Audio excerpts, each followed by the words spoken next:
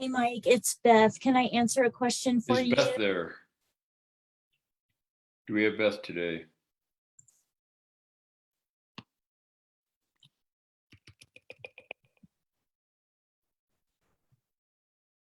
Hey, Mike, it's Beth. Can I answer a question for you? Oh, I was just hoping to speak to the committee this morning about the short-term rentals.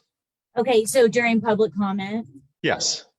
Okay, I'll leave you on right now, and then the board will call for public comment here shortly. Hey, Beth, Yes, sir. I am running upstairs to grab my cup of tea, and I'll be right back down. And did you find a pair of black gloves? I did. Yes, new. They're almost new, like kind of leatherish ski gloves, right? Yes, I got Yay. them. Yay, thanks. I'll give Okay. them to you.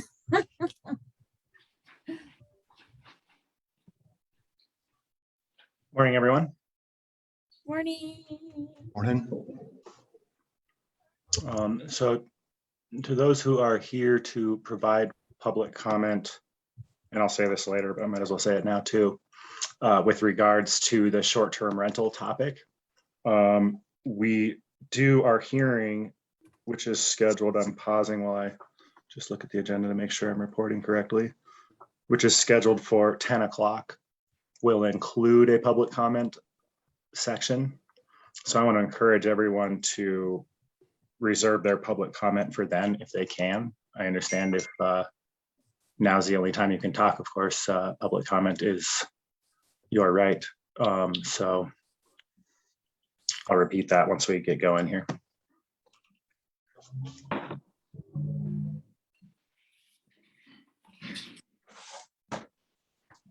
George, I did cross over Mike. I don't know if he can come back at 10 or not. He did ask to make public comment regarding the topic you mentioned. So I don't know if Mike wants to answer that question or. Yes, I actually have to be at work here in just a few minutes. If I could speak now would be best for me. Yeah, we don't have the full board here yet. So soon as we have the full board here, we'll get started. Public comment is the first thing on the agenda. Thanks, George. You're welcome.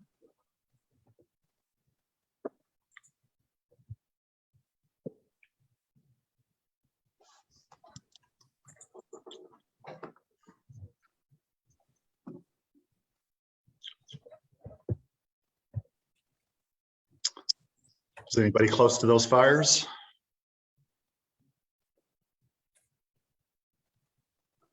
I see Sean Wood in the yeah, he just needs to be brought over. Where do I see that he says I'm here, but he is not on my list. I see him down at the bottom. Do you think he's M? SW.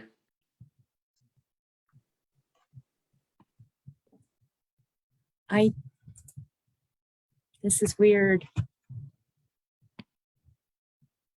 I'm gonna cross over somebody. I'm not sure if it's him.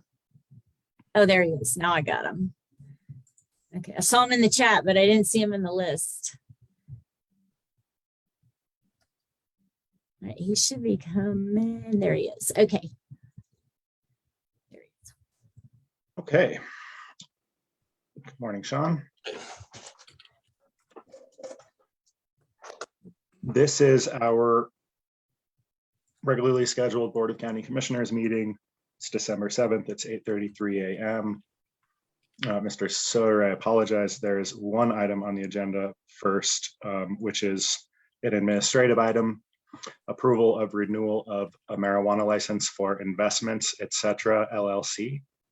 I have reviewed that renewal. I note that staff recommends approval and that all of the conditions are met, and so that renewal is approved.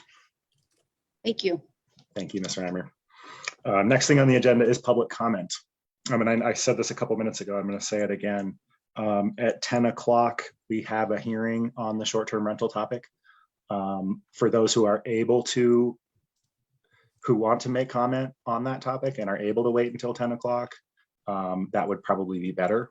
Of course, we understand that you have jobs and lives, and so if you have to go now, then that's okay too.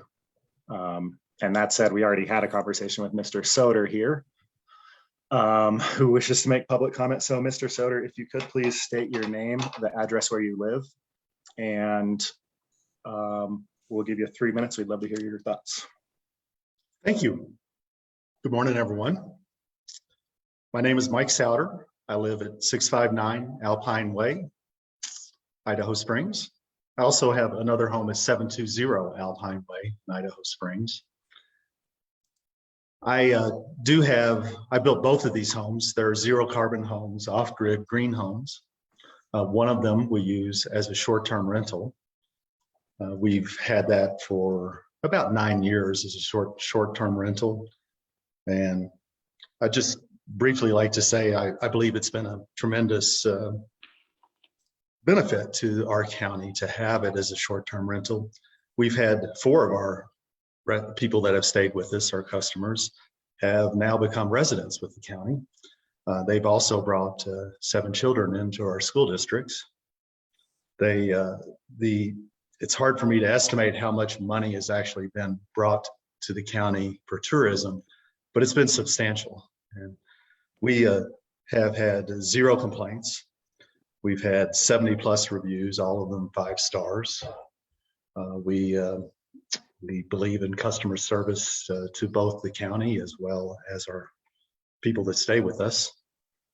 I do have a business model that we were hoping to start next summer, where I'll be building a home every 2 years and would like to continue that short-term rental process. This would be a little different than the one we currently have. And the way it would be different is it would be a more affordable home.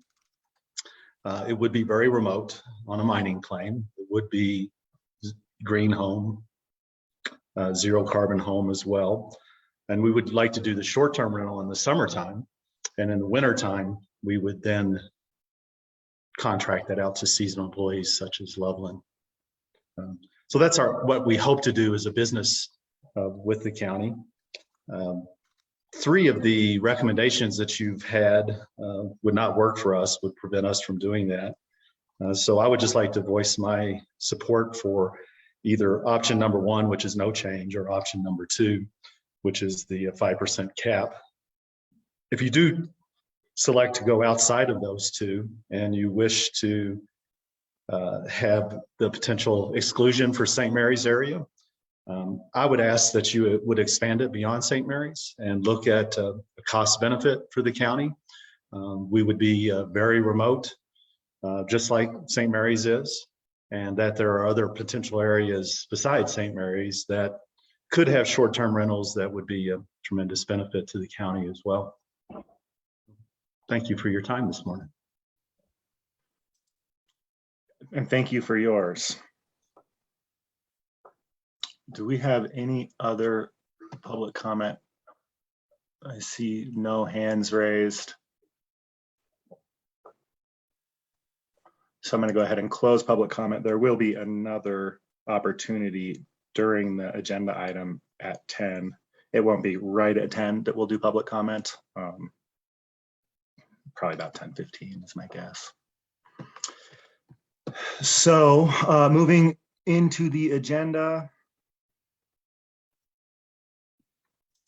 we have got a work session to discuss Planning Commission and Board of Adjustment vacancies. Does somebody, I could run through, just summarize who the applicants are, or maybe Beth, are you prepared for that? No, that's okay. I can answer questions. I Mr. sent, Chair, yeah. I believe this was, Go ahead. I believe this was an opportunity for you all to discuss what process you wanted to work through in order to make these appointments. Yeah. As I view it, I agree with you, Brian. as I view it, we also have a need. And when I asked last week, my intent was that we would make decisions on these appointments today because they've been kind of languishing. However, pleasure of the board, I'm just one.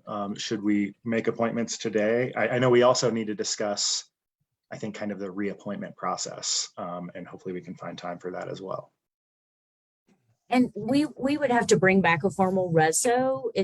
We kind of just need to know, yes, your direction of who you want to appoint, and then we can create the formal reso and bring it back next week. So that's kind of where we are. And then just as a reminder, we do have the expirations of the terms at the end of this month. And in the past, you guys talked a little bit about, hey, we should re-interview before we auto renew, or should we auto renew if people want to stay on?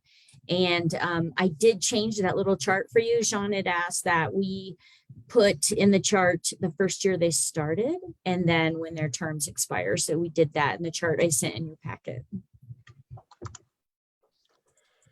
I'll weigh in real quick. I feel like 99% of the time, I know at the end of the conversation with the candidate whether I think that they're a good fit or not. And I think what makes it hard for me sometimes is when we wait 2 months from the time we interview the person until we decide to take action. And it's kind of hard to remember exactly how the conversation went. I know that we want to be, one of the reasons we do that is to try and be really fair so that we can look at the entire pool of applicants and make the best choices. It seems, practically speaking, though, we usually have more spots than applicants in almost every case that I can think of off the top of my head. So I think that's, in my opinion, that's an area for possible improvement and simplification, is just streamlining the process to make the decision closer to the interview, maybe even the same day. I think I agree with you, Sean, as far as, I like to have some time to reflect, but as a standard practice, and obviously there can always be extenuating circumstances, but I'd like to see the decision the next meeting after the interview.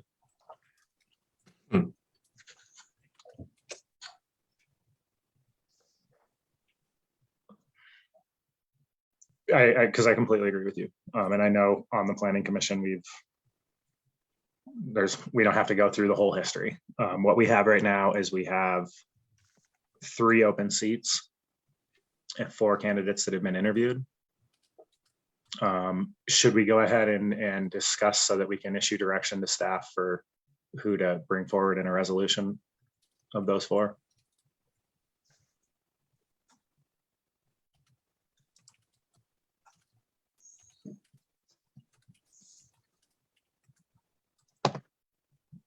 That was a kind of an open question to either. I'm trying to remember the last time I saw all those 4 profiles next to each other, or if that was emailed to me recently, or how I'm going to access that. You're talking about the 4 that are up for renewal, George, is that correct? No, I'm talking about the 4 people who have applied and interviewed. The applicants, okay. That is in the packet under 2021 applicants. Okay, thanks. If you want, I can bring it up really quick on the screen.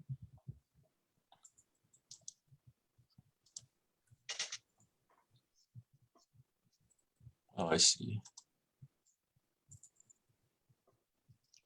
So we had Greg Scott, Jeff Rickliffs, Tony Williams, Michael Tansey. Mhm.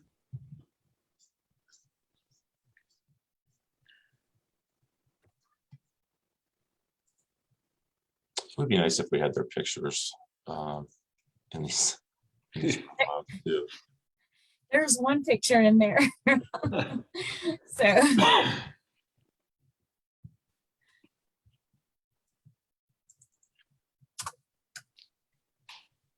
I'm trying to recall, Beth, you might be able to inform this. We have openings in both areas, I believe. Is that correct? Let me go back down. Actually, with the Board of Adjustment is full right now, correct? yes, but they have 3 terms expiring at the end of this month. Okay. So Do we have any knowledge if are any of the 3 expiring terms not intending to apply to return, or do you have any knowledge on that? I don't have that answer. And usually I do reach out to them and ask them, hey, do you want to be reappointed or are you tired? What would you like to do? And I can certainly do that. I can email them and say, do you want to stay on? I know, I think it's Bob Kershaw recently just got appointed. So, and he filled a term, so he didn't do his full 3 years yet. So, I'm guessing he would want to stay on. Okay, so since we've kind of moved to talking about Board of Adjustment and reappointments, maybe we can just try to bite that one off. We gotta start somewhere to get somewhere. I'll just start off by expressing my opinion. I think, when I see somebody who's been on the board since 2013, I think it's appropriate to have some kind of an interview, just to check in. I think that, it's not uncommon for folks to kind of lose steam over a period of time that's that long. Although, so I don't know that, like, when we're talking about somebody who is just finishing a part term, we need to do that, or necessarily after the end of the first term.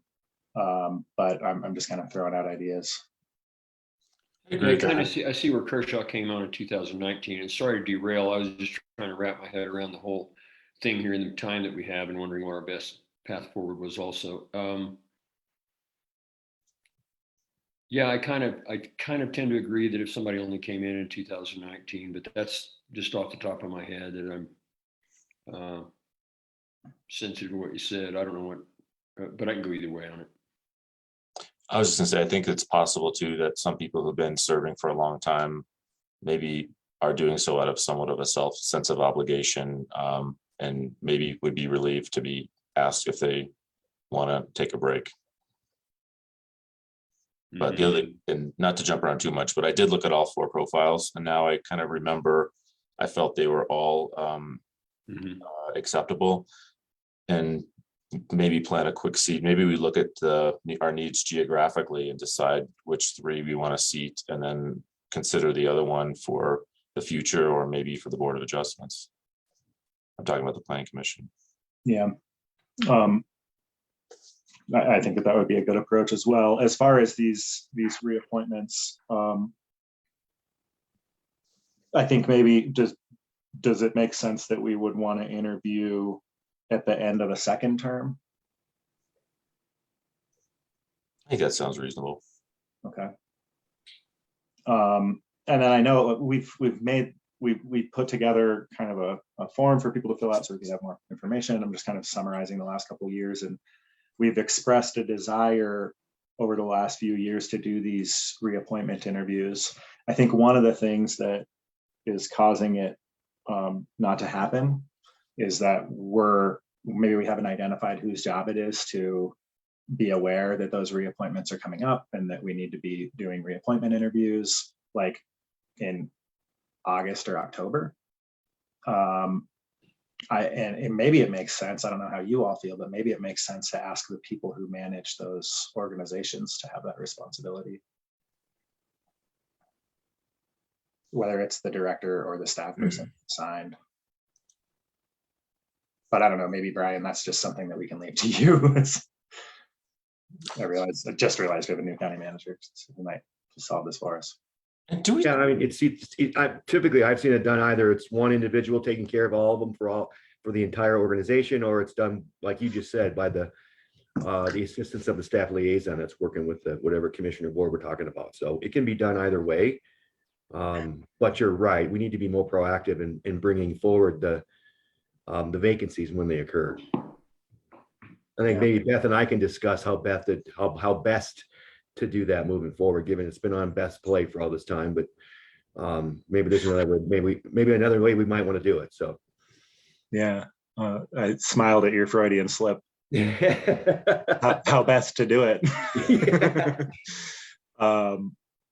Okay, sorry. Other thoughts? Question: term limits. Do we have term limits on these boards, or should there be? I don't think we do. I am going to cross over Fred Rollenhagen because I believe he could answer some of those questions for you. And I hope he is listening so he can jump on and answer for us. Considering how long some of our other board members have been in place on other boards, it's highly unlikely that we have term limits or we're not following them. Yeah, I kind of think we should have term limits. Fred, can you speak to that? Yeah, the short answer is no. The Clear Creek County has not established any term limits to appoint to either the Board of Adjustment or Planning Commission. I'm not going to speak for the other boards or commissions, but my understanding is it's the same as well. We actually haven't established, the county hasn't established any particular protocol or standards for planning commissioner board members. Rather, we've just followed state statute, which number one means you must be a resident of the county, and I think that's actually the only requirement. What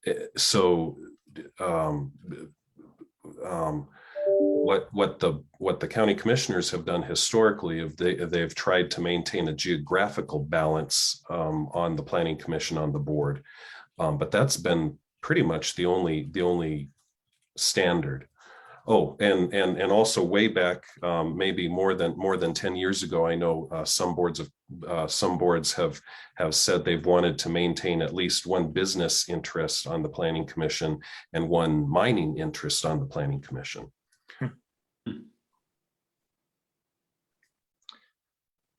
That's about it. Okay. Thank you, Fred. As far as term limits, Sean, I'm interested in the conversation. I don't know if I'm ready to make that decision right now. I think I'd kind of like to hear from whether those are individual conversations or somehow else, some of these folks who've been on these boards for a while. I think so too. I'd like to hear, I think with regard to the seats that we're not showing open on the table, but which are term limited right now, those 4, I think talking to them pretty quickly and maybe even others about some of that to inform a better conversation about the term limits and everything, really.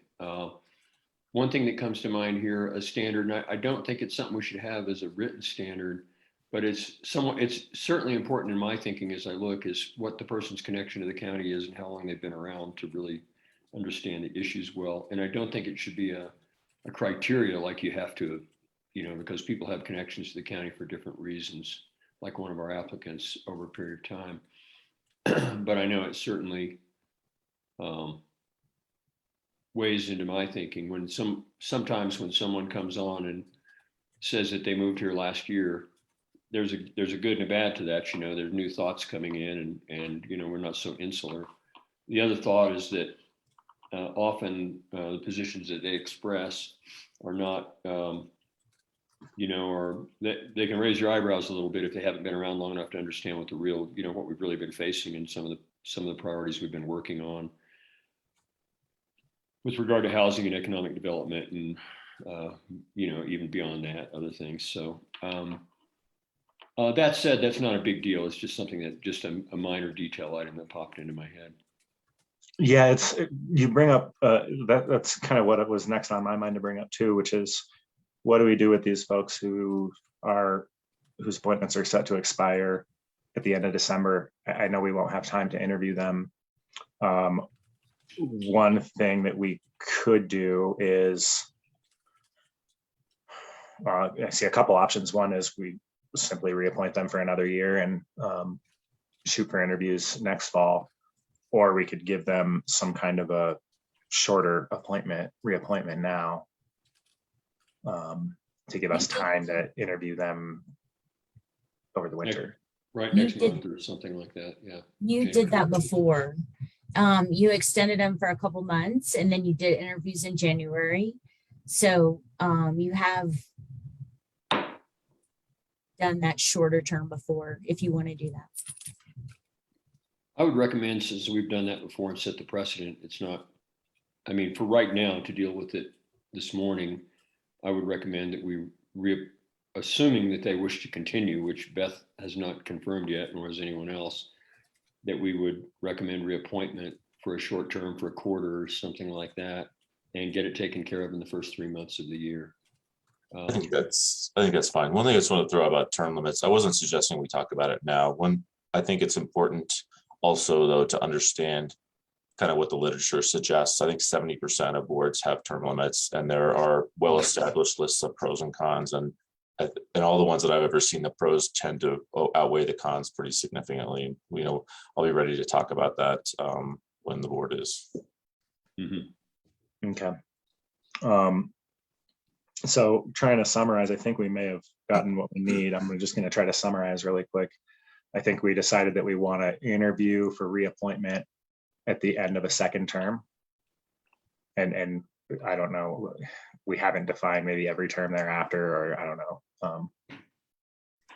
And then we decided we're going to just reappoint for a quarter these folks to give us time to give them a reappointment interview, these folks that hit that criteria. And then I think we'll look to hear back from staff at some point in the future about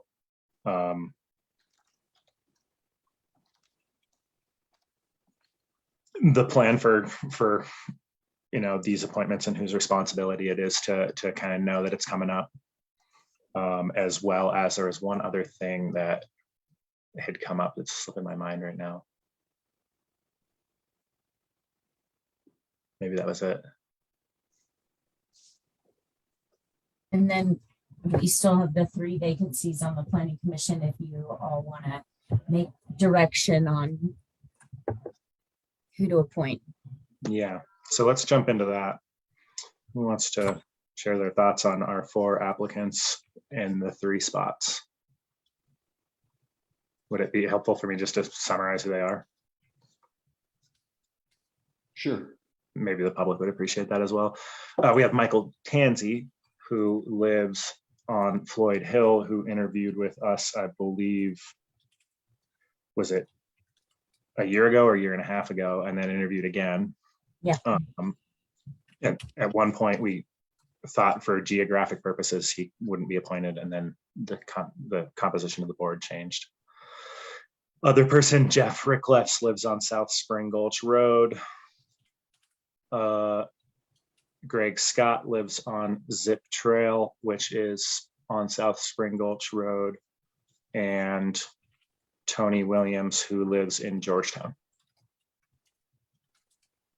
I remember them all. Mr. Scott less well. Mr. Tansey's shown a continuing interest for some period of time, and I think that's notable. And I think having a representative from Floyd Hill is also, and I don't think that currently, am I correct that currently we do not? You are correct. Yeah, and so I think that's a valuable addition, because Floyd Hill is I think is an important voice to have on the planning commission if it works out that way. Yeah. Jeff Ricklefs has been in the county a long time and has been involved in planning and zoning issues through his long duration as the chief building inspector in Jeffco. So to me, I think he's a very strong candidate. And Mr. Williams was impressive. I remember the one question that I'd had, and I think we answered it, that he had been a long time non-resident with connections to the county. And the question was, is he actually currently a resident of the county? And I believe the answer was yes. Is that correct? That's right.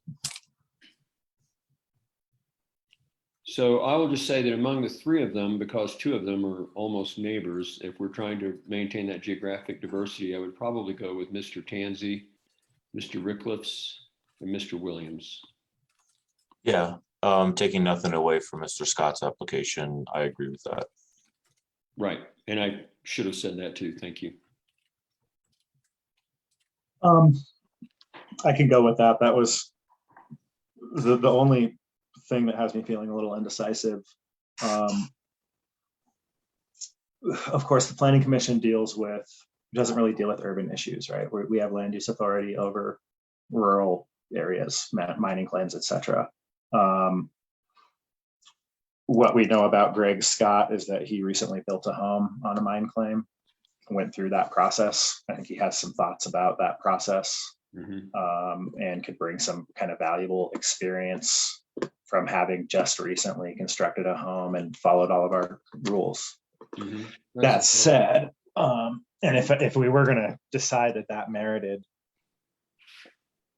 Scott, I think my choice would be to take Jeff and Scott, because I think that of the four, frankly, Jeff is the most qualified candidate. So that would be, if we thought that was persuasive, that would result in Jeff, Greg, and Michael Tansey. So I just wanted to kind of throw that logic out there, see how you guys think about it. And I'm not really advocating one way or another. I think we have four good candidates here. With regard to the qualities that they bring from their experiences in life, and I know we have different feelings about this because we've expressed them before, that it's experience that causes one to become biased over time. I built 2 rural homes that have been under Mr. Rickliff's management, and that's not a conflict of interest. I'm just saying I have experience working with his department. Of the building departments I worked with who dealt with people building in rural, because most of the work I did was underneath his department, was or in that jurisdiction, was most of it was rural, some of it was some commercial urban work, but it was the best department that I ever worked with. And so I find that I find a long-standing professional engagement in the field to be more compelling than a one-off experience working with developing a lot. But I do think that coming from the customer side standpoint does bring valuable perspective as well. I would just hands down pick the former over the latter. Yeah, I agree with you. And maybe you misheard me or I misspoke. If we thought, I think if we thought that Greg's experience was valuable, maybe we would think that that would cause us to appoint Greg and not Tony, because I agree with you that Jeff I is. heard that. Yeah. Okay. All right. Okay.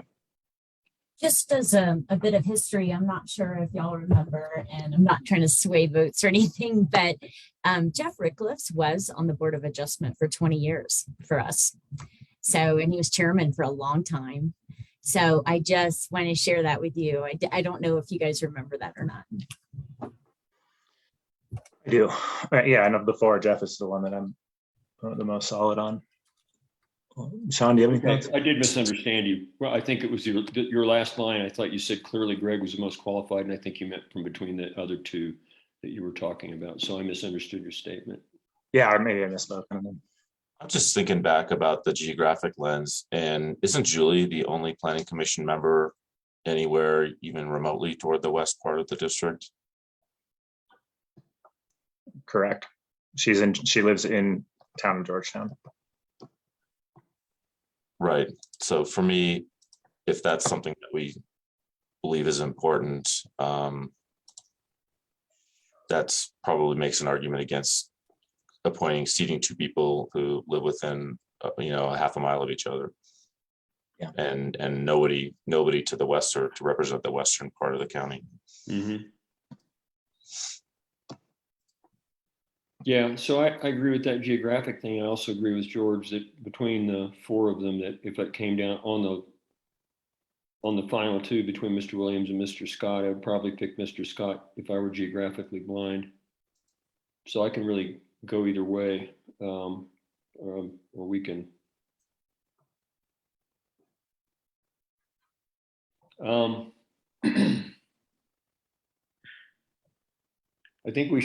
I think especially in light of the fact that we have some other people to ask whether they intend to be renewed, I think I would go with the geographic distinction in this place and give that a shot, and but ask Mr. Scott to stick around because we're likely to have some openings coming up very shortly. Yeah, one thing I would say about Mr. Williams, his academic background and his professional experience, even though they're not directly related to this, are very impressive. And oftentimes, that's just adds more diversity to the group that we have. Mm-hmm. Yeah. Yeah, I mean, I don't mean to say that he doesn't have any merits outside of where he lives. So, okay, it sounds like where we're headed is to appoint Michael Tansey, Jeff Ricklefs, and Tony Williams. Is that our consensus? I think so. Okay. So then if staff could bring a resolution of such to our next meeting, that would be great. I think it would be important, and you probably are going to do this, Beth, just to make sure Mr. Scott knows that, this was almost a coin flip, I would say, and that we're very interested in his application and whether he wants to serve on another board or kind of bide his time for a little bit, that we are very grateful that he's interested and want to encourage him to remain interested. And I don't want my words to imply that I thought he was unqualified at all. What we have is 4 good candidates here, and kind of a hard decision between geography and their qualifications. And I also think that I don't mean to discount in any way Mr. Scott's experience building a place on a mining claim and working with our planning and zoning and building departments at all. I think that's very, very valuable. I just happen to know that Jeff's got a real long history working in stuff like this, and that's what it hard to overcome. We're not going to find many candidates as qualified as Mr. Ricklefs, if any. So, okay, I think we have, and this is just a work session. I think we have direction. Do we need anything else out of this? I think just the direction forward after that, which is I think we agreed that we want to interview those candidates, and then we'd like to have a discussion about appointments in general. And then we have to get to the job then within the first quarter of reappointing or finding someone else for any of those candidates that we're not reappointing or who are dropping out or anything. I mean, the existing people that are terming out. So that's the other piece of staff direction, is to set that ball in motion and make all that happen. Yeah, I think so. Okay, anything else?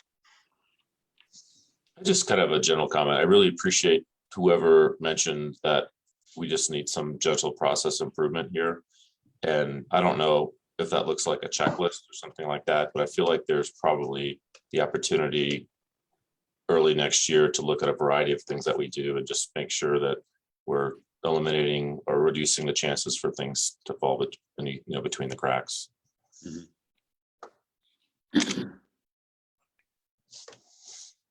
Yeah, I agree. And you may have heard me earlier, I was tempted to prescribe what that solution could be, but I think it's probably better just to let the smart, talented people that we have figure it out.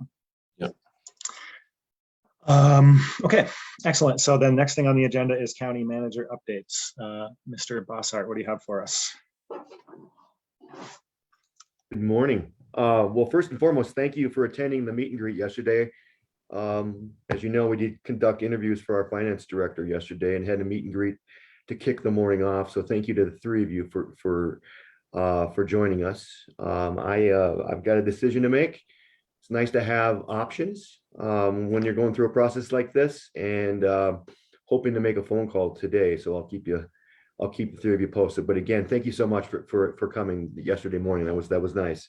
I was happy with the turnout. Not first one as county manager, so I was happy with the turnout and happy with the input we were getting. So it was a good morning. We had the leadership team interview 3 candidates, and then myself and finance team also interviewed as a panel, and had a presentation done to us, conducted for us also, so about budget. So it was a good day. I think we kind of flushed out the 3 candidates, and again, got options, so that's good.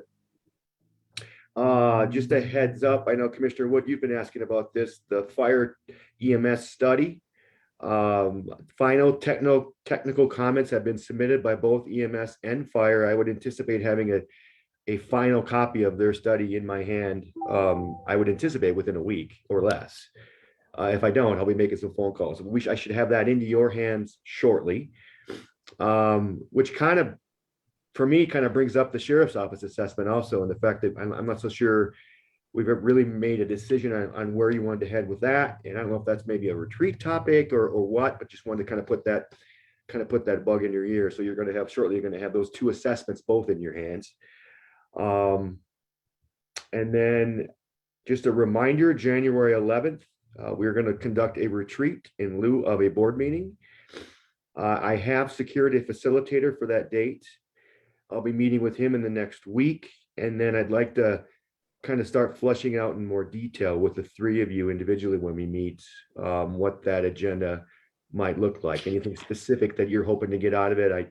I think I know that I think maybe even Peter are hoping to get some direction in terms of priorities for the coming year, et cetera. But again, I'll be bringing it up with the three of you when we meet one-on-one. And then finally, I think I'll mention this here as opposed to during the budget items, but you have one final action after today, and that's certifying the taxes of the municipalities, the special districts, et cetera. And we can't do that on December 14th. I think the deadline for submittal is the 15th. So we're going to need to set a special meeting in order for you to take that action before the end of the year. So I'm going to need to know some dates. It could be the end of that. It could still be the end of next week. Thursday or Friday would work. And it would just be one item. But again, we're going to need to get that set because we can't do it on the 14th. Did I mishear the deadlines on the 15th? Yes. Okay, so we need to do something this week. Yeah, you said the end of next week. You meant the end of this week. No, the deadline, just if I could interject, the deadline for the municipalities to provide the necessary information for us to have all this is the 15th. We technically have until the 21st to actually do this action. Okay.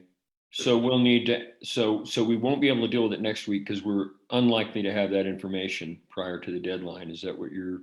Well, they must submit it by the 15th, so we will have it on the 15th. So that's why Brian is saying it's possible towards the end of next week, we certainly could have that meeting.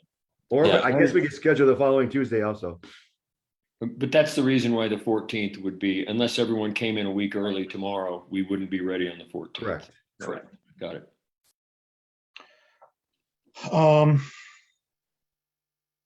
Friday the 17th. Times on what are our schedules on Friday the 17th? Yeah.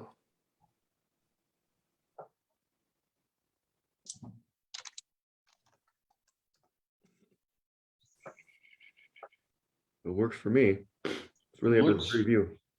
Looks good to me, according to my phone. My most trusted advisor.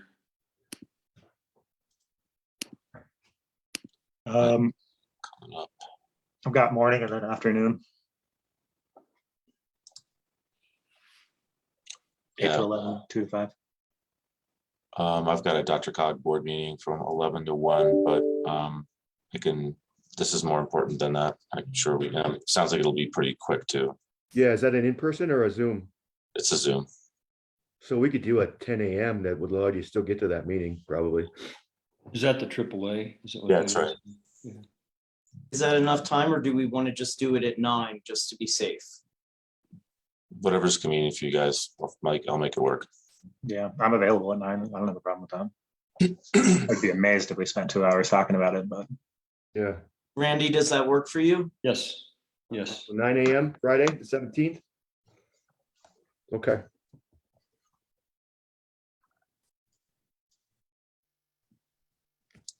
All right, that's all I had. Thank you. okay. Next up, commissioner updates. Who wants to start? I'll go quickly. I've just got 2 items, I think. One, I just want to just give my highest, the highest level of compliment I can to our emergency services and the sheriff and everybody this weekend. I got a really good glimpse having run up and sitting in Kelly's truck with him while he was running from the observation post at the top of Bellevue Mountain during the fire on Sunday.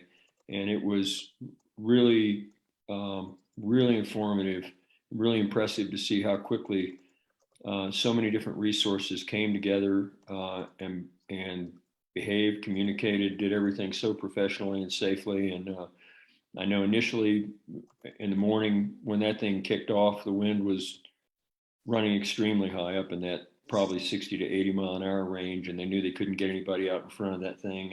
And but within only a few hours, they had resources from multiple coming from multiple locations to help them come from behind around the fire and circle it. And the fact that it turned out to be only a 14-acre fire It's really tragic that the people that lost their homes. The fire started, of course, in one of those homes. And I don't want to say any more about it. I just, other than to say, I just was really, really highly impressed with the operation and the people and what they got done in a very threatening situation very quickly. So kudos to that. The other thing I have is just, I think I mentioned this briefly in the last commissioner update. We're moving forward with meeting with both senators' staffs out of the I-70 coalition and the CE, senators' staffs and Nagusa staffs, as well as with Amber Blake from CDOT, who's temporarily taken over from David Krutzinger, who was the director of transit and rail for CDOT, regarding two things. First of all, laying them all out because they're all pretty new to it, to the CE collaborative effort itself and what's going on there with I-70. Which is in our interest, of course. And then we're also looking at pitching to all of them out of the new funding packages, some federal dollars to be used to do some initial work, some additional updates to information on the potential for AGS, fixed guideway work, as well as highway-based transit, Bustang and the Pegasus programs and all that kind of stuff. It would involve getting behind a new ridership study based on what we're learning coming out of COVID. It's likely to be a year or two till we have really good information out of that, till we settle down into the new normal. And then a technological survey of the technology that's out there, and then some vehicle efficiency surveys of the forms of highway transit to try to narrow down the best forms, because the mountains are proving to be kind of a proving ground for that stuff because of grades and curves and kind of separating the best from the worst in terms of efficiency models. That's where the differences in their energy consumption really show up and their ability to perform. So it kind of creates a model for other places besides just the mountains. But and the idea is that with the largest state funding package in about 30 years popping through this last year, with a high interest in that subject matter, as well as a new federal budget with $1.5 trillion towards infrastructure, also showing a high interest in this area. If we're not going to get money to push that forward now, we're probably never going to get money to push that forward, those ideas. So anyway, working on that with those offices, and that's all I've got right now. Thanks. Yeah, mine's pretty quick too. We had our CCI conference last week, and Governor Polis came down and shared his vision in a few different ways, but one of them was talking about the torrent of federal money because due to COVID. And it seemed to me, and Georgia, I'll be interested to hear, kind of heard the same thing I did. Housing and behavioral health seem to be the two areas of greatest focus from the state level. And I think I'm just sort of planting a seed maybe for our conversation at our retreat. But if I look at just the county, I mean, when 5 years ago we had funding issues with EMS, we had funding issues with Road and Bridge. Those are addressed, thankfully. We still have a big issue with facilities for the coroner. We still potentially have issues with our jail. We have issues with, like everyone else, workforce housing and attracting families to our county. So I think it would be helpful for the three of us to share our ideas and try and reach some consensus about how we want to align with the state and areas that we don't want to align with the state to plan for this one-time money.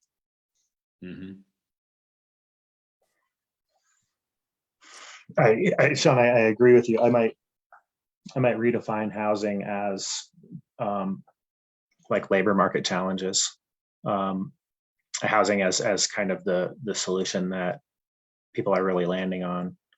And I'm not trying to advocate against housing as a solution to that, but just I'm aware of, other stuff as well. I'm very, very interested in a robust public engagement process, but I also realize we may have some need to make some decisions sooner than that. And I'm willing to carve out some of that money to make decisions sooner than the result of a not long-term, but a robust engagement process. Yeah, it's like a lot of the things we're planning. Well, I'm interrupting your time. Never mind. Oh no, I had finished with my statement. As far as other updates, from me. Wanted to give you an update on this unincorporated sales tax idea that I've been working on. The next step for that is to try to really understand, do that same analysis that I did for Clear Creek statewide for every county in the state. So I put together a scope of work of what that would look like, sent it to DU School of Public Affairs. I think that's the school that ended up being interested. We may end up having a senior capstone project or something perform that analysis to keep bringing that conversation along, and have had some more interest from some other counties to look at that. On the recreation services sales tax, after that one wasn't really ready this year either. A lot of work needs to be done to define that tax base and do the legal analysis and really kind of understand what's going on. I have reached out and set up a meeting with a person named Sabrina Pacha with Healthy Air and Water Colorado. This is a newer organization. They're very, very interested in seeing local governments have the resources to manage recreation and maintain our backwoods in good condition. So I'm interested to see what her take is on this concept and whether she in that organization wants to, do some work on it. Down at CCI, you all should know I attended a really great session on early childhood investments by other local governments and saw some really, really incredible programming coming out of Teller and Larimer. Teller County in particular, as a gaming impacted county, has figured out how to really access a lot of gaming money to help their human services functions. So I sent all that info to our human services director, Sarah Casano. She seems interested as well. And I've got the link to the recording if you guys want to go watch it. I mean, I think it was the best session I think I attended. I also attended a session about behavioral health needs among youth. Heard from a guy named Bobby Jones, who is doing some really great work in schools, just empowering students at kind of a subclinical intervention level, just empowering students to be advocates for their own mental health outcomes and those of their friends. So I connected him with the superintendent. I know that in Logan County, they used some ARPA money to pay for this guy to do some work. Logan County is where they had all those youth suicides. So I wanted you all to know about that as well. And that is, I think, what I have for you today. And I thought of a couple more things, one of which is I meant to say and forgot, and then another one that you triggered. I think the work that what you mentioned about an additional resource for thoughts and thinking on recreation and recreation management is important and is a good thing. And what also struck me was I went through last Friday, we went through a kind of another visioning session at NOCO with the board on narrowing down our priorities and goals to create both short and long-term action items coming out of the last year and a half of core topics. And one of the things that I brought to the fore was, as I listened to our at the tourism session that we had last week, one thing that popped to mind as I looked at people's comments on the board was how little vision, as we've been going through a lot of this theoretical work with these, ecological and recreation and industry experts and everybody over the last year, is it's been a little bit of an insular process, kind of going out and deriving all that information and learning a lot, even among the land managers. We've been informing each other. What it hasn't been is we've been trying to figure out where it's even going in a meaningful way, is to be able to communicate that back well. And so part of what we're going to have to do through communication is to be able to communicate back to the counties, into all the different organizations, and even the federal and state organizations, CPW and everybody said, we haven't really been able to socialize everything we've learned here back into the organization yet because it's still developing. So it's important that we do that, first of all, so people better know what's going on. It's not about NOCO itself, but about the things we've learned there. And then secondly, so that it actually ends up going somewhere and can incorporate back into the individual organizations as meaningful information. So that's pretty important. The second one is I'm actually going to go on a vacation in January. I'll be around for the 11th. I'm stalling the vacation for that retreat because I love you guys so much.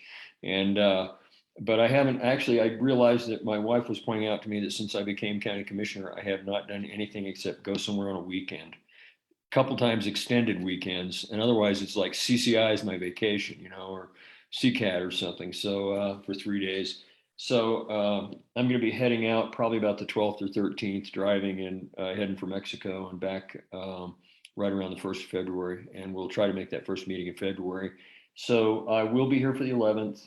And then the 18th, we have a meeting, and I should have reasonable internet to be able to attend that meeting. If there are any issues at all with that, I'll make sure that you're aware. Okay, yeah, thanks. No worries. And it's there, you caused me to, well, never mind. Actually, I think I'm done with my commissioner update. And I appreciate that you thought of some stuff to add.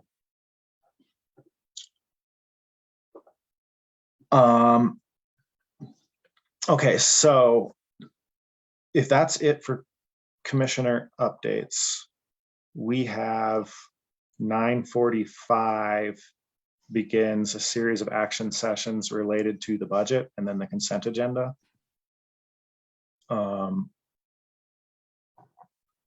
With 10 o'clock being the start of our short-term rental regulations conversation. Given that the consent agenda starts at 10 a.m., I'm kind of tempted to just jump into these budget items in the consent agenda now, and then whatever balance remains, we get a little break before 10. Does that sound okay to everybody? Okay, so then we're going to take up the 9:45 item 2022 Clear Creek County budget resolutions.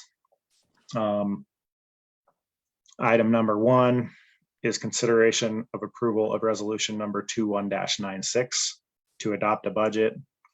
It's a resolution summarizing expenditures and revenues for each fund and adopting a budget for Clear Creek County, Colorado for the calendar year beginning on the first day of January 2022 and ending on the last day of December 2022.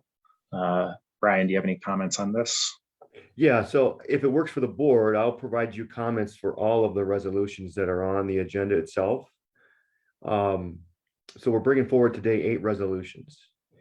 So this is the 2022 FY 2022 budget. We first presented the proposed budget to you on October 12th. You once again discussed the budget on November 2nd, and again on November 16th, where we held two separate public comment sections for the community to weigh in on the budget and provide you feedback. One at 1 o'clock that day, and again at 6 p.m. that day. I think you've heard me say this before already. I know you have at least twice. I think this is one of the more important decisions we bring to you each year. You're adopting our annual financial plan. It's guided by your priorities, the priorities of the board, and it should really drive where and how we allocate our resources through the entire year, you know, both time, effort, tax dollars, et cetera. So it's an important document. A lot of work goes into its development, kind of appropriate. We just interviewed finance director candidates yesterday, hoping to have some more help with this process next year. So, but it was a very interesting process for me as your new county manager to really get to learn about the organization itself in terms of getting really deep into the budget. So again, your agenda includes 8 total resolutions related to the budget. The first three relate to the budget overall. So you're adopting the budget, you're appropriating money to each of the funds, and then levying property tax with one of those to the general fund, road and bridge, open space, social services. There are 3 related to the emergency services district. And again, this is, and actually 2 for the housing authority as well. And again, similar to the first 3, you're adopting those individual budgets if approved and appropriating money to those funds. And in the case of the emergency services district, you're also levying the property taxes for that district as well. So again, these actions would approve the budget itself. And as I shared earlier in my comments, your last action will be the certification of taxes for the municipalities, the school district, special districts, et cetera. So with that, I'm happy to take any questions.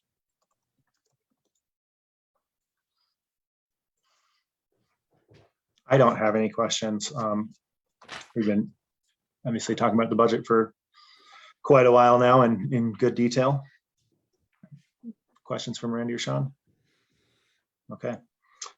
Do I hear a motion to approve resolution 21-96?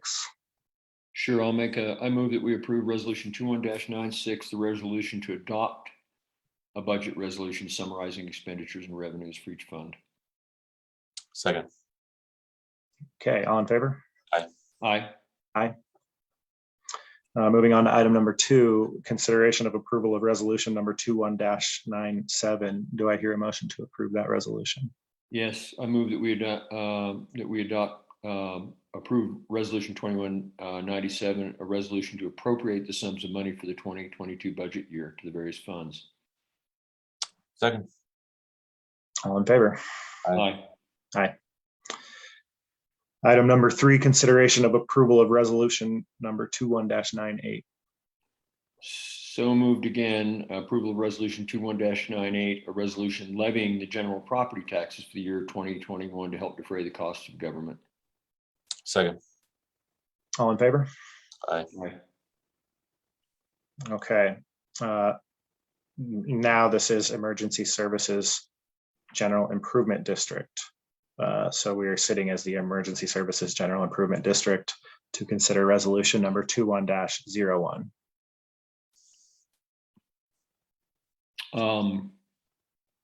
We can do the same again if you'd like. I move that we approve resolution 21-01, a resolution to adopt the budget summarizing expenditures and revenues for each fund and adopting a budget for the emergency services districts. For the Emergency Services General Improvement District for the calendar year 2022. Second. All in favor? Aye. Okay, still sitting as the Emergency Services General Improvement District Board. Item number 2, resolution 21-02. Yeah, I move we adopt resolution 21-02 for the same purpose, to appropriate sums of money for the special districts. Second. All in favor? Aye. Item number 3, still sitting as the Emergency Services District Board. Resolution number 21-03. Yeah, I move that we adopt resolution 21-03, a resolution levying general property taxes for 2021 for the Emergency Services District. Second. All in favor? Aye. Aye. Okay, now sitting as the Clear Creek County Housing Authority Board. Consideration of resolution number 21-01. I move that we approve resolution 21-01, Clear Creek County Housing Authority resolution to adopt a budget. Second. All in favor? Aye. Aye. Still sitting as the Housing Authority, resolution number 21-02. I move we adopt resolution 21-02, Clear Creek Housing Authority resolution to appropriate sums of money for the Housing Authority. Second. All in favor? Aye. Aye. Okay, congratulations, Brian. We just passed your first budget. Thank you. Much appreciated. Thanks for all the work on it. Pop the champagne. So I think we might get tripped up here. The local liquor licensing authority, this is a hearing that's posted for a time certain, correct, Peter? So we probably should take that up at 10. Okay. And just for anybody listening, it's only necessary if there is public comment. And so if there's not public comment, it'll move pretty quick. So let's move to the consent agenda. Does anybody wish to remove an item for questions or discussion?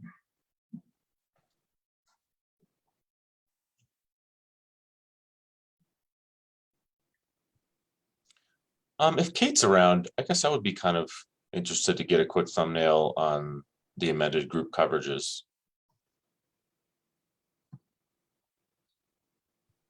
Item number 3. I don't see Kate in the meeting.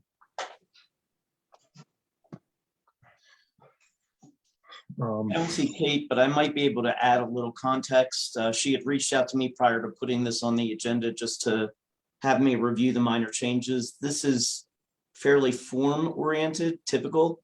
There's not actually a significant amount of change in any of the coverages. It's just that each year the provider ends up amending their overall contract. So typically speaking, there's not really any substantive change here. I'm looking, I don't see her here. What I can reach out to her and see if she can come back and speak to it if there's any additional questions. What I think I saw, and I think I remember this from a manager update or a work session or something, that they're removing the plan that doesn't include vision, so that we can offer vision for everyone. Is that correct? I don't want to misspeak to that because I know that we still currently already offer vision. So Fortunately, I can't answer that. Okay, well, I may have misspoken. So let's scratch that. I note that the document reads removing OAP without vision plan and no changes to the OAP plan with vision or the HSA plan.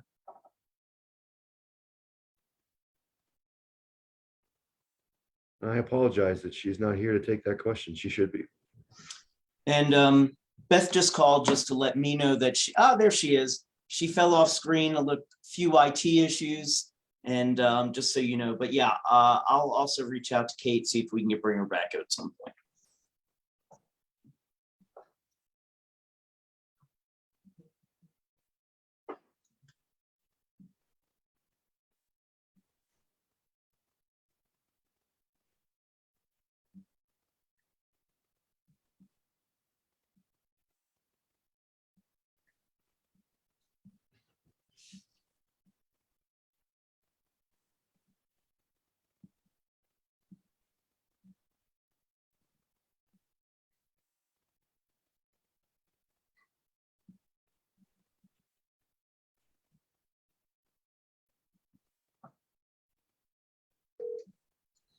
Hello, you have reached the...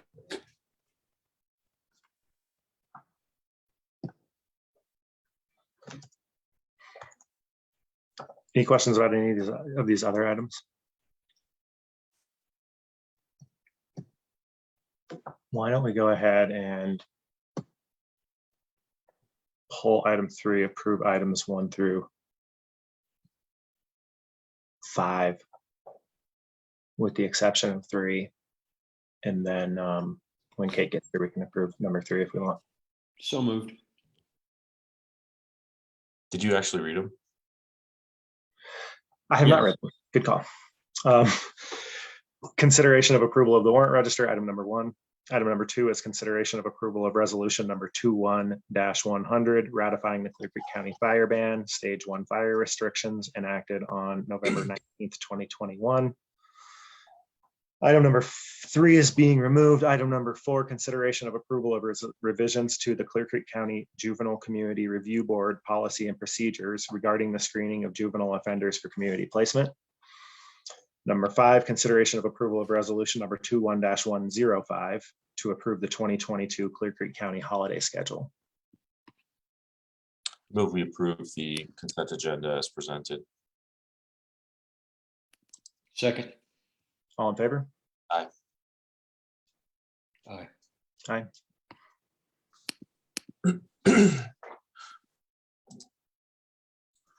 So Beth is still having some PC issues. That's going to impact her ability to cross people over to provide comments. So she's got IT coming as we speak to her office to figure out what's going on, but something's going on with Zoom or something where she can't, we can see her, but she can't see us. Neither of her screens are even on right now. So she can't switch, which means she can't switch the host or anything like that. So Okay, so let's think about it this way. Is there a reason, could this appear on a consent agenda next week? And because this would be the last thing, we could go on a break and give Beth a chance to. yeah, are you speaking to the HR issue, the item? Yeah. The benefits item that you pulled? Yeah, Yes, just that could afternoon. wait. That could wait till the 14th. Yes. Yeah, absolutely. Okay, I have one other comment, just as I was going back down through, the packet of information for the consent agenda. On it, which we didn't, is a resolution appointing members to the Tourism Bureau, which is not, it's in the middle of the section on consent agenda. So I think that's just a miss that's That in should have there. been pulled. That was pulled. Okay, it's just still in the packet. I just saw it in there, so. So that's all. We didn't, we didn't read it, we didn't pass it, but I Yeah, just we saw it in pulled- there and was, We pulled that, given the other work session discussion that you had this morning with respect to how you wanted to appoint to the boards moving forward. That's why we pulled it. okay. I saw an update to the agenda come about 4 yesterday, maybe. I mean, that's the one I have open. Maybe you have an older one. Latest, but whatever. So let's see here. Consent agenda passes with the exception of item number 3, which will be brought up on the 14th. I don't think we need to table it or anything like that. Next thing on the agenda, we will go back to perform that local liquor licensing authority item immediately at 10 o'clock. And then we'll jump into the short-term rental conversation. So until then, we are on break.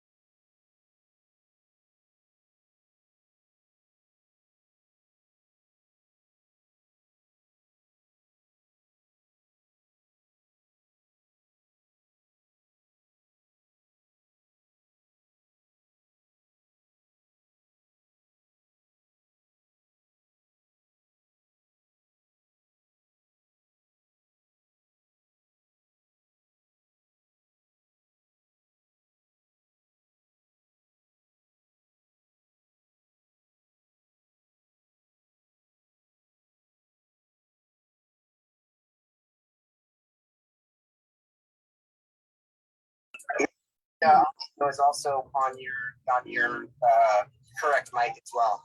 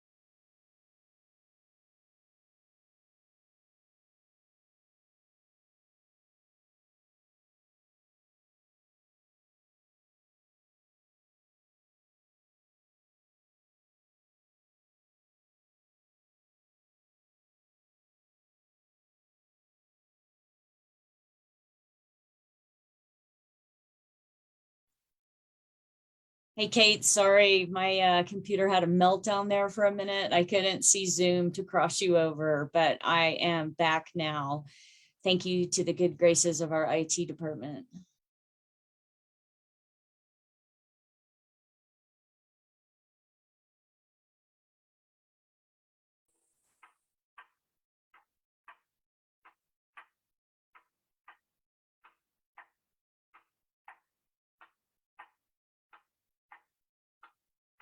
I don't think that unmuted me.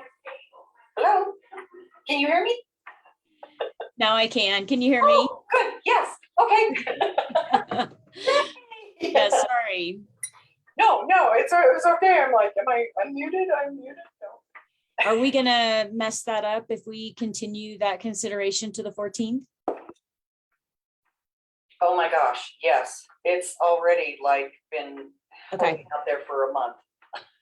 All right. When oh, there's George. He hears us, so that's great. Maybe we can I consider mean, it it's again. really simple. There's really nothing major on this thing, honestly. So if I can maybe please, please. It's not a big deal to take it back up to 10. So we're good. Thank you. Thank you. Yeah, thank you, Beth, for getting us back. Whoa. It could have gone real sideways there, huh? Oh my gosh, Beth, I felt so bad for you. I'm like, I was like, oh my I gosh. can't find it. So yeah. This Button, little, button. Who's got the button, right? yeah. This little morning AFib to get you started. I had a constituent send me a message at 8:10 saying, "Isn't there a board meeting right now?" Yeah. So that was my morning AFib. Oh gosh. Oh my gosh.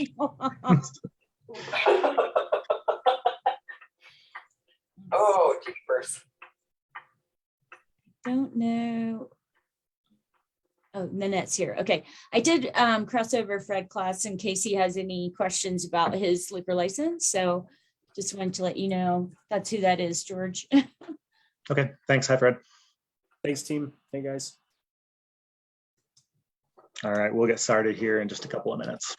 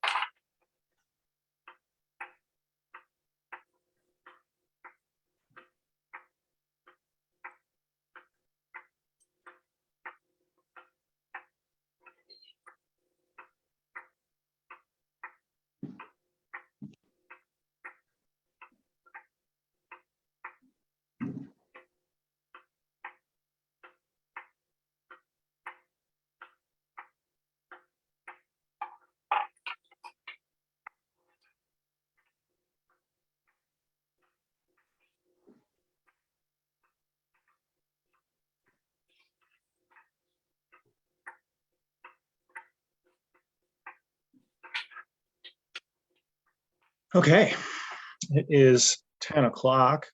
We are back. While we were on break, we got the computer system going. We got Kate Vermillion, the Human Resources Manager, online, and she does have some urgency around that item that was on the consent agenda. So we're going to take that up. That item was, let me just scroll up real quick to find it. Okay, I'm supposed to be scrolling down. Consent agenda item number 3, consideration of approval of Cigna application for amended group coverage. And Sean had, I think, Sean, you just wanted kind of a general overview of what this was. I'll be happy, gentlemen. Good morning. Sorry for my delay, but I thought you were all doing this at 10 o'clock, so sorry. Anyway, basically on the very front page for the application for amended group, it kind of quickly gives you an overview of what these so-called changes are. And they just want to make sure that when they send out their agreement document after the first of the year, that it is correct with the renewal effective date of 1/1/2022. And this removing the OAP without vision plan, it was an odd anomaly that our previous broker, for some reason, insisted that we needed to have the OAP without vision as well as the OAP with vision plan on our table, although no employee was ever put into or could enroll into the OAP without vision. So whatever, we're getting rid of it, thankfully, so that confusion will never be there again. And so we are keeping the OAP with vision as well as our high deductible or HSA plan. Okay, thank you. Any other questions?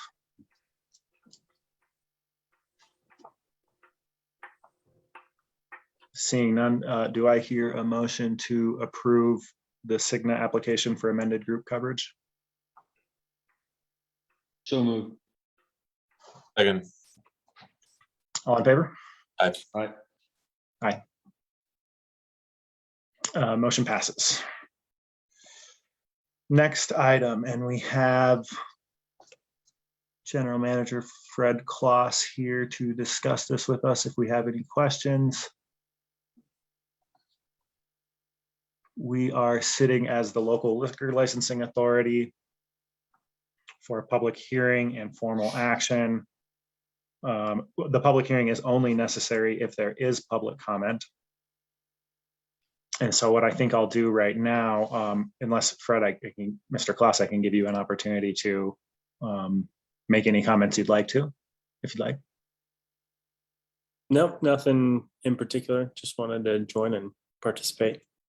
Okay, excellent. Then I'll go ahead and open it up for public comment. Does anyone in the public wish to make comment on this application for a optional premises liquor license for Ski Echo LLC, doing business as the Brothers Grill?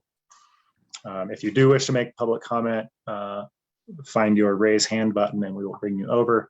I will leave this open for about 60 seconds, knowing that sometimes it takes people time to find those buttons.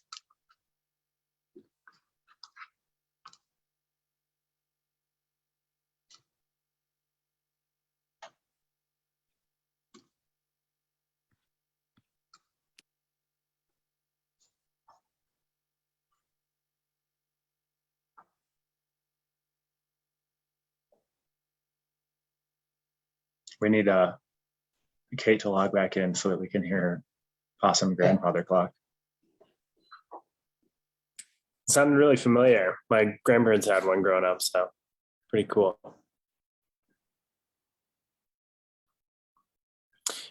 In case anyone's looking for a mute button or trying to jump in and ask a question, I just wanted to say thanks to everyone from the county that supported us over the last year and a half. I know it's not been an easy situation for any business, but every year, typically when we have this conversation as part of the liquor license renewal, usually there's a question, at least one, about how things are going and where things are at. And certainly right now we're facing a big challenge as we head into the winter. The weather's been a really big challenge for us with temperature and kind of preventing snowmaking efforts. But overall, the business is in the best place it's ever been, and we're feeling really strong about the customer base we've built. The community support has been incredible, and yeah, we're really looking towards the future and now starting to try and dream up some kind of what ifs and where next and how do we keep serving the customers that we are and doing what we're doing. So just super grateful for the county support and all those efforts.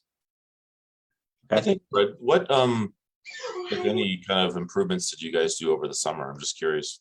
For the most part, we didn't do anything. I would say that like our newsworthy, PR worthy from like ski areas, a lot of them tend to focus on new lifts and all kinds of fancy upgrades. We did some resurfacing of our parking lots and the driveways. That was thanks to some help from Fry and Sons over at the outfit they got going.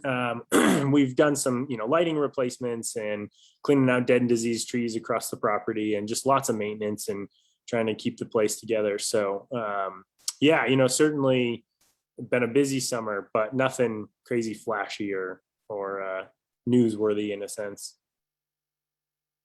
We're getting to the point where some of our infrastructure is, approaching 15 plus years since some of you, originally approved some of the stuff that's up there. So light bulbs going out, fixtures not working, lift maintenance stuff that needs to be done after so many hours, and, building improvements. We painted some of the lodge and replaced some windows and all kinds of fun stuff.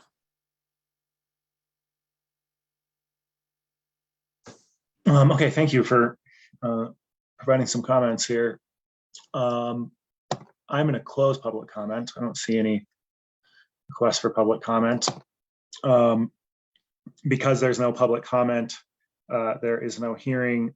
The liquor license for Ski Echo LLC doing business as the Brothers Grill can be approved administratively by the chairman.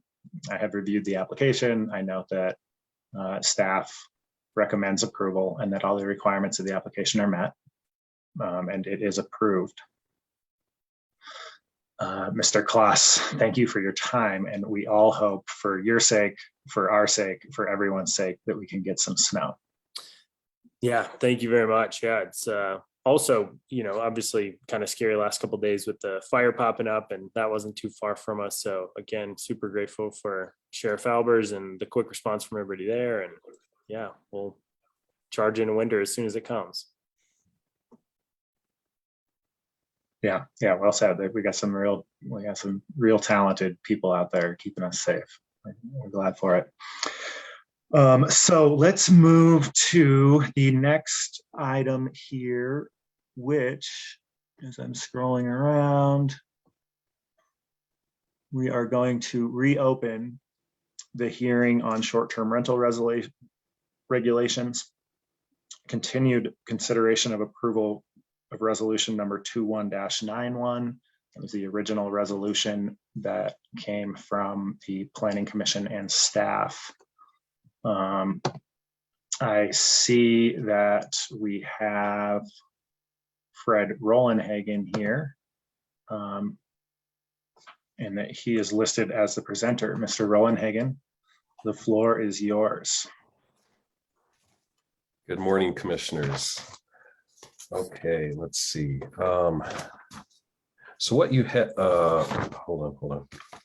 Oh, I'm sorry, Fred. Yep. I forgot. I got right into that rote routine. I would like to just take a moment to address concerns about a conflict of interest that were raised between the last meeting and this meeting. And so thank you, and my apologies. I operated a short-term rental out of the home I live in Idaho Springs for a period of years. Though I had closed due to COVID, I had maintained my license with the city of Idaho Springs with plans to reopen. I had been advised by the current and former county attorneys that because my short-term rental would not be subject to the rules passed by Clear Creek County, I did not have a conflict of interest. However, concerns were raised by some folks in the community that I did. That concern was that I was trying to eliminate competition for my own STR and get better nightly rates and earn a little bit more money. So to reassure everyone and make sure that I could continue to advocate for county residents, my wife and I closed our business permanently. I also asked the Independent Ethics Commission for an advisory opinion. I asked for two things: whether I previously had a conflict of interest and whether any remained. The Independent Ethics Commission did release an advisory opinion. They did not express an opinion about my previous status, and they confirmed that I've addressed any conflict of interest that may have existed when I did have the business open. And so I believe I am clear to participate in this conversation, and just looking at the county attorney, Peter Lickman, to confirm that and provide any comment he'd like to. Thank you. No, that's consistent with the advice that I had given you as well. I do want to mention that, of course, if you didn't mention it already, the advisory opinion is available on the website for the Independent Ethics Commission, should people want to read it. It's fairly straightforward. Oh, yeah, thank you for mentioning that. Yes, it's a public document. Okay, so let me give the floor back to our presenter, Mr. Roland. Okay, thank you. Thank you very much, commissioners. Yes, this is a continued public hearing for consideration of regs revisions for related to short-term rentals. And what you have here on your agenda is a public hearing, and then at the next hour you've got a working session. And so just wanted to go through just a little bit of cleanup right now. What I did not get a chance to do in my packet is focused actually on the working session. And not the public hearing, but what I did not manage to do was prepare a packet for the public hearing, which provides all of the comments that were received after your last hearing. You've received all those comments because they've been sent to you by email, but I put them all together in a packet, and I want to make sure that they get on the record, and I will do that. But as you probably know, the comments that we all received over email included about 46 comments since the last hearing. I wanted to get those on the record, and I'll send those to Beth to make sure that they are, and I can also CC the commissioners on those items. That's something that I failed to do in preparation of today.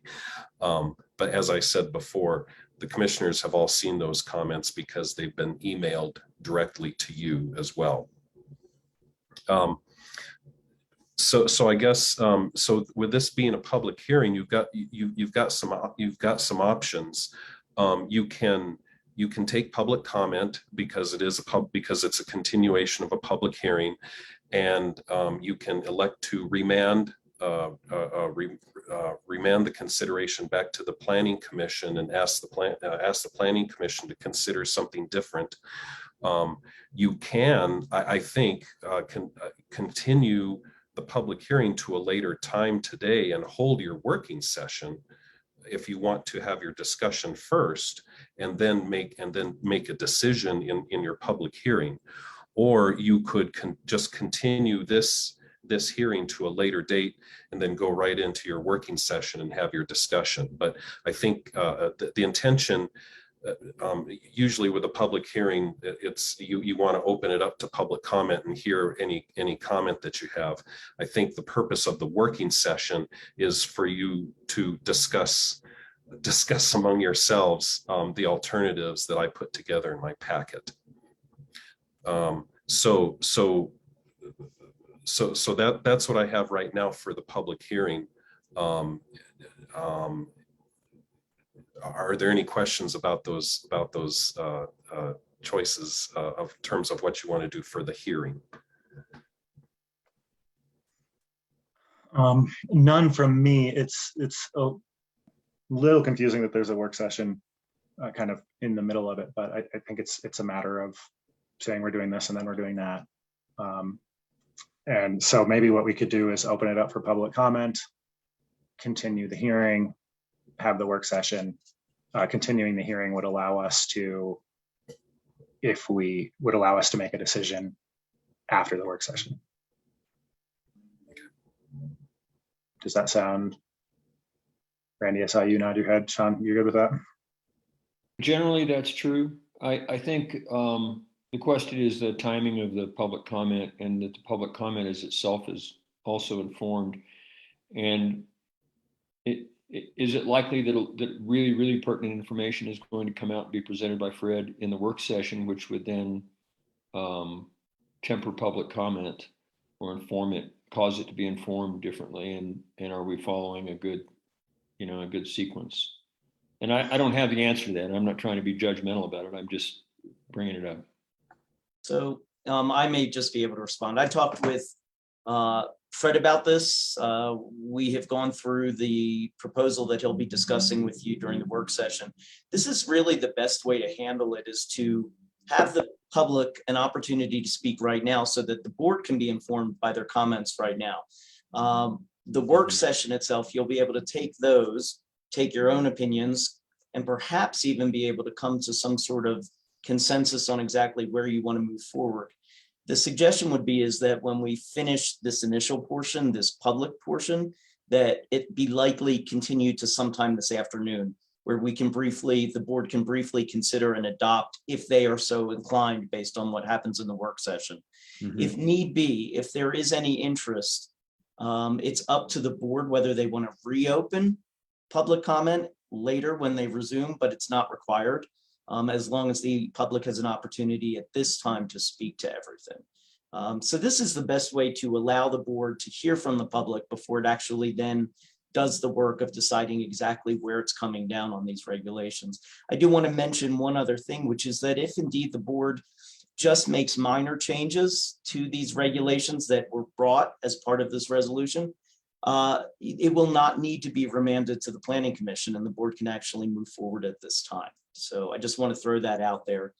It really depends on where the board comes down after the work session. Okay. And I just to be clear, I always thought that we would be informed by the public, our attorney, Fred, staff, members of staff, and ourselves, each other, before we ever took an action. So that was a given for me. I just, just the sequence of public comment to be informed as well was my only question, but it sounds fine to me. And I think it's up to the chair to make the decision about any other public comment as we move forward. Yeah, okay, that makes sense. And just to clarify for everybody listening, when Peter says we go into a work session, that is public as well. This entire deliberation will happen in public, as required by law. What maybe makes sense to me is, Fred, to just give you a couple of minutes to run through the 5 options that staff is presenting to us. That way, before public comment, they've heard what those options are, and if they wish to comment on them, they can. And we may not therefore need to do 2 separate public comment sections. Yeah, absolutely. I can certainly do that. Okay. Let's see. So let me pull some things up. So in your packet was a memo. I gave you a memo to discuss those alternatives. I'll go. Let me share my screen. And while Fred is doing that, I just want to refer the public to, on the webpage in the agenda packet, if you look to the portion, the PDF that is attached to that is related to the work session that begins at 11, you'll see what Fred is referring to now and informing you about now. Okay, so what I have is in my memo, this is kind of a cheat sheet. This is a real quick sheet that I'll go through that identifies alternatives. But as you recall, in the last hearing, hold on. The commissioners moved to continue the hearing to December 7th, but also indicated to staff that it wanted to hold a working session to discuss different alternatives to the Planning Commission's recommendation. And that also involves specific issues, including grandfathering, permit caps, residency requirements, specific rules for the St. Mary's area, and the potential for licensing.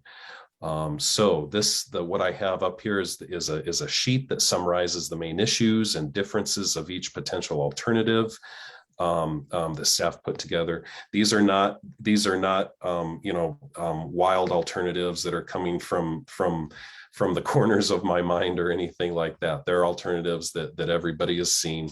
It includes what we looked at in terms of the alternatives, and to compare these issues are one, what does the current regulation allow and not allow? What does staff's and planning commission's recommendation alternative allow and not allow? What could a primary resident only alternative look like? And when I say primary resident only, that also known as owner occupied only, I'm trying to get the terminology correct. So as an example, the city of Idaho Springs uses that the primary resident term. So I'm going to try to use that. The fourth alternative is a primary resident only plus some sort of a St. Mary's zone that would accept out the St. Mary's area. And then a fifth alternative is more of a limitation. Limit non-primary residents short-term rentals to what we have right now, to existing with little to no growth in those STRs. So more of a cap, more of a restriction than the staff's and planning commission's recommendation. So current regulation, as you know, a permit is required. There is no grandfathering. There's no need to do any grandfathering because any residential unit is eligible to receive a short-term rental permit. There's no permit cap, there's no limitation, and there are no residency restrictions for you to apply for a short-term rental permit. That's what we have right now.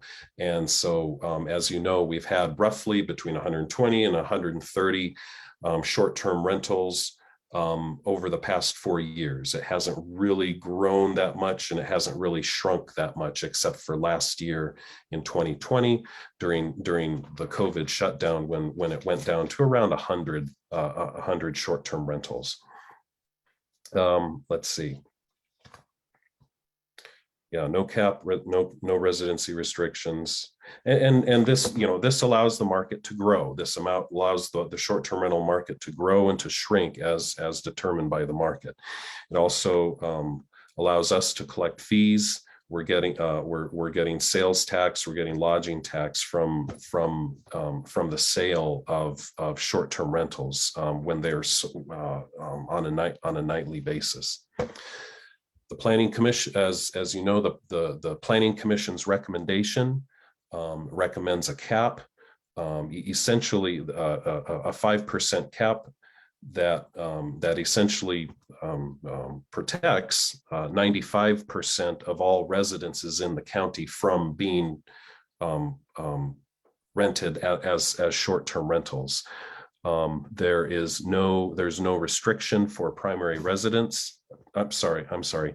The cap is not subject for primary residence permits as it is written. So if you're a primary resident, you want to rent your room out, you want to rent your residence out when you're out of town, anybody that's still eligible to any residential unit. There's no grandfathering because there's no need to grandfather. This 5% cap accommodates all existing non-primary residents short-term rentals. Then we have the primary, what we call the primary resident only policy, which would require a permit, and it would only allow existing non-primary residents short-term rentals to renew their permit. Sorry, hold on, let me back up. There is no cap on this, but the owner must be the primary resident of the unit. So in order to get a permit, you must be the primary resident of the unit that you're renting out. And so that restricts the ability for somebody who's a second homeowner or a third homeowner who lives out, who lives away and wants to rent their second or third home as a short-term rental. What a potential grandfathering might look like is some sort of an amortization schedule that would allow non-primary residents short-term rentals to renew their permits for up to 5 years to give them time to do something with those residences rather than cutting the cord right now. But when you're asking about grandfathering, that's what this five years looks like. It could be 5 years, it could be less than 5 years, it could be you could extend it to more than 5 years. But I think the point that I heard from the commissioners is to eventually get rid of all of the non-primary residence short-term rentals at some point. Then we have what I call is the primary residence only plus a St. Mary's zone, some sort of a zoning district or some sort of an exception for the St. Mary's area. To allow non-primary residents to rent homes out in the St. Mary's area.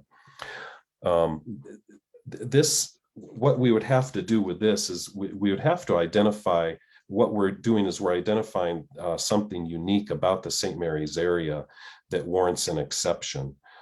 So what we will have to find with this is what's the nexus, what's the connection, what's the significance of the St. Mary's area or any area for that matter that warrants an exception to the rule to a primary resident only rule. And so if we want to go in this direction, what staff would need to do a little bit more research and study the characteristics that are present to create an overlay zone for non-primary residents. This could be based on characteristics such as simply the absence or presence of complaints, short-term rental complaints, home ownership patterns, services available and provided, location of short-term rentals and proportion of short-term rentals in each neighborhood, proximity to tourist destinations. One thing, if you're looking at what's going on in other communities, Summit County is actually in the middle of their hearings right now, the same way as us. They are actually identifying essentially two zones. They're identifying a zone of neighborhoods right around their ski resorts that they would have a more liberal, flexible short-term rental policy than in some of the neighborhoods that are farther away from their ski resorts. And so they've identified that nexus, that tourism nexus, to identify the differences in neighborhoods between those two zones. And I think that's what we would need to do if we want to establish some sort of a St. Mary's zone that would be more flexible and allow non-primary residents to rent their homes out as a short-term rental. Then the fifth alternative is something is a new one. If you wanted to limit non-primary residents short-term rentals to what we have existing, with little to no growth in non-primary resident short-term rentals, you could require a permit. There would be no grandfathering, but you could cap the total number at something a little bit closer to what we have right now. For example, 140 residences, or 4% of the total housing stock, whichever is less. What this does is right now, the number of short-term rentals are equal to about 3.7% of the total housing stock in unincorporated Clear Creek County. So it'll allow for a little bit of growth, but once you get up to either 4% or 140, well, once you get up to 140, then it stops, and there would be no increase even as the housing stock increases. Again, there would be this proposal perhaps would have no cap on primary residence permits and still allow any primary resident to rent their room or rent their house out. Those are the 5 alternatives. There are an infinite number of alternatives that could be considered. But those are the five that we came up for purposes of discussion today. As I've said before, the communities are experimenting with all sorts of different alternatives that focus on the uniqueness of each community, and so those are the alternatives. Any questions? I have two or three, and I know, George, you want to go into public comment, but these are just questions that might be to help clarify some thoughts that were a little vague in here.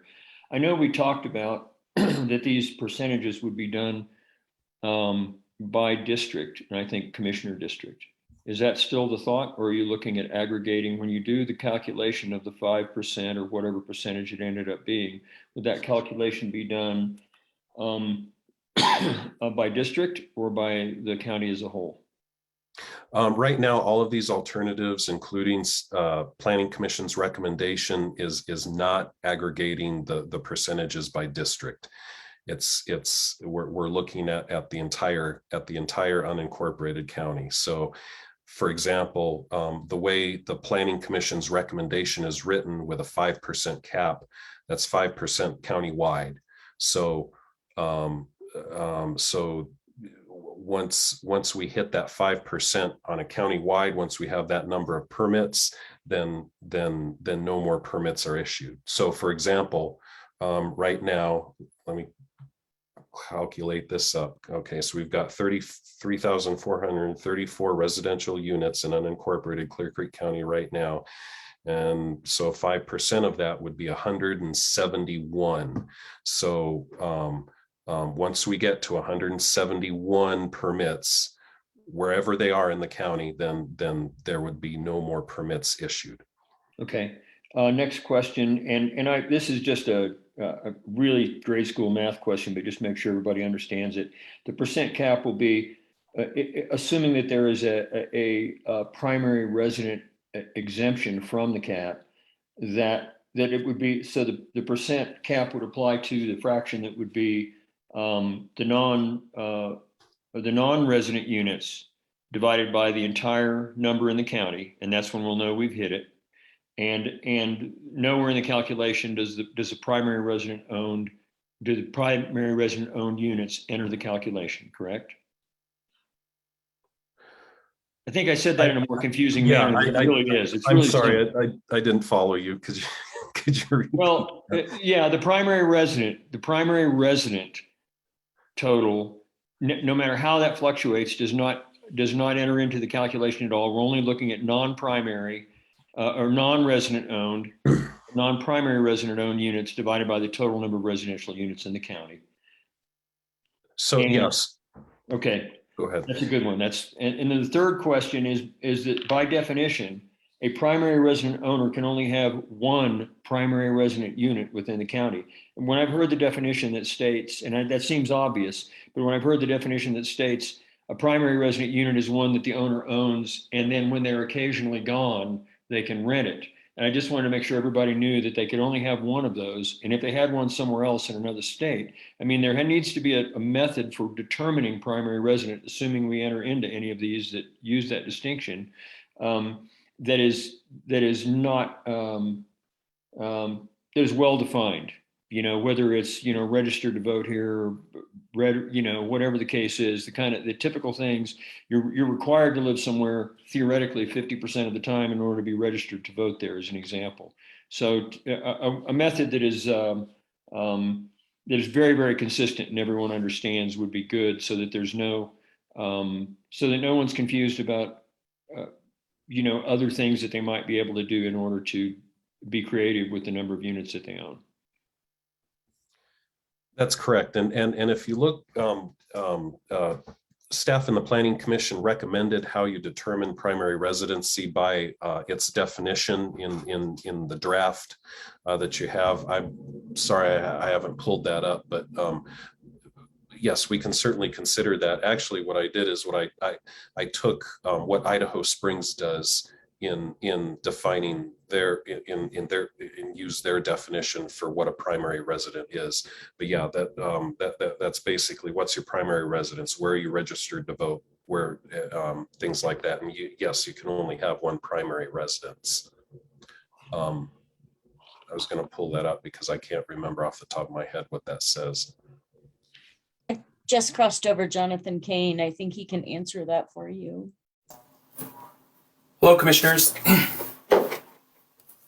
I just wanted to, I had a note I wanted to give you just on our administrative experience with this program. Proving the primary residence can be a little tricky from an administrative perspective because there's some ways to go around how that works, like how you do your driver's license and what, especially in Colorado, where you say you're voting can be a little bit nebulous. So I would just encourage you to think about that and make sure that that is, I think the process works pretty well. I just wanted to make sure that you knew that there could be some little trickiness there. That's why I bring it up, and I don't know that we need to define that right now at this moment. But that our intent would be that you can have one primary residence, one primary residential address, only one, and not apply the concept of being gone part of the time to justify having more than one. It's just so that people understand how the system would work. That's correct.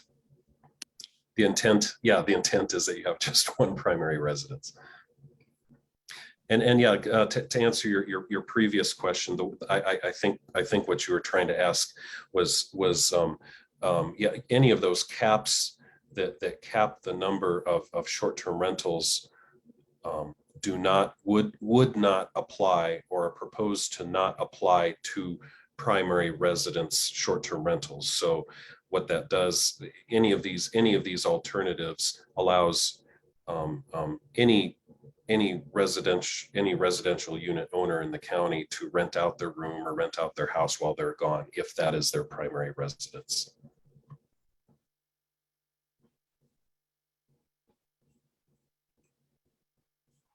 Okay, anything else before we go to public comment? Okay, thank you for those clarifications. I'm going to go ahead and open it up to public comment now. So if you're here and would like to make a public comment, find your button, click raise hand. We will give you 3 minutes. I'm crossing over Zach Griffin. It'll let me. There he goes.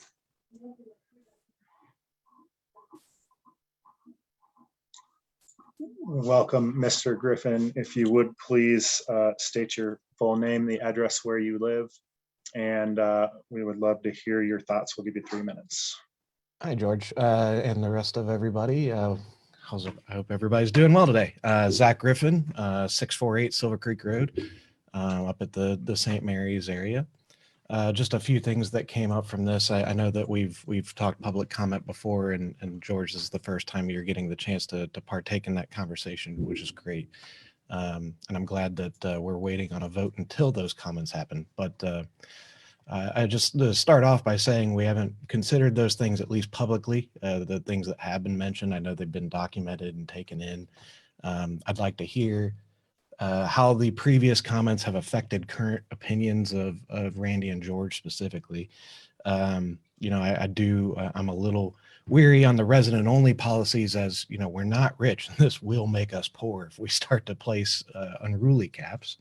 It seems to be affecting non-resident owners disproportionately. Like we're being punished for trying to make it here in this country, in this county.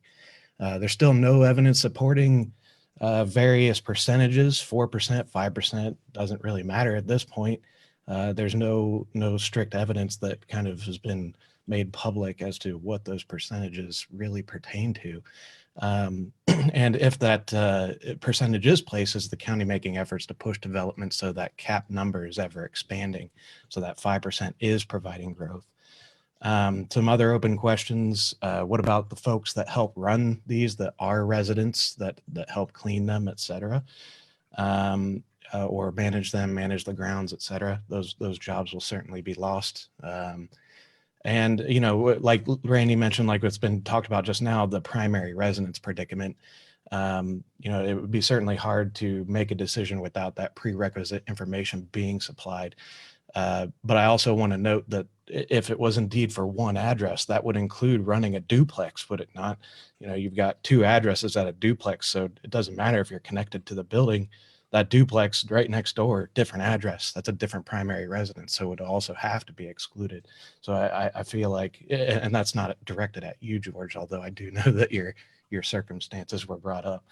I do feel like there's a lot of blank space, a lot of empty corners where we can have a lot of good discussion and expand, like Fred said, the infinite number of alternatives that we can come up with together that make this more reasonable. Placing restrictions around non-residents seems unreasonable, as these STRs are pretty much made for non-residents. It would be difficult to run one as a resident. So we also have residents that build their homes, right? That build their homes 4 or 5 at a time. They run one, they live in one. So, they'd be restricted to not doing that anymore. So it would be nice to hear the comments from the previous topics that we've had and some of these other ones that are coming up before we make decisions and then have that back and forth. I'll stop there, but that's pretty much where my head's at today. Thank you, Mr. Griffin. And you caused me to remember that I had intended to just summarize the comment that we've heard to date. We had very robust public comment in our first hearing. Well, we didn't have that much actually in our first hearing. We've received a lot of emails. I know we've read all through them. Randy and I accepted an invitation to a meeting of the St. Mary's Property Owners Association to hear from property owners. Spent about 2 hours listening to comment then. And then there was a lot of robust comment in the meeting where we were on the agenda to pass a moratorium. So I think it's safe to assume that the board has heard those comments and is thinking about them, just to make sure everybody is aware that we've all seen a lot of comment. I also just would encourage folks to avoid repeating one another to the extent that you want to. George, if possible, do you have any direct comment to maybe a change in opinion, or is your opinion still that non-residents should not be allowed to do this? The way that I've been instructed that this should work is we should hear public comment and then deliberate. So what I can say is I've listened a lot and learned a lot and look forward to sharing my opinion. Let's move to George, if I could just as a reminder, public comment is the opportunity for the public to speak, but actual engagement by the board does not need to occur and probably should not occur at this time. We should allow people to speak. If they have questions, they can be addressed when the board is ready to deliberate. Thank you. Yes, and that's what I was trying to avoid that, but also just wanted to give a summary of the comment we've heard thus far. George, what's the limit on time today also? Because that plays into it when we get into this dialogue back and forth, when people start asking us. Was it 3 minutes? Right. He indicated 3 minutes at the beginning of the public hearing. And as much as possible, George mentioned it, to eliminate redundancy to the extent they wish. So, okay, thank you for that and for your comment, Mr. Griffin. Next, we have Gino Della Penna. If you would please state your name, the address where you live, and we'll give you 3 minutes. You're muted. So am I. You're muted, Gino. Unmute. Sorry. There you go. Sorry about that. 1187 Silver Creek Road, up in Idaho, up in St. Mary's Glacier area. A couple of quick topics I just want to discuss, and I'm going to be very brief about them. One, and I think most importantly, is the lack of identifying a current problem. We are moving forward with this STR, with these STR discussions and talks about revising. Yet there's been a lot of public comment that I've heard about. We'd like to know from the county what the actual existing problems are. And I think there's just been a lack of that. We've talked about potential future affordable housing problems. We've talked about a few other items that may be out there, complaints from neighbors, but we really haven't gotten any facts and figures as to why we are moving forward with changing regulations without really having and identifying that we have a current problem. So I think it would be very refreshing for all of us to understand what the actual problem is in our county and why we are making these potential changes to the STR industry. Second thing, I noticed in reading and understanding from a lot of other counties, whether it be Leadville or Summit County, Chaffee County, that the majority of the reasons that they're making their modifications is one, because they're lacking enforcement, which I think all of us we all stand behind enforcement. We want all STRs to be operated properly, legally. So enforcement, it seems like that's one of their main issues. And the other, again, is neighbor complaints and the quality of neighborhoods because of the STRs. And again, of all the research I've done, I haven't found that we have those issues within our county. We certainly don't have them up here in St. Mary's Glacier area. And the other is affordable housing stock. And again, there's just lack, I think, of public information as to whether or not we truly do have that problem, or this is just a potential future problem. One other item that I just wanted to discuss, the other thing that I found in doing research, when we talk about capacities for individual STRs, I know our current regulations are 2 persons per bedroom. However, like Summit County, Leadville, and many other places, as well as the hotel, motel, and lodging industry, they allow for additional, 2 persons above and beyond the bedroom count, simply because there are pull-out couches and other places to accommodate. So I would think that, that's something that, again, has been an industry-wide kind of accepted occupancy level, whether it be hotels, motels, or even STRs in other counties. So in any regulation modification, I think that would be helpful for consideration, especially for us up here in St. Mary's Glacier, where our architecture really, we do have a lot of what I would call non-conforming spaces, whether it be lofts or it be different things that aren't considered a bedroom, but are places that people could stay. So Mr. Piniella, that's all I have to say. I appreciate you guys' time and look forward to hearing your decisions. Okay, thank you for your time. Next, we have Lyle Ricker. If you would please, Mr. Ricker, state your name, the address where you live, and we'll give you 3 minutes. Hey, thank you guys.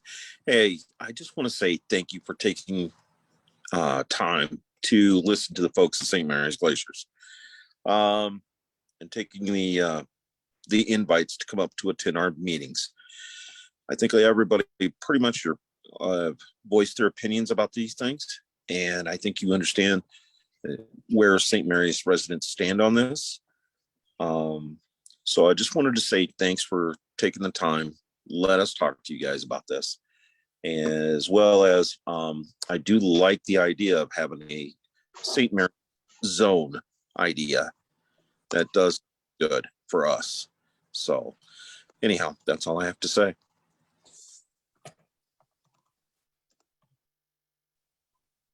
Thank you, Mr. Ricker.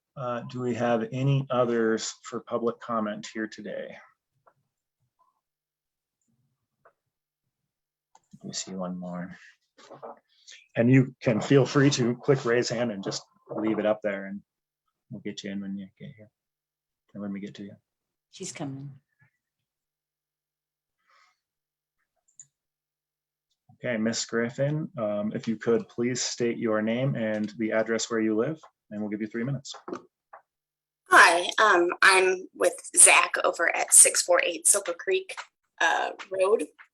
And, this is obviously a very important issue to all of us. And I appreciate the working on what counts as a primary residence. With that being said, if the hypothetical is that there's a 50-50 between us living in that residence or us living in another one, I will say that while we were, within an hour from that residence, we still had more issues with the residence when there wasn't any guests in it. So I think the property value would decrease when we weren't able to get anyone in that residence while we were not there. So I think that's all I had to say. I just wanted to participate. Thank you for your time. Thanks. Okay, I see we have another public comment here. Next up is Frank Brown. If you could please state your name, the address where you live, and we would love to hear your thoughts for 3 minutes.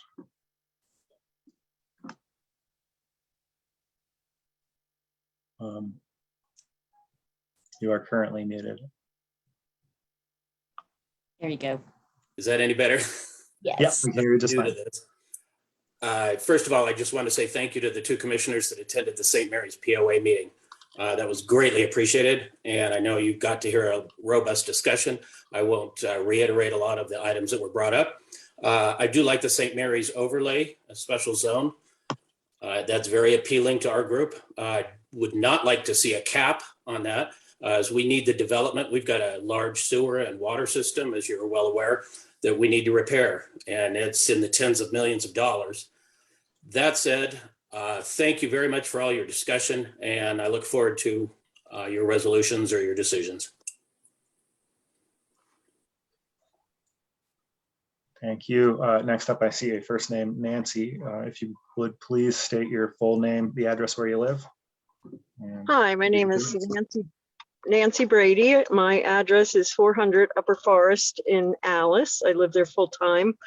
I think I'm a little confused as to, I know you explained what primary residence entails, but to me, I could see that, say I'm a primary residence and I reside there 6 months and a day, can I then leave and Airbnb it for 5 months and 29 days? And if so, what's the difference? What's the difference between Airbnb as a primary residence or not? Because if I can do it legally for half a year, why can't I do it all year? I guess that's something I wanted a little clarification on. I don't see the difference, honestly. And I personally would like to not see any caps. I think it would devalue our properties. And as Frank stated, we do have millions of dollars worth of repairs to do to our water system, and any kind of economy up there will help us get there. Thank you.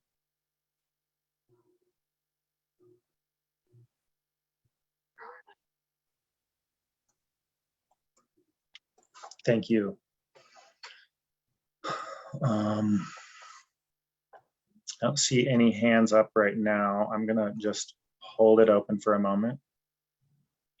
I want to make sure people get the chance that they deserve.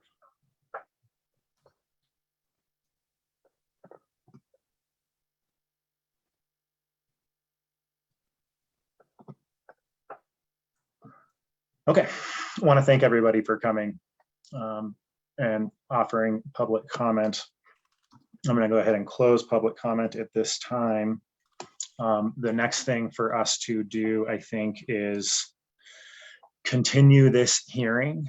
Do we need to can we continue it in general terms, or do we need to continue it to a time certain, Mr. Lichtman?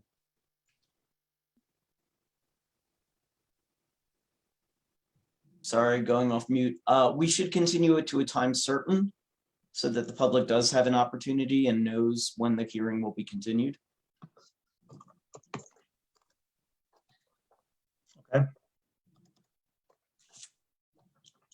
How much is there time needed to prepare for the continuation? I'm looking at like February 1st or 15th. No. So we're gonna have a work session now. Okay. The board was thinking of continuing to date this hearing to later this afternoon. I'm sorry. Actually make a determination as to whether or not it tends to remand the resolution back to the planning commission, whether it wants to simply adopt non-substantial changes at this time and be done with this, or however it wants to proceed. As far as what we have available in today's meeting, I mean, chances are the afternoon will not run as long as each individual half hour we've set aside for these things. So I don't know whether we need to continue the transportation projects update, for example, if we could remove that and just come back at 1 o'clock. Amy, I see that you are here and you are the presenter for that 1 o'clock. If that ends up being later, okay. I see a comment from the chat, and Amy, just so everyone sees it, says we can remove or postpone transportation.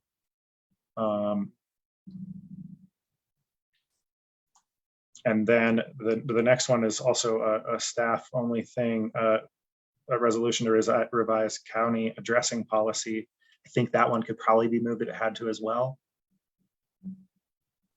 Yes. Okay. So in that case, what I think I'm hearing is that we could continue this to 1 p.m. I think that would work perfectly. Okay. Randy, Sean, are you in agreement? Okay. Do I hear a motion to that effect? So we would just do the transportation on another day, is that correct? I think your 2 and 2:30 are not going to take as long as half an hour each. If you wanted to see if you could make it. Yeah. Okay. All right. So we just slide things forward then after 1 o'clock. So. So you would just need a motion to continue this hearing to 1 o'clock, and you can leave everything else as is. Peter, just really quick. I don't know if you all saw, we had someone who said that they were not able to find their Zoom button, wishes to make a public comment. I realize that I stated that public comment was closed. I think I can reopen it for this gentleman to get 3 minutes, correct? Absolutely. Okay. Thank you. Mr. Rankin, if you would please state your name, where you live, and we'd love to hear your thoughts for 3 minutes.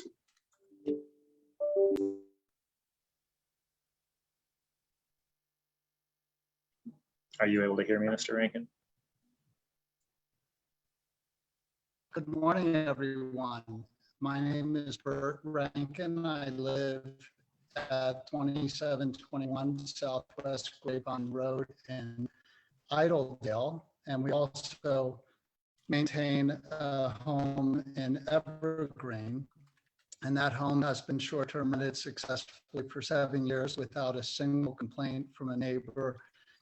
We've had a professional property manager, and I'm very aware of other short-term rental best practices throughout the state of Colorado. And I first would love to, if possible, offer my help with some solutions that involve best practices in our community, things that can be done that will simplify the amount of enforcement that needs to be provided, and only have the most responsible short-term rental owners who are truly invested in both the owner, the experience of the renter, and also the good of the community and bringing tourism dollars into our community. So if at any point I could have private meetings, I would love to give you some thoughts offline. Our situation is that both of our businesses have been decimated by COVID. My wife has been on unemployment until it ran out. Her cooking school is as good as dead, as nobody wants a hands-on corporate team building during a major pandemic. And my business as well is down to about 20% of its revenue. So we've been relying on our short-term rental and are actually owners of 2 short-term rentals that we responsibly manage in the community. And we would really ask that you give a lot of thought to, is there really a problem? All of the research I read on your own website pointed out that in many cases, the statistics show there was no effect on rental prices or home prices. And in a few cases, there was as much as a $9 per month increase on rent prices.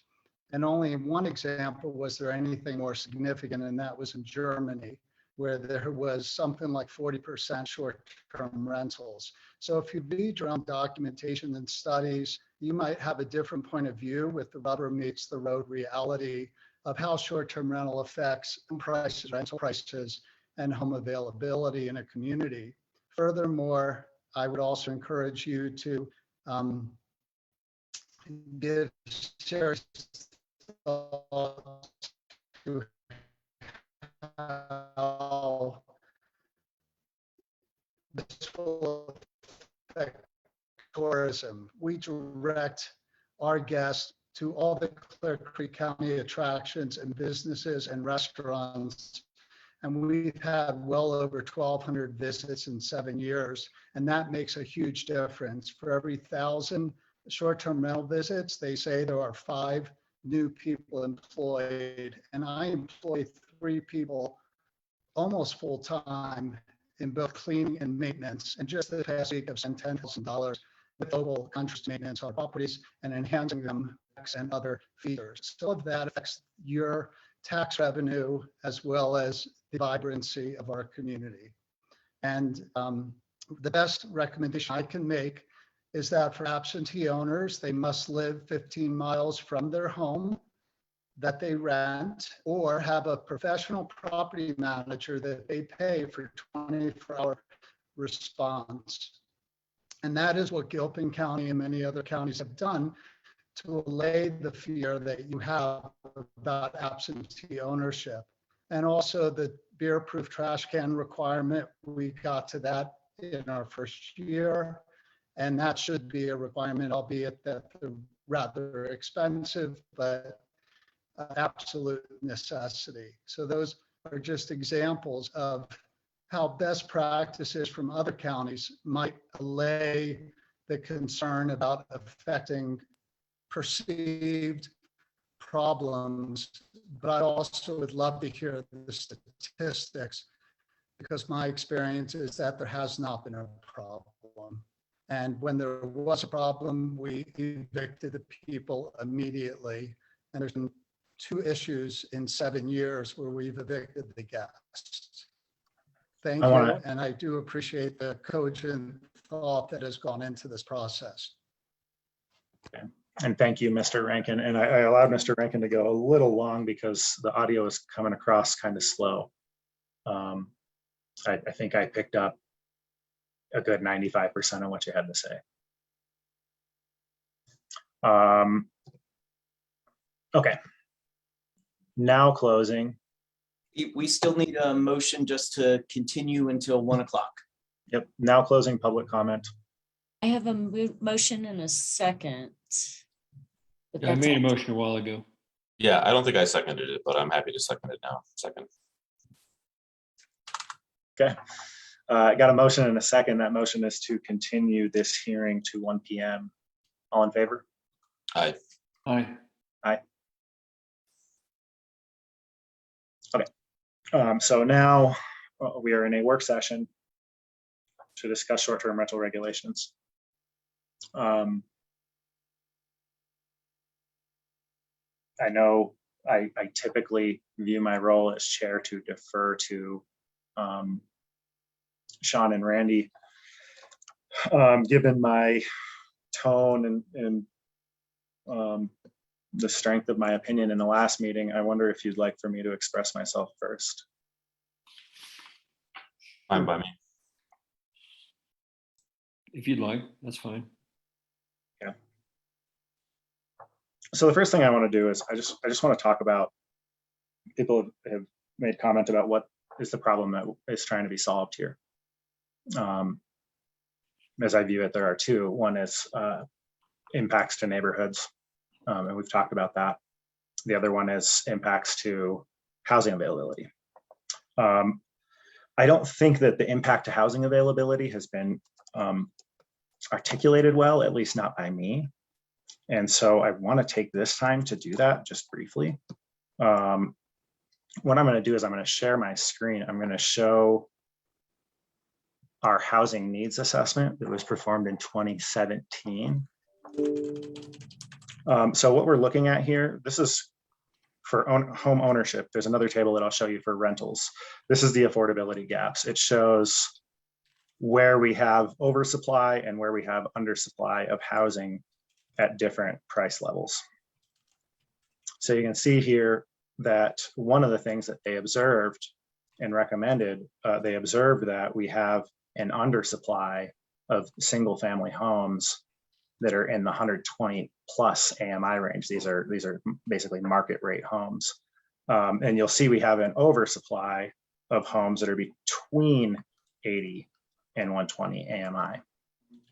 What was explained to the board when the economists that did this were going through this was that if the undersupply here is addressed, the oversupply here is addressed as well. These folks can move into slightly better homes. They can upgrade and loosen up this market for these folks to be able to afford homes. That was what had been described to us by EPS when they performed this report and reported it to us.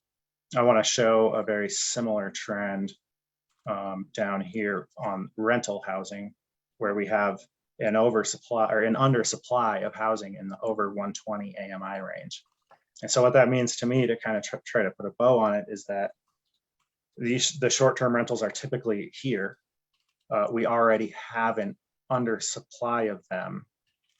And every time a short-term rental is converted, or every time a home is converted to a hotel via short-term rental that does not have a primary occupant, this number goes up. It goes from 155 to 156. And I don't mean to over-explain, but that's called marginal analysis. And economists like to analyze things on the margins. Every time one thing changes, what's the impact? I think from my perspective, the impact of one home being converted to a short-term rental is that this problem that's described well by this table gets one home worse. So I just wanted to share that rationale. I've heard folks say, dishwashers aren't going to be able to afford these homes anyway, and so there's no connection. So I just wanted to explain the connection that I saw. I want to just describe the things that have changed for me between the last hearing and this hearing as a result of all the comments that we've received. I want to thank everyone for those comments again.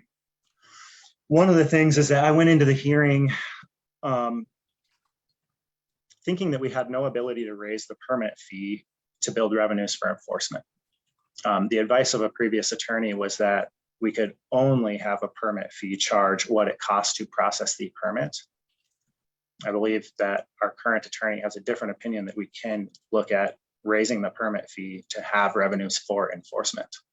And for me, that's a big change, right? That means that we do have a pathway to be able to strengthen enforcement, which I think you all recall was a primary concern of mine, that we did not appear to be able to stop the bad actors. And I apologize, I'm being long-winded here. I don't apologize, but I'll acknowledge it. I've been persuaded that current operators, absentee or not, who've made legal investments in good faith, should be allowed to continue to operate as long as they maintain compliance. I just think that makes a lot of sense. I had toyed with the idea of a grandfather period, but I think it makes a lot of sense that if someone already is doing this and they're doing it well and they're not generating complaints, that they should just go ahead and continue as long as they'd like. And I'm just expressing my opinion here. I'm interested in the topic of considering St. Mary's as a place that's different than the rest of the county. I think there's a lot of analysis necessary. I've heard that there's a lot of analysis necessary. And I think there's a need to hear further from the community.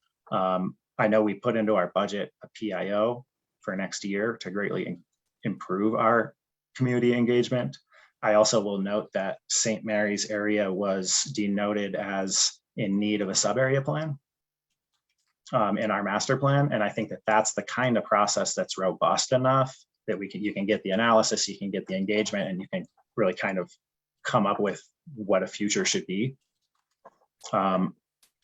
So while I'm interested in that at this point, I don't think I have enough information to really say that St. Mary's is different enough to support the St. Mary's as its own special place right now. And then I realized that really effectively, there's not much of a difference between a tight cap for non-resident operators and a residency requirement. A tight cap could also address an issue that I know we've talked about on this board and previous boards a lot, which is that short-term rental activity is more dense in one district than in others. And I think if we have a 5% cap, we kind of know where that growth will be. And I don't know if we're ready to see that kind of growth in just one district without the analysis I was talking about previously. And so for those reasons, my preference right now is the fifth alternative of a very tight cap.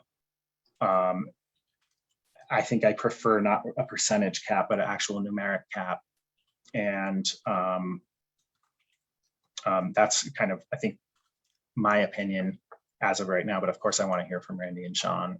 And Randy and Sean, thank you. I know that I just monologued for a long time and appreciate the space.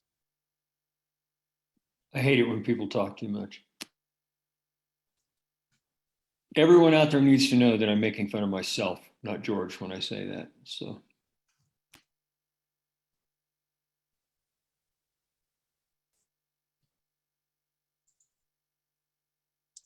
Well, I'll make a few comments. I agree with much of what George said, and I very much appreciate the analysis and looking at economic data. With that said, I know that the report wasn't done that long ago. It was done in 2017. It's hard for me to believe that we have an actual oversupply problem anywhere in our housing spectrum right now. So I probably need to do a little bit more homework on that one. But that's kind of my initial reaction to the marginal analysis, which is by its very nature a macro analysis. And I think one of the things that we all learned about, or at least all I learned about, is that St. Mary's is a unique place. It's a lot different than my neighborhood. And so when you're looking at macro, you're kind of lumping everyone in together. And I think that that would be a mistake in this case. And my comment about carving off St. Mary's as its own district, there are other places in the county that share what I perceive to be the same characteristics, which are hard winters, high altitude, and a good distance from services. There are places in my neighborhood way the heck up, Yankee Creek, where I got my Christmas tree over the weekend, that aren't maybe quite as far off the beaten path as St. Mary's, but have similar types of characteristics. And one of the arguments that I heard, or comments that I heard from the public period that does resonate a lot with me, is essentially this argument that we are searching hard for a solution that's in search of an actual problem. I totally acknowledge that there are impacts to our neighborhoods by neighbors who do highly irresponsible things like shoot firearms over right-of-ways and do all kinds of other highly inconsiderate things, such as not maintaining their property. Most of those are not short-term renters. Most of those are just our neighbors who ought to be better neighbors. And I do think we 100% ought to do something about that. And one of the most frustrating things that I've dealt with in my time here is this concept that we don't have enough resources to deal with the problem. And whether that's someone creating an illegal retaining wall on their property that threatens their neighbors or anything along those lines. Anybody in the county who says that we're not going to solve a problem because we have resource issues ought to be coming to this board of the three of us to make sure that that's really the case, because I think, in my opinion, largely that is not the case. Housing availability, like I mentioned, I think that that's a challenge. The other thing that I haven't really heard mentioned is just, Mr. Rankin mentioned how his short-term rentals has provided financial stability for his family. And I do kind of view it as a fairly complementary cottage industry in parts of our county. I totally think that we should make our decisions based on facts and data and analysis. And I think that largely we have done that. I don't like the idea necessarily of making our problem harder than it needs to be by creating additional boundaries. And then of the five options, kind of the guiding principles, I think it ought to be simple as possible. I think it ought to respect the work that our planning commission has done. I know that they have put a lot of effort into this and done their own homework on it. And so honestly, my top choice right now, assuming that we're not going to have any more hard data to analyze anytime really soon, is to leave things the way that they are and to continue to monitor. And one of the reasons why is something that Fred mentioned, that the number of short-term rentals has really kind of found a stable spot due to market forces. I think he said it was somewhere in the 130 to 140 range. My second favorite choice is taking the planning commission's recommendation of the 5% cap, although I would be the first to acknowledge, or the second actually, since someone else mentioned it, there's nothing magical about 5%. It's a number that someone pulled out of a hat. That is a nice round number, like a 5 or a 10. But with that said, well, I won't say that. I'm sure the planning commission, I haven't watched their meetings related to this, so I don't know exactly what kind of dialogue, but I will assume they didn't pull it out of a hat. They probably did some analysis with neighboring jurisdictions. So anyway, and I would just like to say 2 other things. First off, thank you so much for all the public comments. It is true that I didn't go to the meeting, whatever it was. I went to the one before though, and I've talked to many residents, and I feel like I have a very good understanding of the public sentiment in St. Mary's and other places in the county. So I apologize for not showing up at that one meeting, but I feel like I'm as educated as I need to be to do my job. So thanks. And thanks for all the public comment.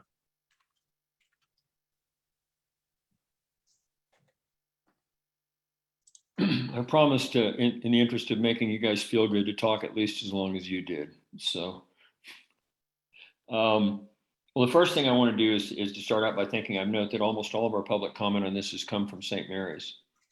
And that tells us something right there. There's a message there that kind of reinforces that there's an area of greater concern about the impact of this for that area than in some others.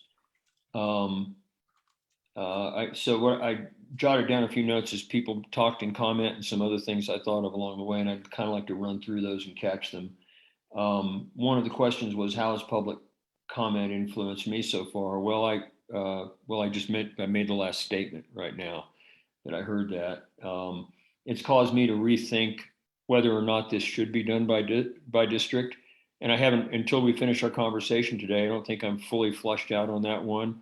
I think currently, rather than try to create a percentage for each commissioner district as an arbitrary rule, I was inclined to do that. And what that would have done at around 4 to 5%, at 5%, I believe, would have pretty much locked in St. Mary's where it is today and maybe slightly over the limit, or District 3, not just St. Mary's, but say District 3. So it's caused me to think about the 4 versus 5%, about the district, and also about the moratorium. I recognize the moratorium is, my first thought was that was going to be necessary because there'd be a rush on them. Right now, when we start talking about having a cap that allows potentially for a little bit of growth, the moratorium seems oxymoronic to combine those at the same time. That the moratorium is kind of pointless unless we're expecting to see, another 100 applications come inside of the time period, and even the threat of a moratorium doesn't seem to have done that. Do we have a housing availability issue? I think the idea that this is a solution in search of a problem does not resonate with me. It does for certain neighborhoods, certainly, and maybe in certain strata, both in terms of the buyers and in terms of the properties. But certainly we have one when somewhere around 70 to 75% of our workforce commutes out of Clear Creek County, even Clear Creek County. We're not Summit, We're not Grand. We're not Eagle. We are, a modest income county for the most part, although with some segregation of that, granted, and a good spread of that segregation. But 75% of the people that work here, that live here and work somewhere else so they can afford to live here. And about 75% of the people who work here come from somewhere else where they live at a lower cost than here. And Clear Creek County is not known as a real high dollar real estate district compared to some other areas, but compared to the metro area they are, which is why we interrelate with them so much. It's definitely an issue for businesses, and it's definitely an issue for families who wish to be able to live in the place where they work and raise their kids and put their kids in the school system. The rural areas are predominantly, the reason for the bedroom rule is that the way it works is rural areas are basically predominantly well and septic. In the case of St. Mary's, they're not. But what happens is you count bedrooms to determine, and you make an assumption about how many people are in each bedroom in a typical living environment, an average living environment, in order to make an assumption about what the capacity of the septic system is for those units. And that's why it's there. So loading people up at 2 or 3 times the capacity in bedrooms, because it's a short-term rental or a vacation situation, you're trying to squeeze all the people in you can, overloads septic systems. And so that's why those capacity limitations are there, just as a point of, just a technical point. I think that when we look at St. Mary's over the years, because St. Mary's was being developed and had already been subdivided and water system was put in when I lived here, and the condos were being built up there at that time when I moved here in the early 70s. Having St. Mary's developed, just to single that out and talk about it for a minute based on the testimony we've heard today about increasing the scale of development up there in order to solve the problem. The ground freezes deep in St. Mary's and there's an awful lot of granite. And so the difficulty is getting water lines down to where they don't freeze. And that's one of the biggest issues is the maintenance and the amount of time that people lose water during the year up there. Without solving that problem, which could be, and I'm not completely familiar with it, but without solving that problem that I witnessed up there for a number of years, the desirability of developing it as long-term rental has not actually proven itself out to be a solution to the problem. And the question, and it really, I think the jury's out on whether expanding and simply putting more development there at this time is going to solve it. But we do have use by right of those properties and the people can develop. And so they can do that at this time. So I really don't know how to address that one. I'm not convinced that turning them into short-term rentals in order to build more houses there is necessarily going to be a fix to the overall cost of delivering services for the area. Is non-resident ownership about absentee owners who do not effectively manage problems in the neighborhoods? My experience, having a couple of short-term rentals very close to me, is that are there some parking issues occasionally? Yeah. Am I really seeing trash issues? Am I seeing other issues like noise and stuff like that? Normally not. Maybe I'm lucky and I have a couple of short-term rentals right next to me that are behaving well. I'm hearing about other people that are managing them well. That's not the issue to me as much as housing affordability and the crunch on the housing market. I'd like to point out that the needs assessment that George showed, yeah, it's recent. It's 2017. It's before COVID and people's change in how they work and rethinking how they can live their lives. And it's also, as a result, before a lot of the explosion in short-term rentals, particularly into our community, which is newer. I'd like to make what I'll call the mobile home park analogy in terms of investors coming in as a result of that trend. This is not the case with buying up all of our housing stock exactly because it's a dispersed situation rather than coming in and finding one place. But there's no lack of seminars that you can attend that teach you how to buy mobile home parks, to invest in them, raise the prices on them by finding a different model, eventually eliminating the people and redeveloping it into something else, or ending up owning the people's mobile homes when it's done at the end of the day. The point is that there are people out there that are able to present a business model and buy up housing stock, which in the end eliminates that housing stock. Is that part of the short-term rental market? No, it's not. But it's that same idea that people are willing to invest and come in when the money's available because there's a business plan that shows an immediate cash return. That shows that you have a positive cash flow at the net at the beginning as soon as you buy the place. And so you can get the loan and continue to roll that model into larger and larger investments. And when those investments are only made possible by doing what I'll call dispersed hotelry, kind of like dispersed recreation, dispersed everything. So what you have now is residential units that are zoned residentially, that are taxed residentially, that are effectively, when people start buying multiple units, the same thing as buying a motel to do short-term rentals in a motel, only they're spread out across the residential housing market and are not taxed commercially. So all of those things, I think, are issues with regard to our ability to collect the services that are required to be delivered to the folks, and also with regard to the loss of housing stock, which again, I think is still the big one. Getting away from St. Mary's, because I think it's a different animal than this. St. Mary's was subdivided and it was developed a long time ago, around 60 years. But the idea has been pushed forward that this model can work in other remote areas of the county on mining claims. And we already have concerns about high mountain basins and about delivery of services of all kinds, emergency services, road maintenance, et cetera, into high mountain basins and into more remote locations. So to think that this is an opportunity for us to develop remote locations farther and farther away, after which the investors who live in other places are going to be requiring, demanding, and asking that we provide those services is, I don't think it shows a lot of foresight, because we've already experienced that with numerous places that have been developed based on that model over the years also. We have that experience and we've seen it happen here. And then I guess the last thing I'll say is, for right now, at least, is that there's a question in the chat that I think is real important on the transfer of permit on sale. I don't really know what the answer to that one is. I would presume that since the value of that particular property is now being established by the way it's being used, that those permits, it wouldn't be something that is, my first thought is that it probably would be able to be transferred on sale to a new owner, rather than thrown back out into the permit pool for somebody else to grab at a first come, first serve, on a first come, first serve basis into a waiting list.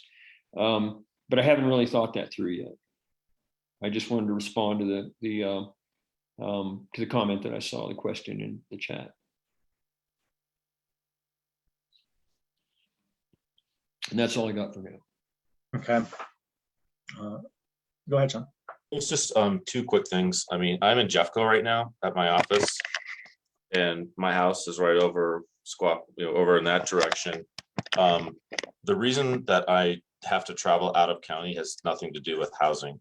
It's that I live in a neighborhood, and that the office complex that's closest to my house happens to be in Jefferson County. So I wouldn't personally put too much stock into why people come and go in our county, like myself. The other thing that I wanted to mention, not that I'm trying to refute what you're saying, Randy, but my house is on sewer, and I know a lot of the places are on sewer. And I have often thought that capacity restrictions that are tied to septic probably shouldn't apply to homes that are on sewer that don't have that issue. And then the last thing I would say to add for now is that I agree with both George and Randy that when someone comes in to our county, our towns, and starts doing a business activity that's generating profits that has an impact on our services, whatever those services are, that we should try as hard as we can to match revenue from those business activities to cover the costs of the services. And so the fact that we oftentimes lament the difficulty with enforcement because of revenue, I think I would be all for finding win-win solution that would add some additional revenue requirements from operators to basically pay for the costs, pay for the impacts that they're creating. Yeah, and just let me say that I agree with almost everything you just said, Sean. I'm not, when I talk about the septic systems, I'm talking about how the rules are made and why a lot of the places that are under those restrictions that don't have sewage capacity that's picking up. The water line is something else, but it's really based on sewage capacity. And I agree that the occupancy, the allowable occupancy in a building should have a connection to what the impacts of that occupancy are to the environment and to the systems it's using.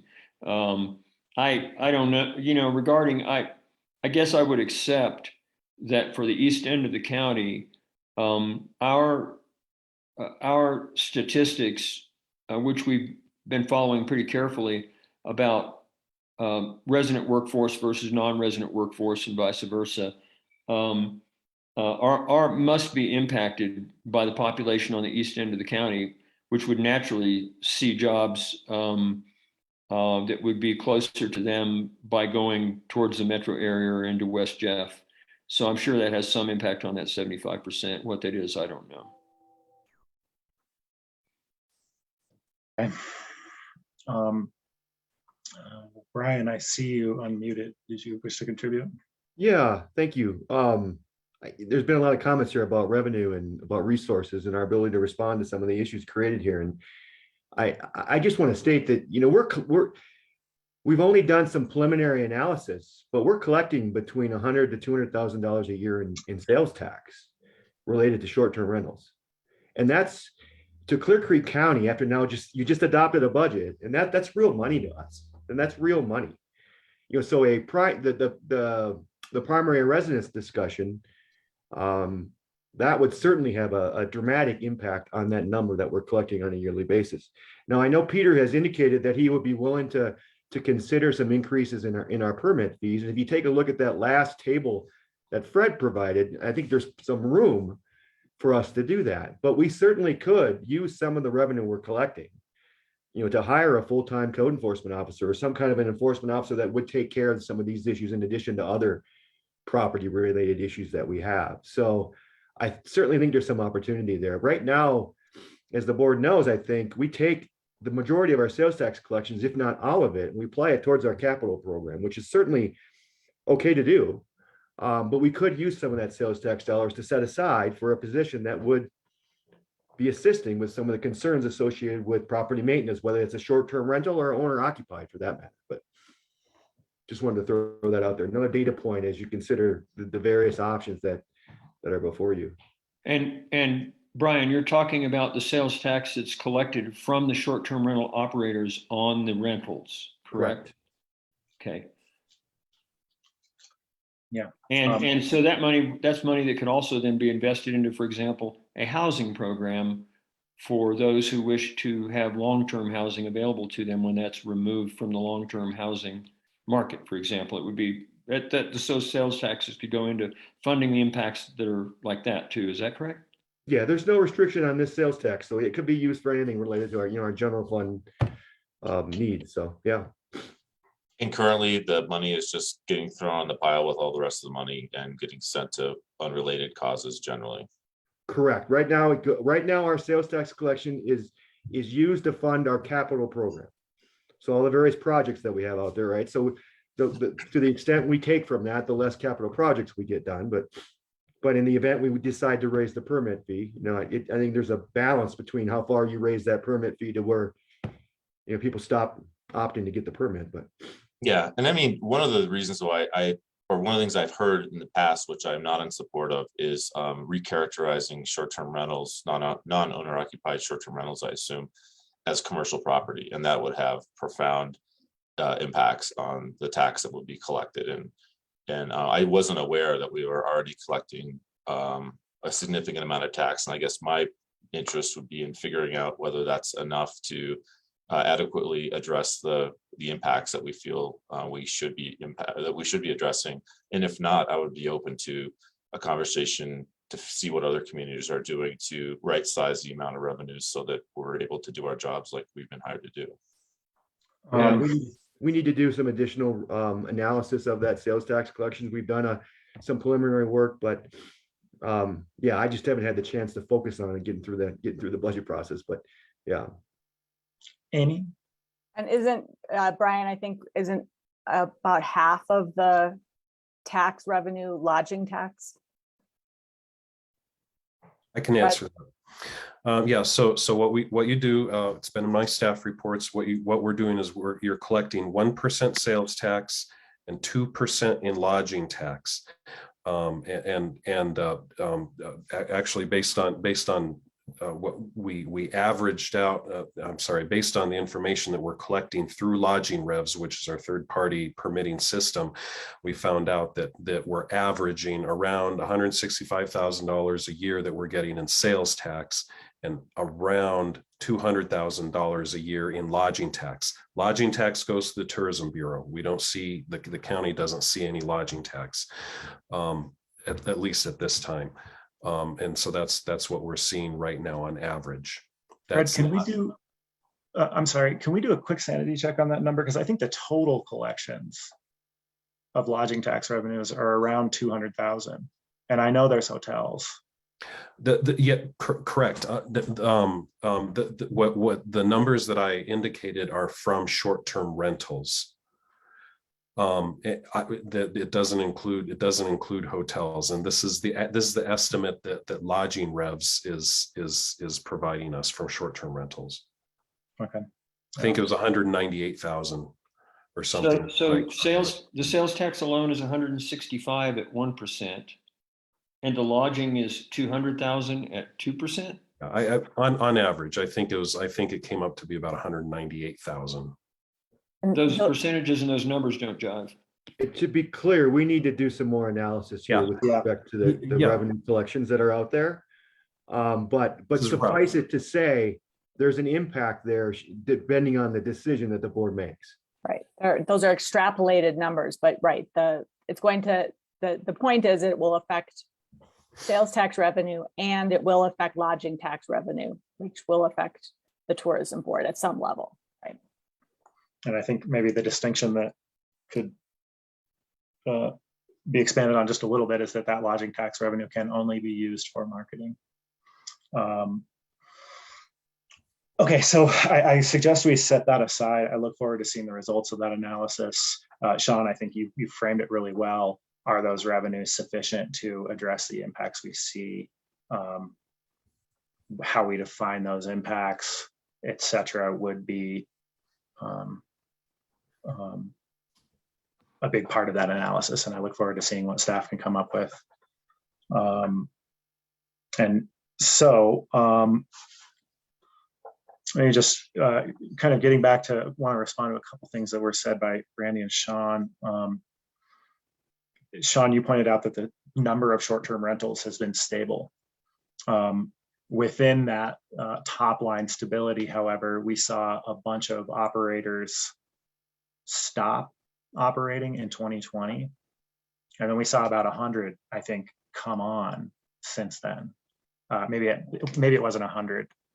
We saw a lot come on since then. There was a big dip and then a big jump. And I asked this question in the last session, and I thought I understood that those weren't people stopping and then starting again. Those were new starts. And so what we can see in the last 12 months is that we've had a lot of new starts.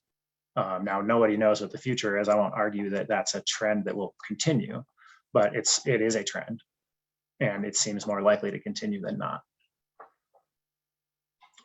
So just to address that, I want to talk about school population just a little bit. Our housing stock has grown since 2004 when I graduated high school in Clear Creek County. Our housing stock has grown. Our student body has been cut in half. I don't think you can put all of that at the seat of short-term rentals, right? Clearly. However, we can observe on a marginal basis that every time a home is converted to a short-term rental, it is not going to house a student in our school system. And then every family that has a student in our school system suffers from decreased revenue. And I want to talk about, we do have real evidence of labor issues, right? We have businesses that are closed on Main Street right now while there are customers there that are ready to make purchases. And it's because labor has become the scarce resource. And as far as whether or not people are looking for housing in Clear Creek County, whether or not the people who do not live in Clear Creek County but work here would like to live here, obviously I can't speak for all of them. I'm sure there are a number of them that prefer an urban environment. However, I know firsthand, because I've that people are looking for housing in Clear Creek County who work in Clear Creek County and do not live here now. There's also a lot of people who live in Clear Creek County who live in pretty desperate housing situations today. I know this because I worked in the service industry for a long time. I worked alongside these folks, struggled to find housing myself, lived with my parents for periods of time where there wasn't something available. I employed those people. I tried to help them find housing. I tried to help them figure out how to get to work from their housing and keep their cars going. I know their stories, and I know that service industry folks, employees tend not to participate as robustly in county policy conversations.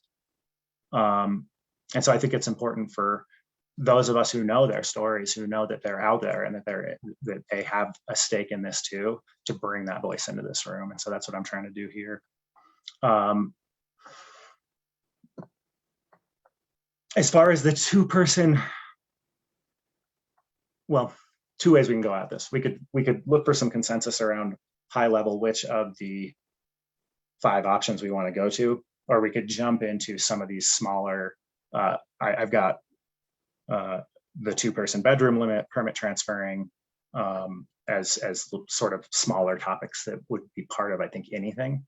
Which direct you want to talk about the smaller topics, or should we talk about the high level? Sean, Randy.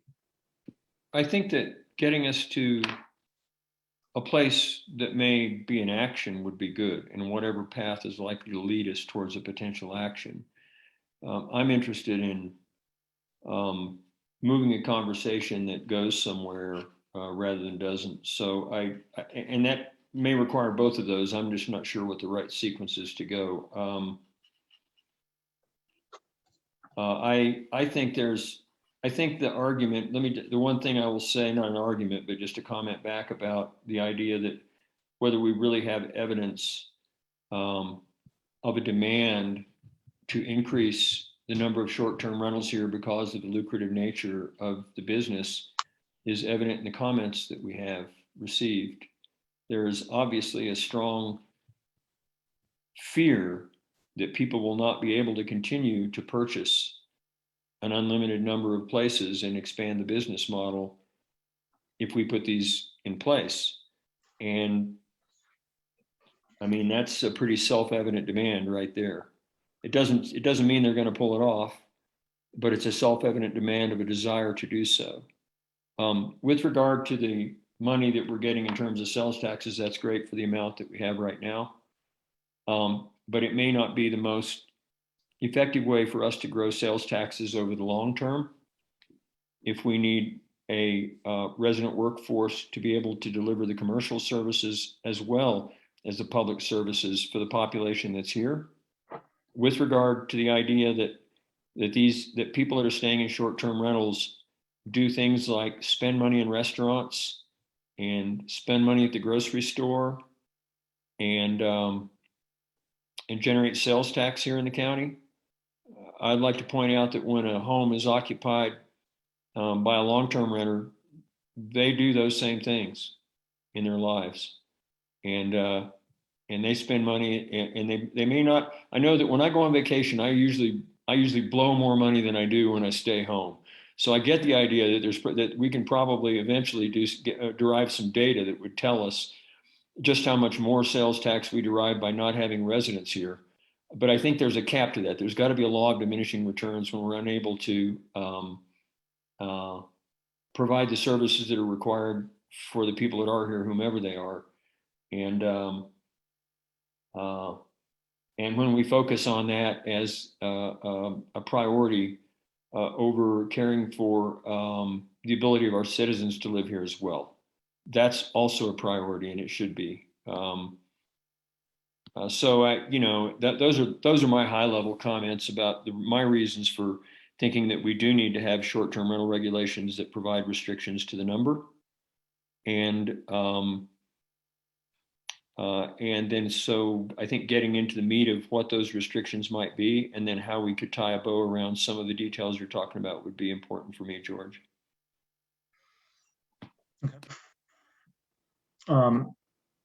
Just to add to that, just really quick, just one other thing is that, you know, economists basically look at incentives to try to predict behavior. right? They look at what are the best options, what's the most profitable options to try to predict how people are going to act. And it's really clear we have an incentive problem here.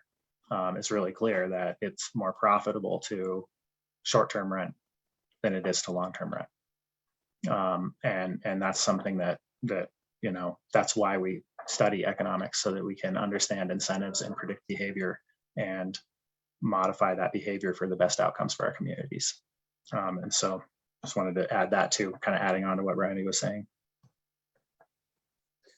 One thing I think we're falsely framing this in a large way, and that is to say we're choosing between long-term residents or dispersed hotels, or whatever we're going to call it. And that was one of the major learnings that I've had when I've studied more about specifically St. Mary's. There's a fairly limited population on planet Earth that wants to live at a place like that year round. And that's not to diminish that community at all. It's too high altitude for a lot of our elderly population, and the conditions are just too harsh. And so when we're talking about the school district, it's probably unlikely that a family of young children who want to be taken back and forth to activities are going to choose to permanently relocate to a place that's that far off the beaten path. And the other thing I would say about this, we have a huge problem with the school district, and I'm very encouraged by our leadership in the school district now, and by the opportunity they have financially. But the problems of the school district dropping by 50% have almost nothing to do with what we're talking about today. And I think that there's something that we need to focus on for sure. But I think that's a completely different ball of wax. And then the other thing, back to the long-term versus short-term and the problem of incentives. I mean, who am I to say that long-term is better than short-term universally across the board in our entire county? And I think I made a good point before. I don't think that there's also a huge demand for seasonal long-term rental at a place like St. Mary's either. And I applaud the residents there who have come up with a cottage industry that's bringing visitors to our beautiful community, that's bringing jobs to our community, that's putting those resources to use. I don't know if year round, but more than they are now. So I know that we're all bringing our kind of, and I am too. I'm bringing my trust in private markets, and the fact that the invisible hand does tend to steer things in a pretty beneficial direction for most of the time. And I mean, I guess that's why our community elects 3 people with very diverse backgrounds and different ideas. But I'm just recognizing, I think that all 3 of us are kind of bringing our own energy and our own prejudices to this conversation too.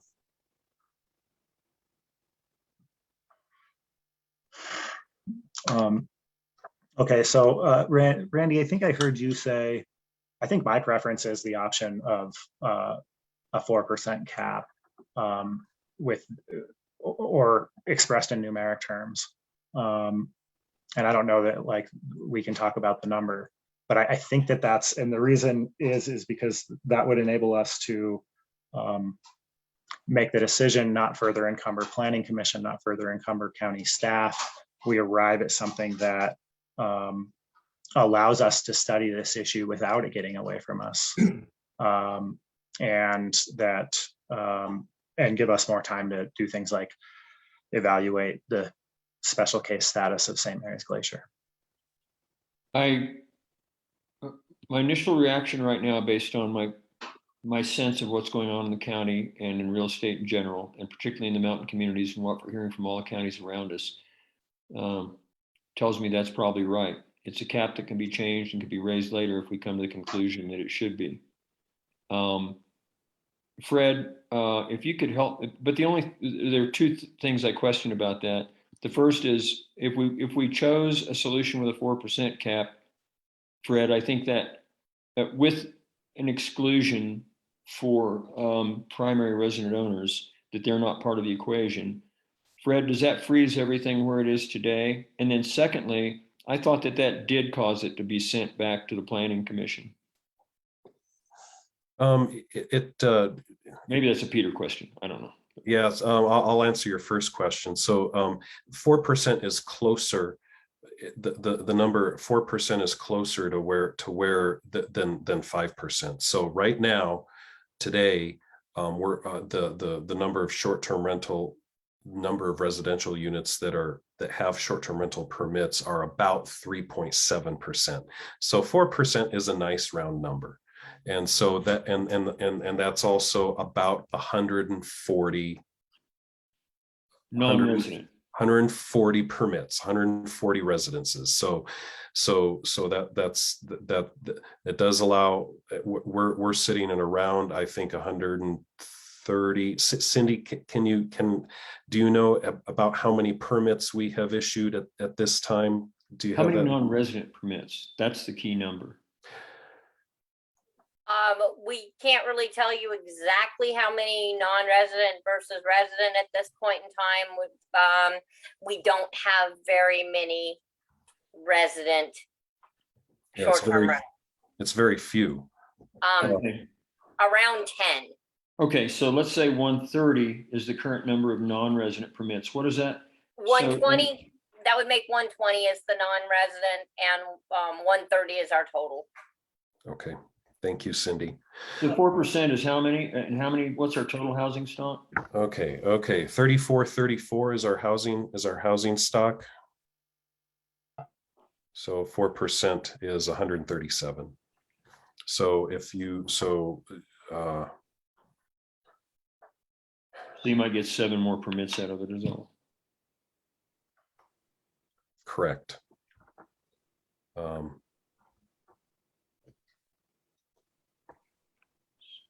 5% is 171. Is that right, Fred? That's correct. That's correct. Could you summarize, Fred, what the argument that the Planning Commission made for choosing 5% instead of 4%?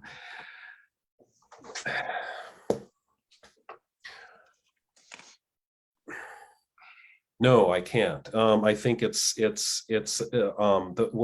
I said in my staff report is 5% covers all of the current number of residences, and it allows for a little bit of growth in the short-term rental market. It goes up to about 170, and it also preserves or basically makes off limit 95% of the housing units and keeps 95% of the housing units not allowed to be short-term rental or absentee owner short-term rental. There's no there's no scientific rationale to that except that it accommodates all of the existing short-term rentals plus a little bit more.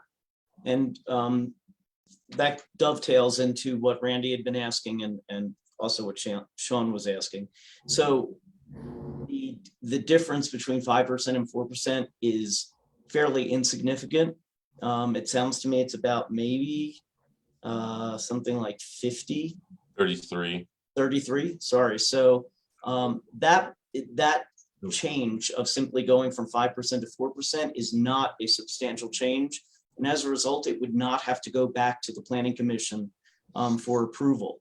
Were the board to proceed with the regulations as proposed, and that was the only change that was made, the board could make that decision this afternoon when it resumes at 1 o'clock.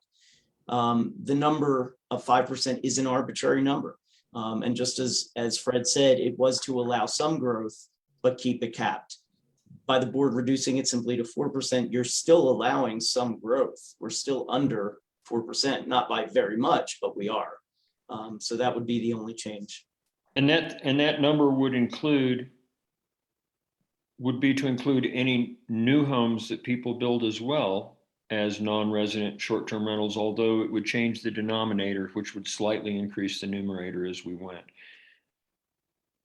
In other words, like for every home that's built, if we said 5%, only 5% of those homes could be short-term rentals going forward, meaning if someone invests in a short-term home, in constructing a home for the purpose of building a short-term rental, the denominator and the numerator change very differently.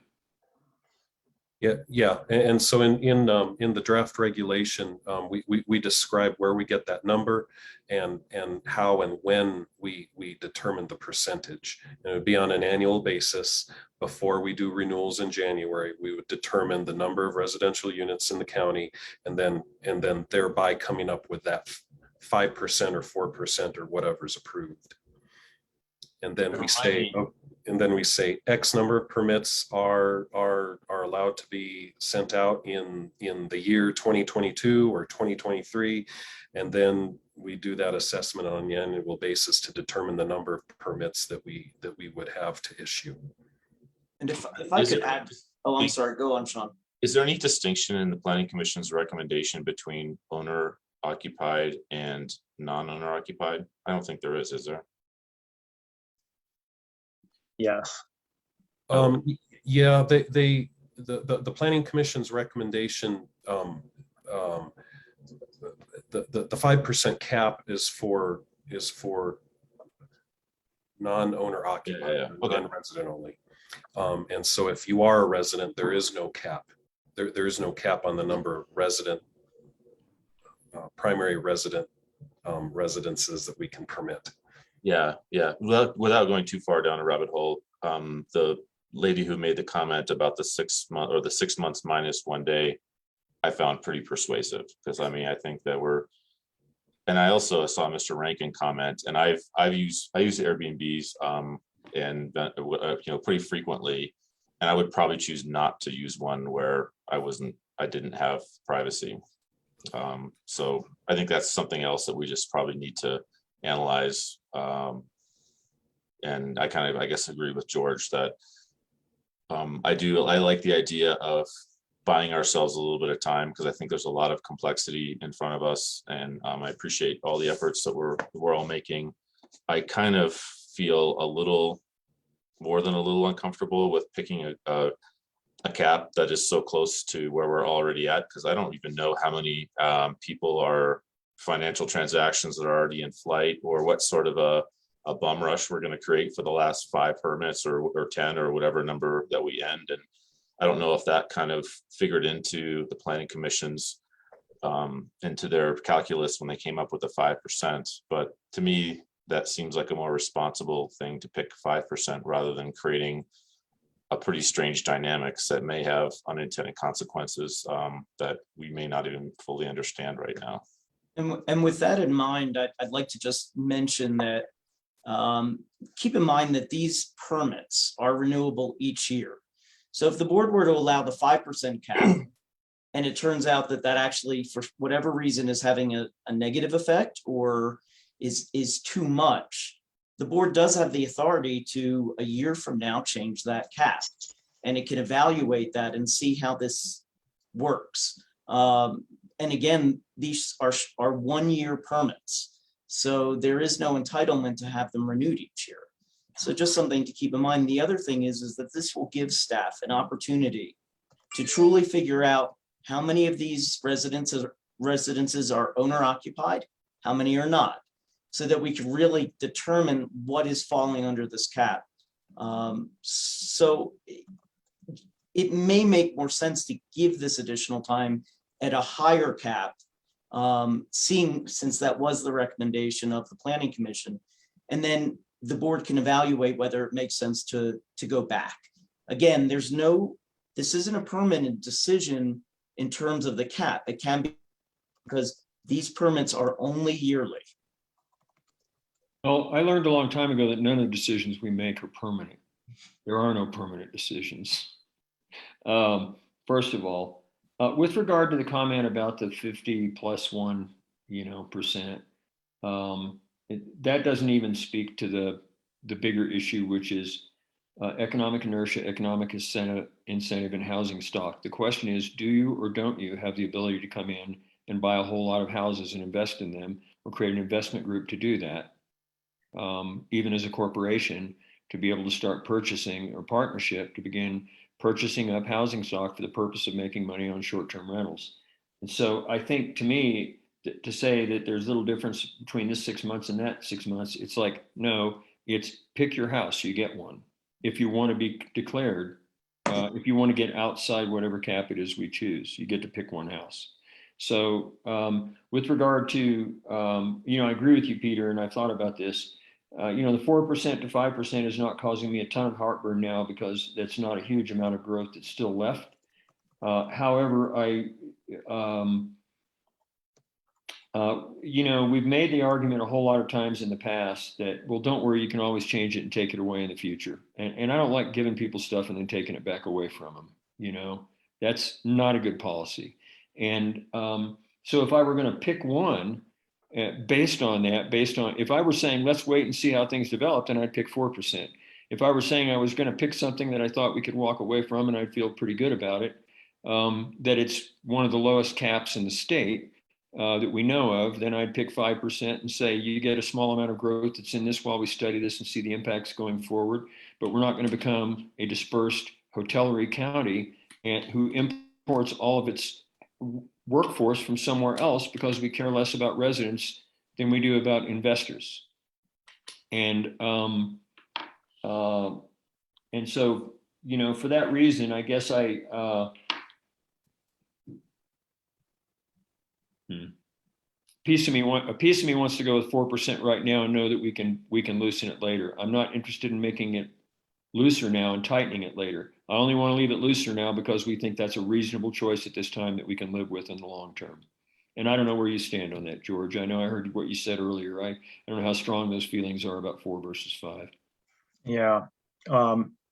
First off, I really appreciate you. And I just want to repeat it for everybody listening. I agree with you. I will be very hesitant to remove licenses from operators who legally obtain one and are not generating complaints.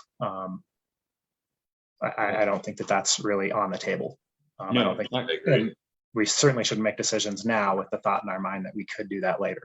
It's the reason I'm going to break out influencing. It's the reason I advocated for some kind of cap in the past because I didn't like the idea of letting it get away from us and having to try to pull it back. It was not fair. But anyway, go ahead. Yeah. So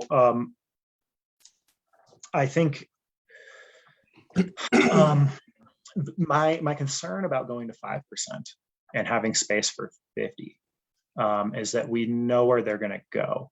We're going to see one neighborhood change without having had an opportunity to talk about what those changes mean for that neighborhood. And I'm talking about St. Mary's. We will see the percentage of short-term rentals in St. Mary's go up a lot. Now, I don't know that I'm not expressing I could live with the 5% cap. I think I prefer something closer to 4%. I think regardless, I prefer a number and not a percentage. And that's because there's no real cause for staff to have to make that calculation every year. Our housing stock changes slowly. We all hope it doesn't change abruptly like what happened in Grand County. And we don't want to have a conversation about how such a change would change short-term rental license availability. So I think I prefer a hard number. And I think the logic of Sean to make sure that folks who have, I think you said transactions in flight, right? Like we heard from some people who were about to buy a home or trying to, about to sell a home. I think leaving a little bit of space for that makes sense. I don't know if in a number of units terms, if that number is best as a growth of 10 units or 20 units, or I think we heard from 3 people who had expressed some level of that issue. I think we're looking at somewhere around somewhere between 130 and 40 is probably the non-resident number right now. And we're going to have to get that figured out. And, a number like, if we're going to go to a hard number, a number like 150 kind of appeals to me. It leaves a dozen of them or, 12 to 18 of them out there on the table. Maybe we don't know even for sure because we haven't done that research to know what the real number is. But I think a number that's large enough to deal with those who have made their down payment or have a contract in place or have purchased or just closing on the property and they're that close. As far as somebody who says, but I have plans to build 7 more units over the next, or purchase this many more units over the next few years, that's my business plan. I think that's beyond the scope of our consideration here. People's future desires versus what we're trying to do to figure out management at this time. And a number like 150 appeals to me as a hard number. A number like 4% or a little, I would have said a few percentage, a little bit over 4, but I think I like round numbers better. 150 is a better round number than 4.29 or whatever. That's my response. I'm not really persuaded by the hard number versus percentage. I mean, we're talking about a calculation that takes 10 minutes or an hour or something, aren't we? On an annual basis. That agreed. And it allows for growth in the future. Yeah. And one thing I think, Randy, you raise a really good point and a valid point that I don't believe applies to Clear Creek County. I know that there is a whole industry of, and it's, I went to Moab in September, and there's a whole neighborhood behind the hospital in Moab, and like 100% of those houses are short-term rentals. And I know that they're owned by corporate entities. And the one that I was in, I think they own like 15 or 20 different houses, and they're all right next to each other. People who are doing that are not doing it in places like unincorporated Clear Creek County, just because there are so much more financially lucrative places to do it at, most notably anywhere down the hill where you can get density, you can set up some economies of scale with your team that does the cleaning, and all the rest of that kind of stuff. So I haven't seen any evidence of it yet in unincorporated Clear Creek County. So I think it's something to keep our eye on, but I don't see that as something that's keeping me up at night, worried about some corporate entity coming in to screw up our housing stock, because I think it's just not that profitable. I think what we see is happening is industrious, enterprising couples are maybe biting off 2 or 3 houses, and they're doing it in the kind of similar neighborhoods for the reasons I just described. And I do think that it's likely that we'll hit the cap, whether we pick a number or whether we pick a percentage, probably hit the cap in the next 12 months. And I think that's fine. Just for reasons of simplicity, I do like a percentage better, but that's not the hill that I'm going to bleed and die on. But other than that, I think it sounds like we're kind of headed towards some consensus here. I think so. I think what I would say is that I agree with you that we don't see large investors coming in here to buy up hundreds of houses because we don't have hundreds of houses.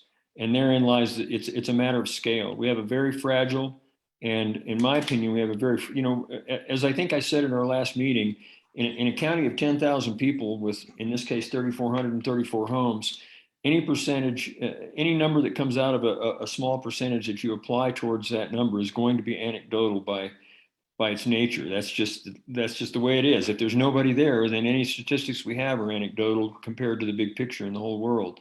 But I think that we're not Moab, we're not Vail, we're not Eagle County and the other towns in Eagle County or Grand County.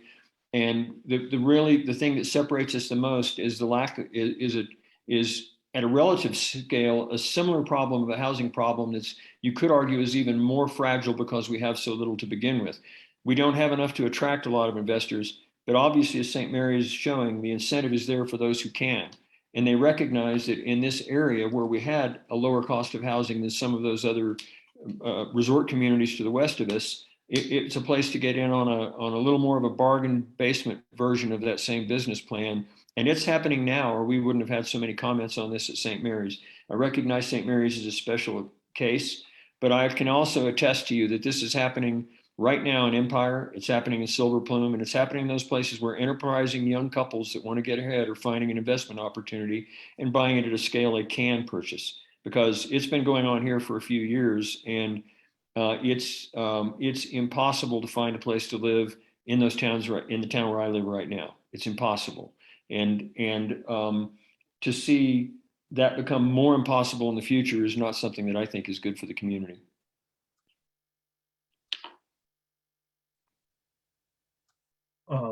For what it's worth, I did see a billboard in Dumont advertising participation in real estate investment trusts. And I agree with the commenter that that's a big part of what's driving this.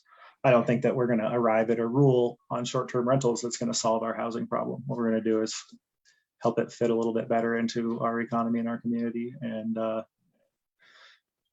try to address all of the other things that are happening with housing related to supply and cost and investment activity, et cetera.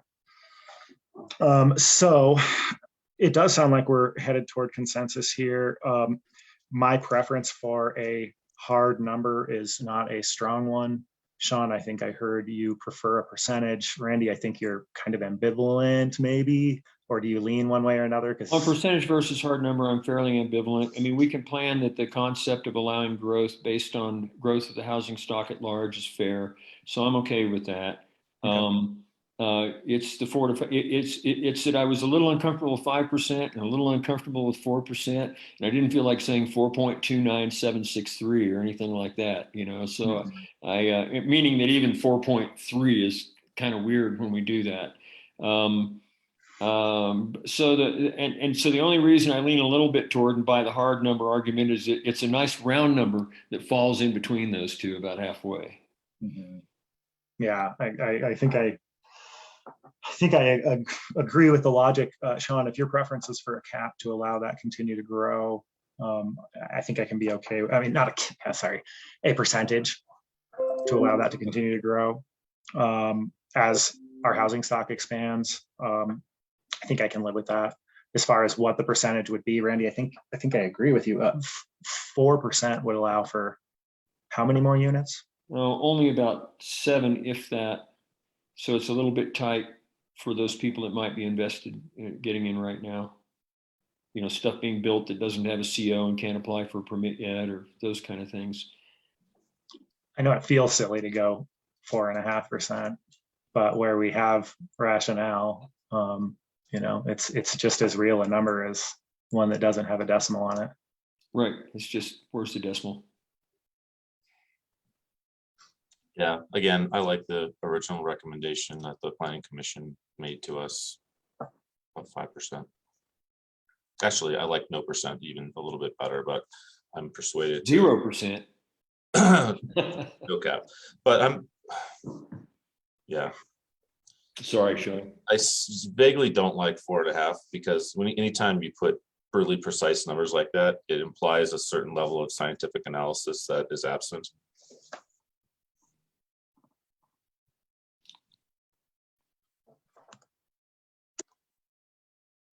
So if we have 48 STRs in St. Mary's right now and we leave space for 50 more, we need to do that with eyes wide open, that we're leaving it open for the number of short-term rentals in St. Mary's to double.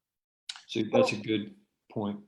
Well, I know a lot of people listen to this conversation from all corners of unincorporated Clear Creek County. And if anybody had any inkling to want to do this, they're realizing that now's their time to do it. So I would be pretty shocked if even half was, well, who knows? I think it's hard to make predictions, especially about the future. Yeah, no, I wasn't. I wasn't trying to make that prediction. I was just trying to, talk about the possibilities. So that's why I think, there's some logic behind something lower than 5%, but I don't know. I mean, Randy, how do you think? I think I like 4.5%, but except for the reason Sean gave, which I agree with, that was the joke I was making at 4 point on and on and on, ad infinitum, is that it implies that you did that you put on a monocle and did some rocket science to come up with a number, when in fact we're all shooting. I think we're shooting for valid reasons because we're an anecdotal county with an anecdotal problem that is severe, that we see in front of us, that we know is going on. And I know it personally right now. I'm glad I've got the house I live in. I know it's becoming more and more difficult without doing it as a short-term rental to afford to do it. And I think that's the issue. I think that's the issue we're addressing.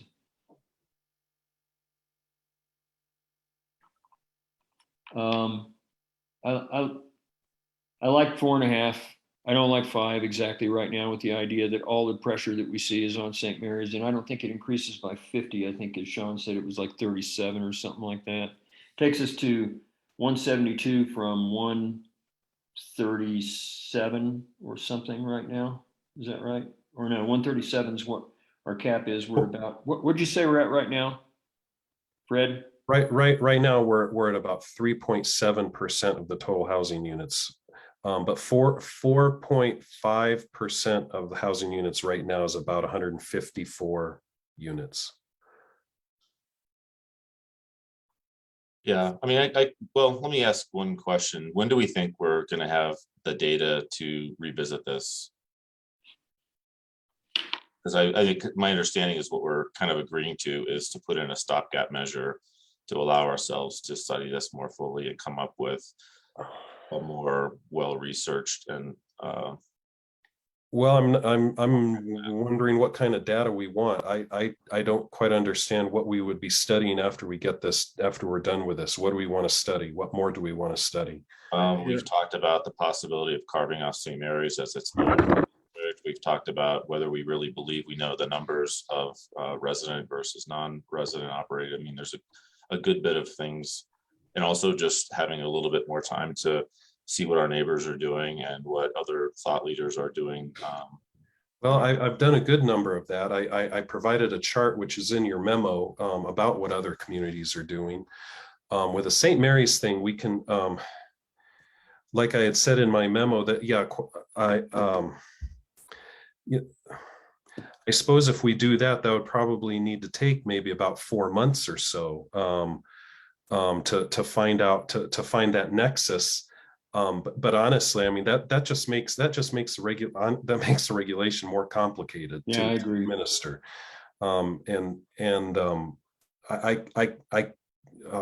We can do that, but I guess from an administrative standpoint, I'm trying to keep this regulation simple to administrate.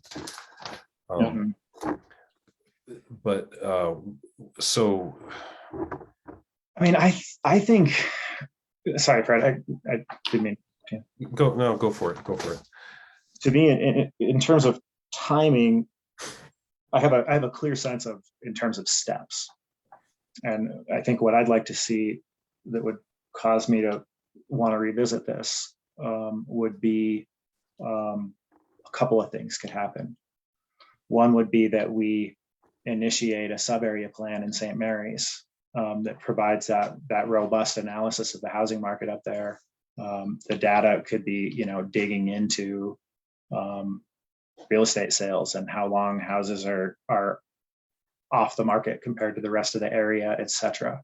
So I would kind of look at that. The other thing that I would look at is, I know there's a lot of conversations around the state. Sean mentioned just one of them that would change how these impacts break in our communities, and that would be a point in time which we would maybe want to come back and reconsider.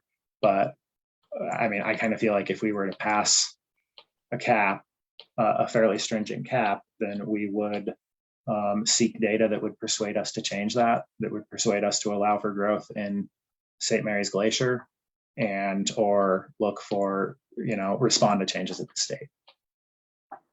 Yeah, I think that's well said. And Fred, I wasn't criticizing the homework that you did in advance of this meeting. I was just pointing out that by the very nature of our stage of evolution, this conversation, it could not possibly be complete, and it isn't.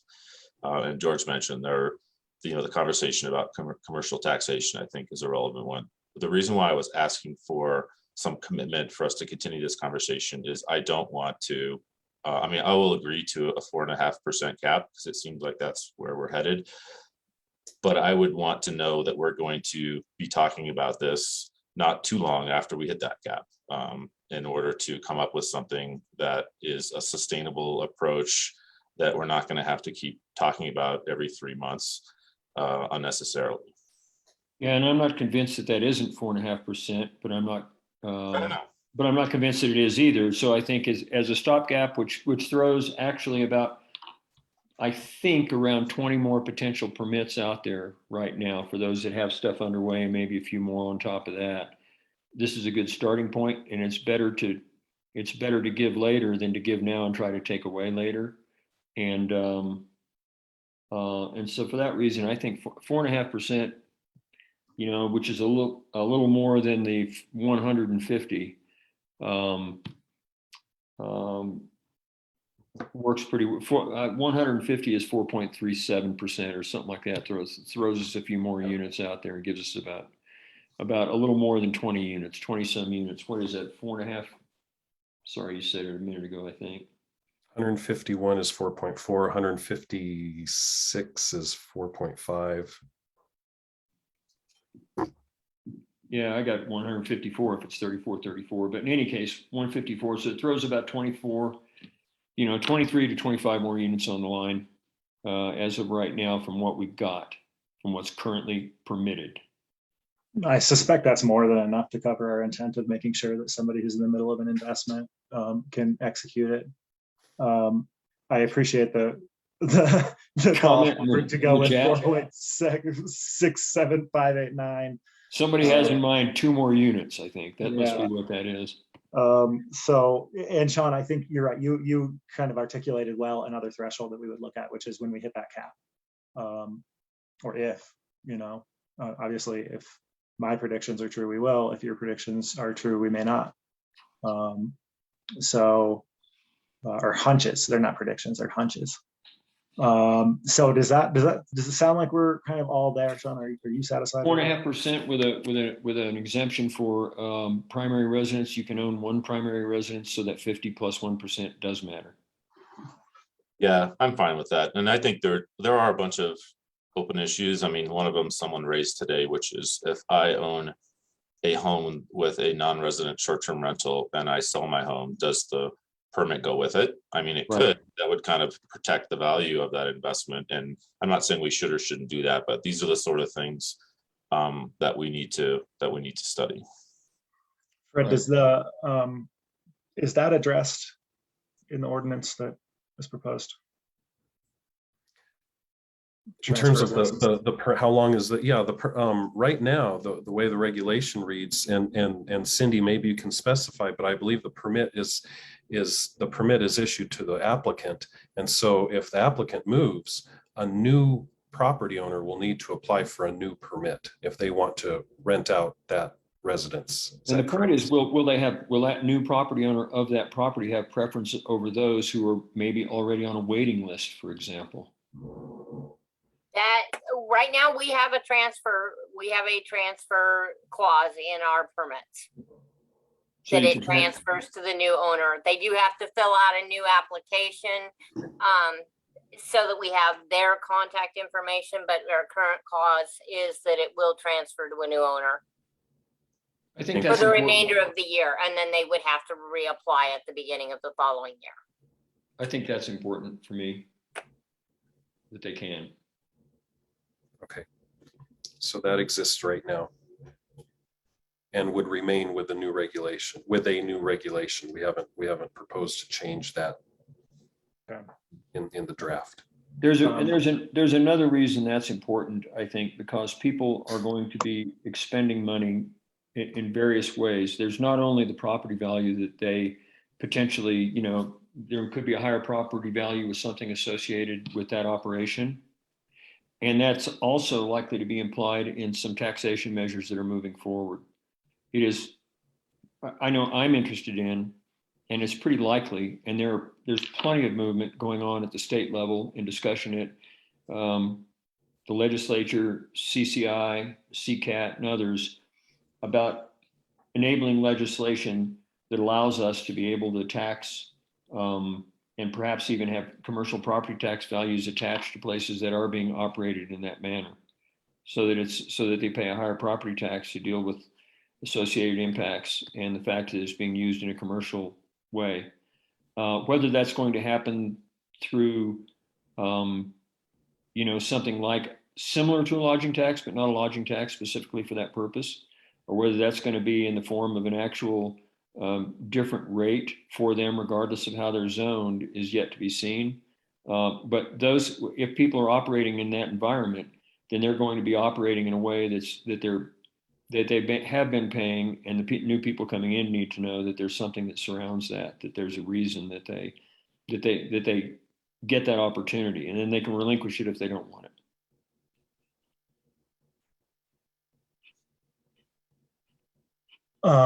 Okay, so then The other thing I have in my notes here that we had brought up that's like a sort of nuance issue, not is the 2-person per bedroom limit, and the conversation about whether that should only apply to folks on-site wastewater treatment systems or whether it should apply to everyone. I guess I'll just start the conversation by asking, I guess I perceive that limit as having something to do with fire egress and or other life safety issues. Is there any comment on that? I guess I'll also just state that there's a number above which I think that these start to be looked at more as party homes than family vacation homes. That's true. And I think that typically on residents, we haven't looked at occupancy from a fire safety standpoint. The only place we look when you're passing inspections, for example, on a new building, the only place you look at those, or you look at your fire separations between certain uses in homes. And those have changed over the years. And then you look at the egress sizes of windows for any potential room that could be used for sleeping, either a door or a window of a given size that opens to a given aperture so that people can crawl out and jump, and if they can't get down the hallway. And we haven't looked at occupancy because generally homes have been pretty well expected to be, full, it's like there's a family, there's a certain number of people that are generally living in a home of a given size. And, but when you start looking to be used for short-term rentals and people are asking to pack more people into sleeping quarters and into more places, then things like egress windows, as well as the occupancy of the building, could come into play. It could be something we need to think about.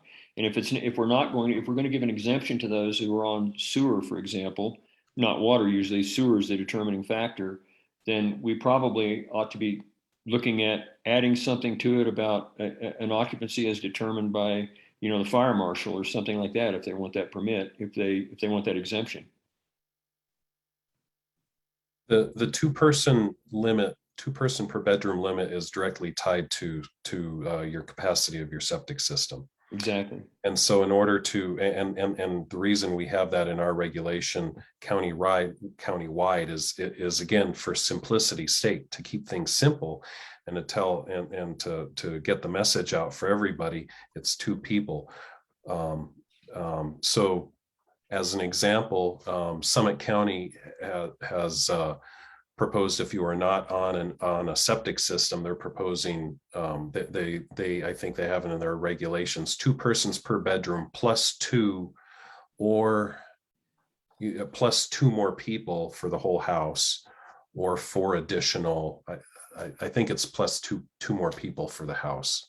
2 or 4, I think, is what they're considering. They're still considering their regulations to add a few more people. What I would suggest is if you want to add if you want to go beyond that 2 persons per bedroom, we could get a recommendation from our building official in terms of appropriateness for a residential capacity. And I think that has to, at some point, then you're looking at it being operated commercially, and you're looking at putting a commercial occupancy load on the building, and that's why commercial buildings have an occupancy maximum that's determined by the fire marshal. It seems like an item to be added to our study list. And until such time, it should be 2, I guess. I mean, if we can't make it up here today. I mean, I think I could see where someone's not on a septic system saying 2 person per bedroom plus 2 seems like it kind of gets us with what we're looking for. It keeps us from having, very large numbers of people in homes. So plus 2 for the building, is that right? Yeah. So if you've got a 2-bedroom, you get 6 people, knowing that 2 people can stay on the couch and have, say, fire egress, etc. But I mean, that's not a strong opinion. That's just, Sean, I think I'm trying to accommodate your desire to address this, and knowing that if we don't address it now, our next opportunity to address it, won't be for a while. Right. And again, St. Mary's is primarily in a sewer district, right? Yeah. So most of, we probably believe, well, I don't know how to say that. I mean, my neighborhood is a sewer district too, interestingly enough, where a lot of the homes are. So I think that sounds reasonable. 2 per bedroom plus 2 if you're not on a well and septic. Is that what we're saying? Yeah, and I mean, you raises some enforcement questions, but there's probably largely, I don't want to call it an honor system, but I mean, there's no one there to check the number of people who walk through the front door when a new party arrives at any short-term rental in the county. Right. Regardless of what the limit is, no matter what we say, there's an enforcement issue. That same enforcement issue exists. Okay. Is everybody, let me open it up for anybody on staff who has any thoughts about that that aren't already expressed. I guess I would just say I don't have any thoughts until I talk with my building official. Okay. And would we rather, Fred, I mean, would it be ideal to have the rule apply to all short-term rentals? Well, yeah, for simplicity's sake, yeah, but then I'd want to talk with our environmental health specialist Right. about septic capacity. And our previous environmental health specialist was very clear in her opinion that you don't go over 2 people per bedroom. Right. You can't do that. You can't do that. That's how the septic system is sized, and Yeah. and so the occupancy, if you're saying this home now has a larger occupancy than that for which On the septic system was designed. Okay, I just want to make sure we are, can make sure we know for sure what Not to the, throw too much of a wrench in the works, but I mean, if we're talking about homes that are primarily rented only during the summer and good months, I mean, essentially you're only getting half the sewage load in the first place. I mean, we're not though, right?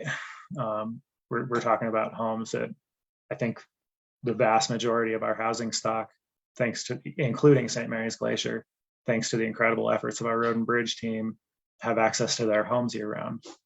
And I actually, I didn't hear that. I don't have the perspective or the perception that these short-term rentals that are in St. Mary's only operate in the summer. In fact, I kind of heard a lot of complaints about one of the biggest impacts to the community being folks trying to get up there on rental cars in the winter. So they're definitely not occupied 365 days a year though. I mean, that for sure, but it's still, I'm with you. I understand.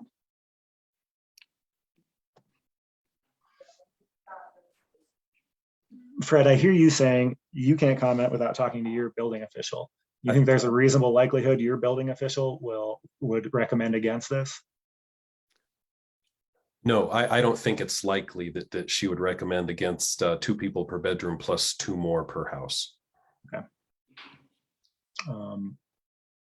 For a septic system? For homes that are on a septic system. If you were on sewer. Now, if you're on, if you are on sewer, so if you're on a septic system, right now the septic system is sized based on 2 people per bedroom.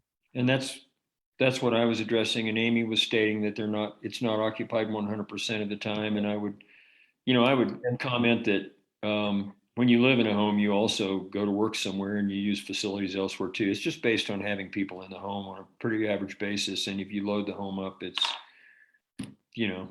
going to get its use for sure. I think you may have your environmental health specialist might give you some guidance on that thought.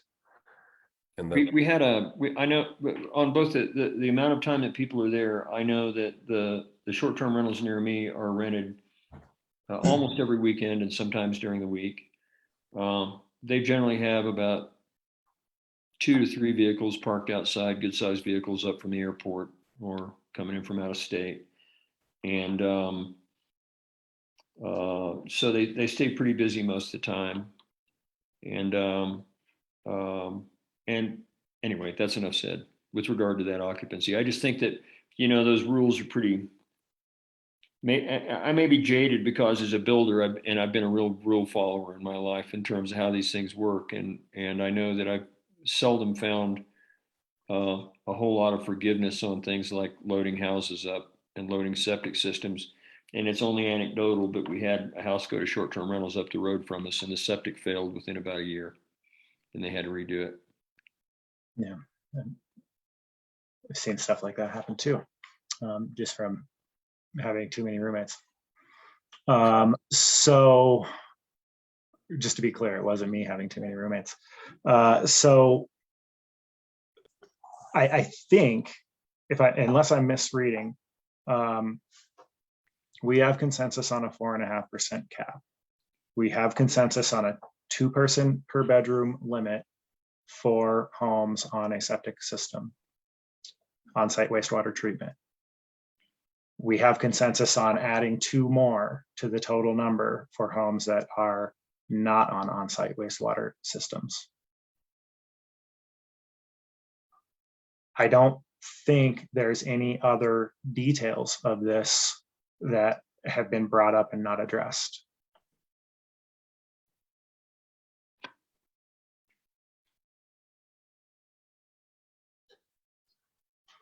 And I suggest, we've made a lot of comments about what would cause us to, and I think have some loose agreements about what would cause us to take this back up. And I suggest maybe we try to clarify those in a future meeting and not in this one. Right. So if I'm correct, that we have consensus and that's all of the issues, I think we might be ready for a motion, and maybe Peter could help us articulate. Not an action session. This is only a work session at Oh, this correct. point, so until we resume the hearing, no action can be taken. Thank Yeah, you. I do view hitting the cap as a triggering event. And that doesn't mean that we need to schedule a meeting the following Tuesday, but I think that to me, that's a triggering event. Yeah. So we resume in 23 minutes with the action session on this item. Is that correct? Yes, thank you. So let's go ahead and we're going to declare this work session over. Thank you all for your time and for your thoughts. I actually think this, I'm impressed at how we were able to treat each other in this meeting. I'll say that. We are on break until 1 p.m., at which point we will reopen the continued hearing to discuss short-term rental regulations. And just for clarification, schedule-wise, do we want to have Dr. Ryan speak on his COVID update at that time, but after the 1 o'clock hearing, maybe put him off to 1:30? Or have him go now? I do think it's a good idea to break for lunch, at least for 20 minutes. We've been going strong now for several hours. I'm good. I can stay. Come on, guys. No one smiled. Not one person smiled when I said that.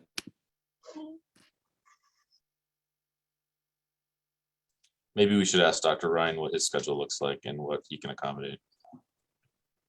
Whatever you guys want, sooner the better. It's fine.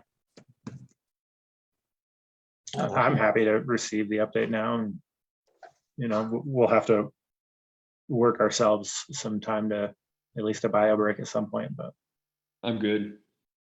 Okay.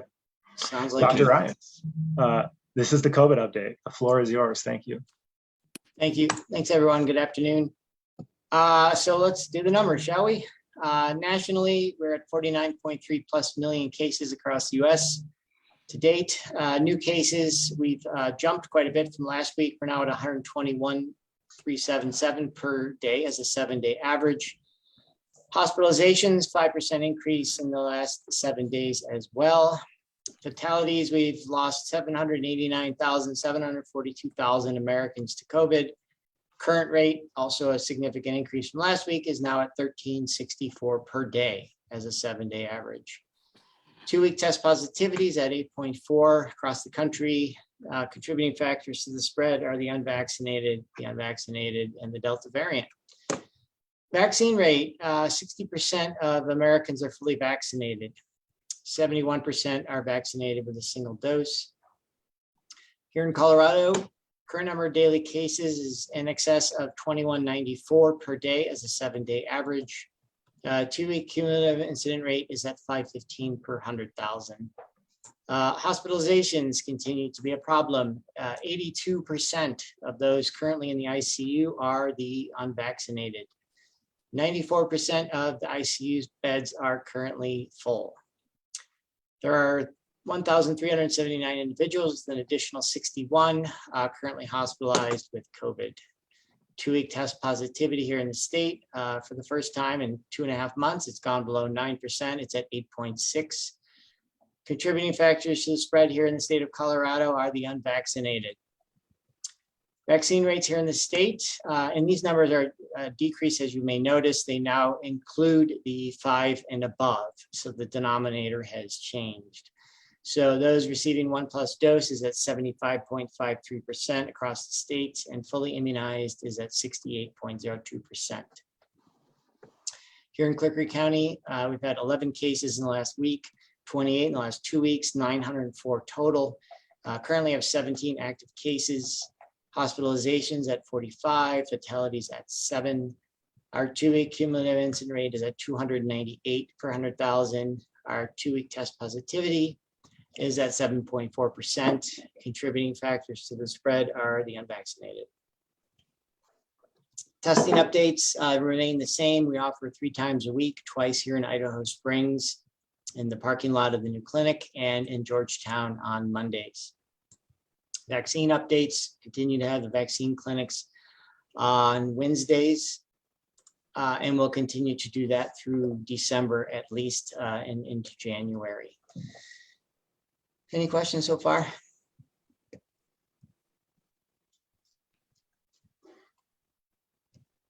No. That's all I have for you at this point, unless there's more questions. A comment from me. Happy to see that both our case rate and our test positivity rate went down in the last week. At this point, I don't think you can identify a trend in that. I know with the population this small, when you calculate per 100,000, you can get some pretty big jumps. Certainly hope it continues. And I want to acknowledge, because we received an email from somebody who noted these same statistics and wanted to make sure that we noted that this change happened before the mask order was in place. And so we will note that this is not because of businesses or public spaces requiring masks. To the extent that it's a trend, maybe it's because folks have dug deep into their reserves to get that mask back out and maybe be a little safer, think a little more carefully about what they're doing out there. And so to those of you who have done that, I want to express my gratitude. I also, Tim, have heard that there's quite a lot of volume at the vaccine clinic, and really excited to hear that. I think that's really great news. Yeah, it's going quite well here at the new facility, so happy with that. Yeah, historically over the last 3 years, data around Thanksgiving weekend and weeks after, pretty wonky. Typically, very hard to draw any conclusions from those from a trend perspective. There's one thing that came up in our meeting on Friday about face masks that was commented on briefly, and I don't know that really I got clarity.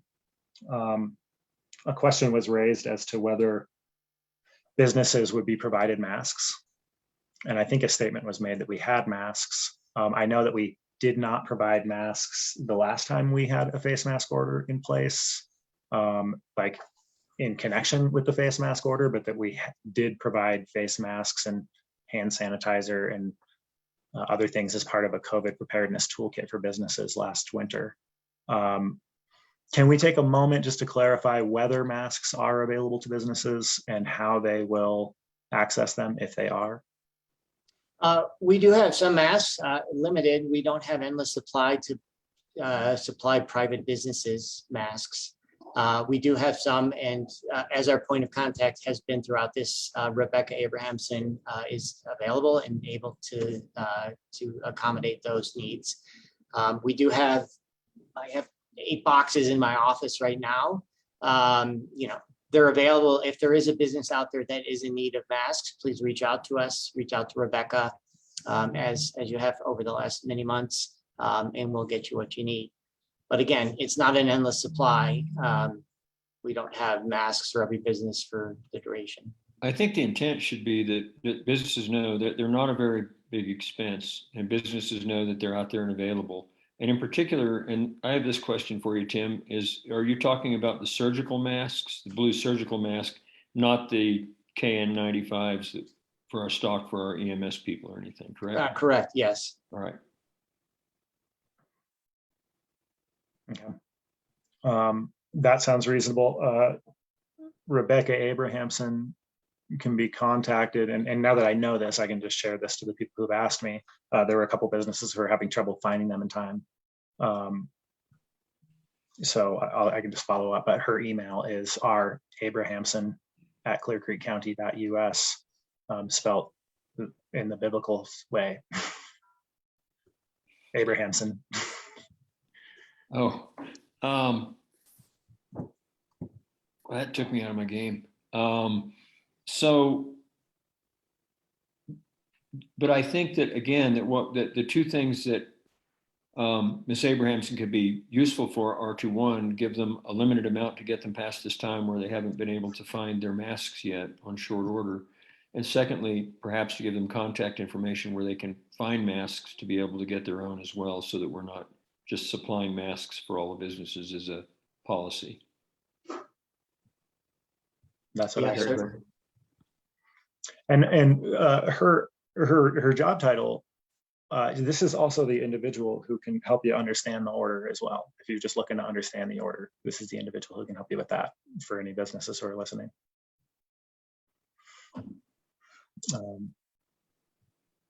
That's the only other thing I had in my notes.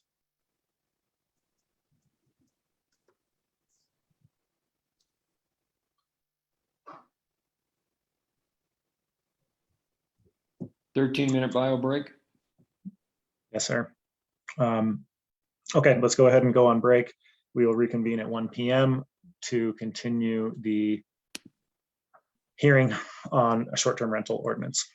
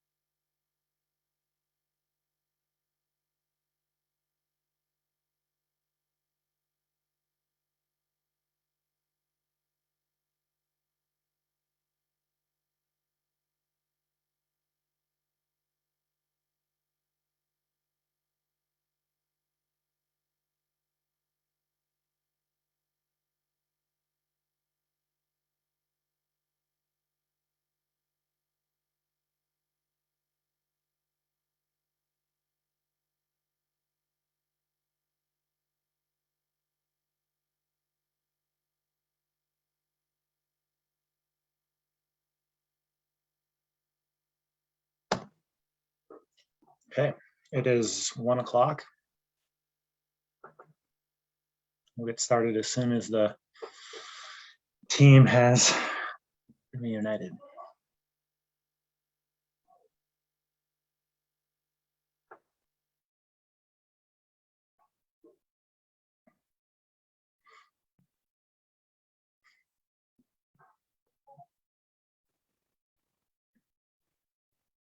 And Peter and Brian, if you are there, please turn your camera on so I know. Okay, thank you. Not asking you to keep it on, just wanted to make sure you were here and participating.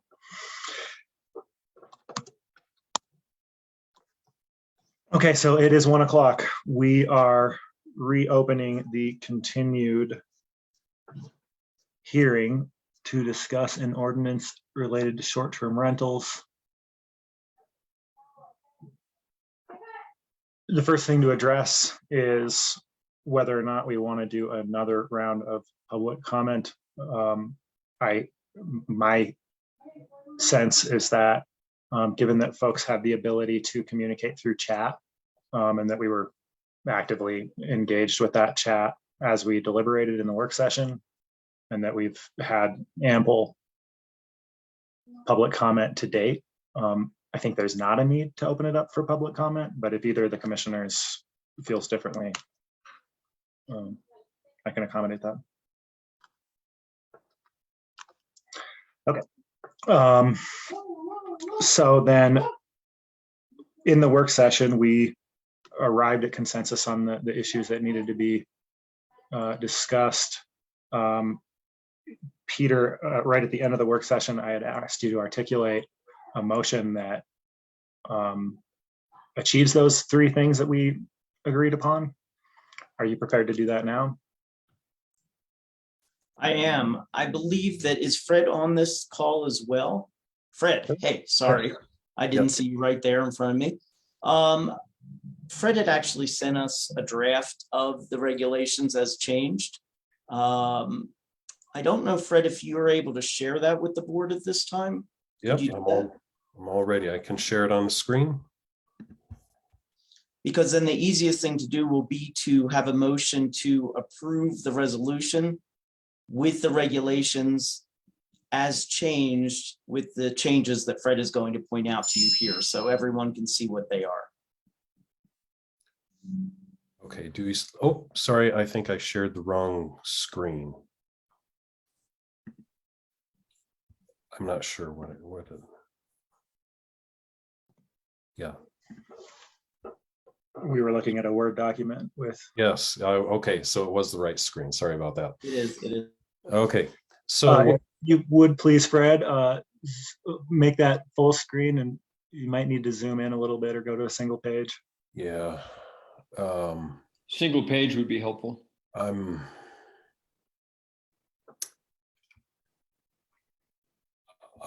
sorry, I'm drawing a blank. How do I do? Bottom right-hand corner where it says 100%, increase that lever down on the bottom right-hand corner where it says 100%.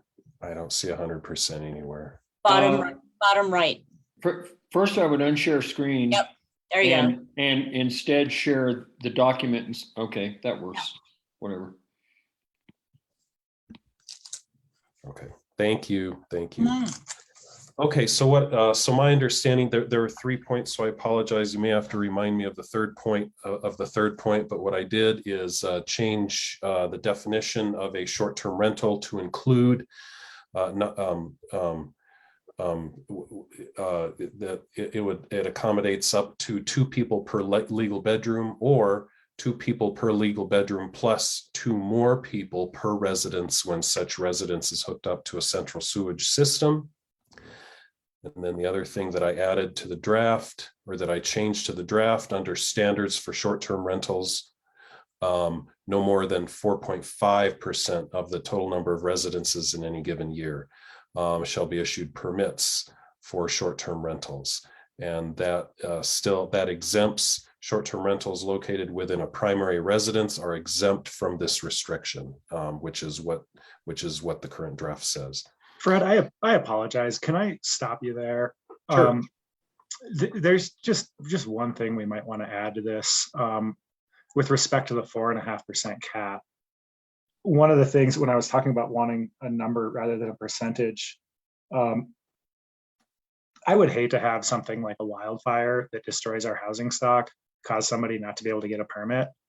And I don't want to not to get a permit renewed. And I don't want to change. I'm not advocating that we go back to a hard number. What I'm thinking is that we could add something that says like, if the number of residents is decreased, total number of permits should not be reduced. And I don't know, maybe you guys think that this is not worth addressing here, but. Of course, we all hope it never happens, but if it does, that would be the least of our concerns, I would think, if we lost hundreds of homes in our community. I would think we would figure it out at the time, and it's a low I'd like to say it's a low probability after this last weekend and everything else we know. I'd like to keep thinking of it as a low probability that would happen, and we'd address it when it came. Then we can proceed. My concern was that we'd have to go through another ordinance process, but we can proceed. That's not that hard. Yeah. I do want to add one clarification to the top of what the first change that Fred noted. I do think it would be important where we have 2 people per legal bedroom. We need to make the distinction because the purpose of that was for for residences on septic system. Now I realize we say 2 people per legal bedroom plus 2 more people when it's hooked up to central sewage, but I do think we should just make it clear what we're talking about in that first section. Okay. And that's easy enough to do. I just want that to be noted. That would be one other change. Other than the cap and this section, I do not believe, looking at the draft that Fred had put together, that there were other changes that were incorporated that needed to be removed. And if that's the case, the motion would simply be to adopt the regulations as amended and then seconded, and then we could move forward. Okay. Are there still, I think there are still changes in this document to go through, Fred? Further down? Those are the only 2 changes that I made. I apologize. Was there another point that you? We had, in the original hearing, Fred had gone through these proposed regulations that were proposed by the Planning Commission. So what the board sees in front of them are actually most of the Planning Commission changes. The ones that you are seeing that are in blue are the changes that were made effective or put into place today based on the work session. That's correct. Thank you. I'd seen more red, was why I suspected. Yes, there's quite a bit more red. I can go through all of the go through all of the changes as a reminder if you would like. I don't feel like I need that, Randy, Sean. Okay. So then at this point, the motion would be to, Peter, will you fill in the blank? What would the motion be for? The motion would be to approve the regulations as amended today by the board after its work session and reflected on the screen as we are speaking. And that would be it. And we need a second. So a so moved is enough from a legal perspective.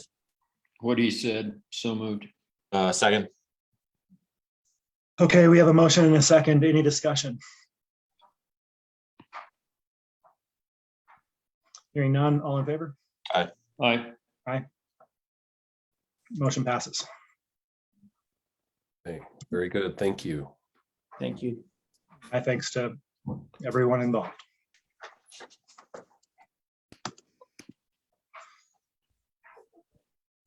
Okay, so let's just see what we can do to triage this agenda here. It looks like skipping lunch put us in pretty good shape. We caught up with COVID. We're pretty much caught up. 1 p.m. transportation projects update is the next thing I see that we haven't accomplished. Am I missing something? Okay. Well, then we're close to landing the plane here. This is the transportation projects update with Amy Saxton. Great. I have to grab it because I didn't have it open because I didn't think I was delivering it today. Okay. Very good. So yeah, this is a transportation update that is one of our just kind of regular updates from the perspective of the transportation advocacy efforts that are part of my responsibilities. And I provided a memo to you all to cover several topics. It's primarily some project updates.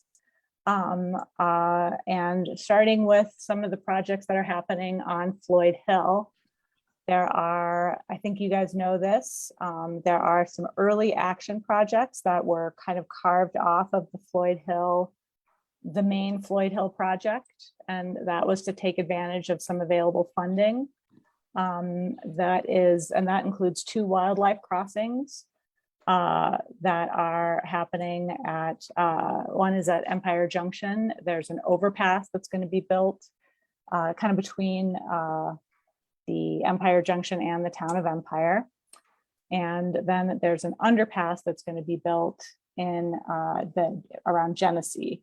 And obviously both of those areas are outside of the project limits of the Floyd Hill project itself, but because there was not an appropriate place to do a wildlife crossing inside the Floyd Hill project limits, they identified these other areas as good areas to take advantage of the funding that was available for wildlife crossings. Another early action project that's happening are these 2 roundabouts and 1 parking lot that'll be built on the top of Floyd Hill. And maybe I can take advantage of this and share screen. Let's see.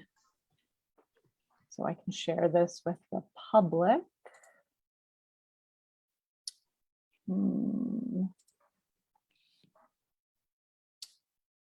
So 2 sets of projects are in early design phases for this project. This is the Homestead Road westernmost part of the Floyd Hill of the Beaverbrook. This is like the Beaverbrook exit. You can see this is the Ski Country Antiques building and the storage building for the casino over here. And these are 2 preliminary designs. This roundabout is one of the 2 roundabouts that they're adding here that really should do a lot of congestion relief improvements by just keeping traffic moving through here. There won't be those 2 stop signs that by people having to wait and get in when they're going on the frontage road, they won't have to wait in line to do those stop signs. That should really make a big difference just to keep traffic moving through these roundabouts. And this roundabout, at the suggestion of members of the issue task force that was assigned to review these designs, they did add a bypass lane out here. So this is a 2-lane roundabout. And so that also will really help allow traffic that's moving along the frontage road and continuing here will be able to just completely freely go through this and not have to yield at all to any traffic here. And otherwise, it'll just be a nice deal where somebody can go through the roundabout in this inner lane and go on here or proceed over to the neighborhood here. And then this will be a park and ride parking lot. It's a pretty basic design here that doesn't show all of the features that will be included. There'll be a transit hub of some sort here that will work for school buses. It'll be an option for the roundabout to stop here. Groups like Loveland can use this to have their employee shuttle stop here. The way this lot is currently used with where a lot of sometimes semi trucks come, and large trucks will offload to smaller trucks that can operate and drive up into the Floyd Hill neighborhood, can do that offloading so that the smaller trucks can navigate the curves that are in the neighborhood up there. We'll use this lot for that transferring of loads. That'll still be something that can be done here. There'll be a little bit of modification to add some medians and stuff, so it's not quite so just a big empty field of asphalt. And they're going to do some design improvements to make it so that truck movements are a little better facilitated by the design here. And then the second roundabout is going to be at the eastern. Yeah. On that other picture, can you help me understand what are the purple lines near the bottom of the image? I am not exactly sure. I think that could be right of way or private property locations. I think so. I think that's what that, looking at all of them, it looks like that's what that denotes. Property lines. Okay, thank you. Yeah.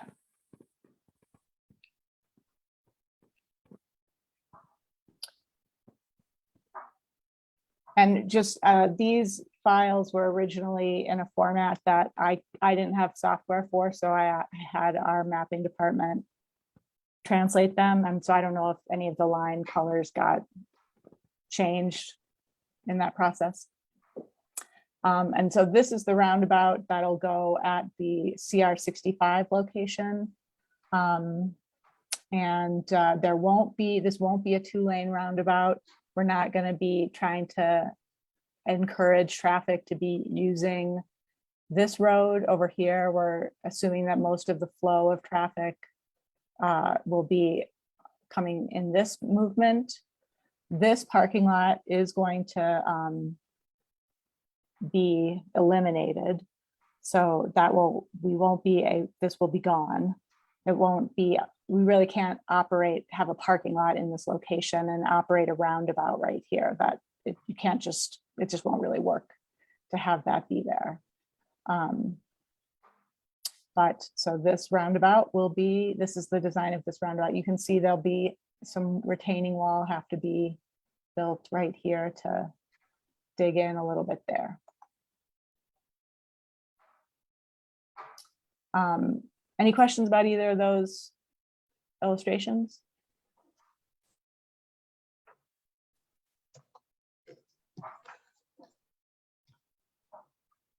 None from me. Okay. Great, thank you. I wanted to also just share with you that one of the, I'll stop sharing here. One of the other, another topic that came up on our last issue task force meeting was a concern that's come up repeatedly in the Floyd Hill PLTs and technical team discussions about egress from the Floyd Hill neighborhood, and just the fact that the neighborhood, like many mountain neighborhoods, the egress is challenging because a lot of mountain neighborhoods, it kind of egresses the exit, the roads are like a funnel, right? It all kind of comes down and you have to exit the neighborhood on one road. And so like a lot of mountain neighborhoods, if there's a fire or everybody's trying to leave at one time, that creates a challenge. And in this particular location, the design of Interstate 70 adds some extra challenges because the interchange is a split diamond. and because the frontage road is on the other side of the highway, and because the highway crossing at this location is an overpass. And because all three of those things together, it means that there's more than just the kind of typical egress challenges that a mountain neighborhood would normally face. And if there is some sort of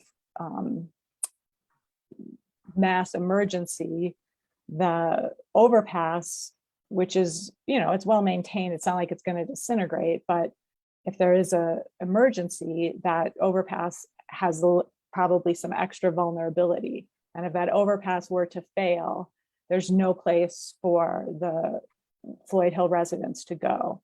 And that's been something that we've talked about in the technical teams and project leadership team since the beginning of these discussions. And the kind of approach we've taken has been limited to thinking about it from the perspective of just focusing on trying to think, oh, well, Clear Creek County and Jefferson County can look at how to get better egress over to CR 65 and work on things like across the school property. And that's been on our commitment tracking sheet and something we've been talking about and looking at for many years. But what we have decided to advance and push the conversation a little bit more assertively on is just recognizing really specifically how these specific design conditions of the current highway do add extra responsibilities for CDOT specifically that relate to some egress vulnerabilities. And we've reached out to CDOT and talked to them a little bit about this, and they do agree and are open to more discussion on how they can address this and how we can talk about it during the Floyd Hill project. They see opportunities for grant money that could address this specifically. And some of the types of solutions we might be looking at are really looking more seriously about adding an eastbound on-ramp to that portion of what they call a split diamond interchange, because half of the on-ramps are at one location and half of the on-ramps are at another location. That's a split diamond thing. But so adding an eastbound on-ramp to the Homestead Road location, and or adding some more creative emergency on-ramp, emergency access points to I-70 itself that could be in the form of additional frontage road, emergency only frontage road in the right of way, maybe between the two interchanges, or really just, thinking about what sorts of other accesses might be available through the climbing lane that's being added on the eastbound side going up Floyd Hill. But the good news is CDOT was very open to considering what opportunities they had to also look at additional emergency egress onto I-70 itself, which is I think what we're talking about, and the possibility of a permanent new access to I-70 in the form of a potential additional on-ramp, eastbound on-ramp from Homestead Road. So I just wanted to let you all know that that conversation was taking on a little bit of an additional angle, and that we were advancing that as well. One of the catches on that eastbound on-ramp that we discussed was that with that eastbound climbing lane, that on-ramp would be right in having to integrate with, that's one of the difficulties in it, integrate with that climbing lane, because those trucks, the reason the climbing lane's there is trucks climbing slowly, and then they begin to reaccelerate over the top of the hill, that's where they would be accelerating, where that climbing lane ends, over the top of the hill. And so it's trying to fit two things in the same basket, kind of a problem right there. So that's why they're also willing to look at some of those other more creative solutions to help us with, whether it's out Elm Green as an emergency only egress, which has been talked about for years. And the catch that Amy brought up that was real important is that it really comes down to if for any reason the bridge were disabled and you didn't have access across the bridge, then there's no way out because there's no lanes, there's no way down no way to get to even access I-70 from that side. And so that effectively they're pretty well trapped unless they've got an emergency egress out towards 65 or down towards, whatchamacallit, down the other direction, out east. The problem with the one out east, of course, is that that's pretty thickly wooded down that way. And, if the mega fire came through there, it would not necessarily for sure, but depending on where it came from, you could potentially be driving in, it would be a case where in a worst case scenario where you're trying to get people out of there before the fire arrives, that's the direction from which the fire could very easily be coming up that hill. Yep. Yeah. So that was good news, and thank you, Randy. And then just briefly, the two other things left my mind. Amy, maybe I can ask just a clarification real quick. Did those solutions that you're discussing, are those going to be part of this construction? No, those would be part of the main Floyd Hill project. But I included them in this just because they came up as part of the early action project team discussions. And so we recorded them in notes from this discussion, and they moved into that from yeah.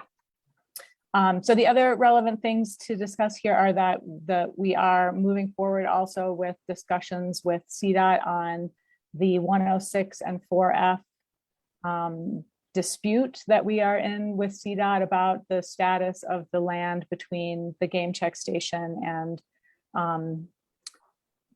roughly Kermit's, but not on that side, but that land where the asphalt section of the greenway is and where the viaduct of the preferred alternative for the Floyd Hill project will go. We are continuing with our assertion that should qualify as a 106 historic property and a 4F recreation facility, even though because it's planned as a park and contiguous with the game check station, and are having, we will hear from CDOT on December 17th to hear more formally what their formal kind of next response is to the ongoing kind of back and forth we've had. We've sent 2 letters to them, and they will respond more formally. It is connected to their EA and their they've mentioned it in their EA. They have to, before they can sign their EA, we have to resolve this this dispute. And then I wanted to just share too, the CDOT did hire a director for the Floyd Hill project.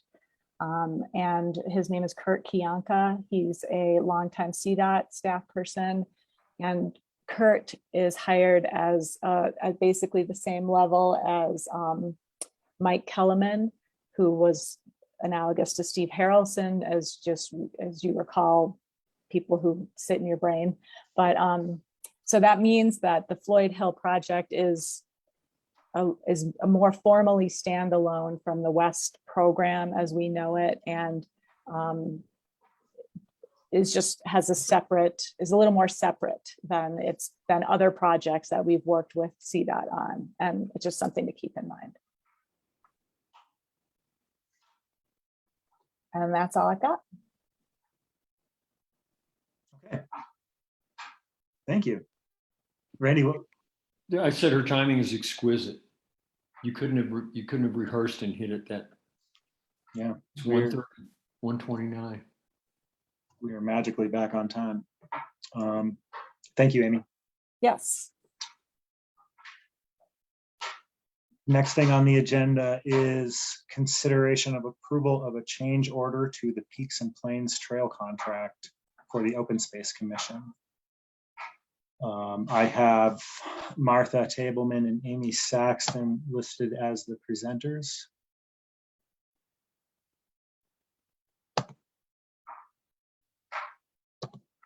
I'm not sure, Amy, if Martha was planning on doing this. Yeah, I think it looks like Beth's trying to cross her over. There she is.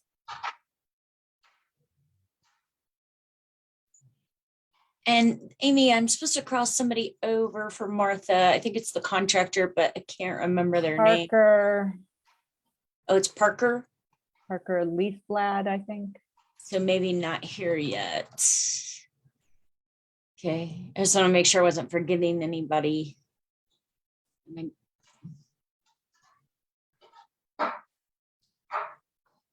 Yeah, I don't see him. Okay. Martha, are you there?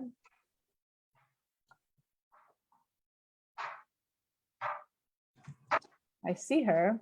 I know. I You're had on to mute, Martha, if you're talking.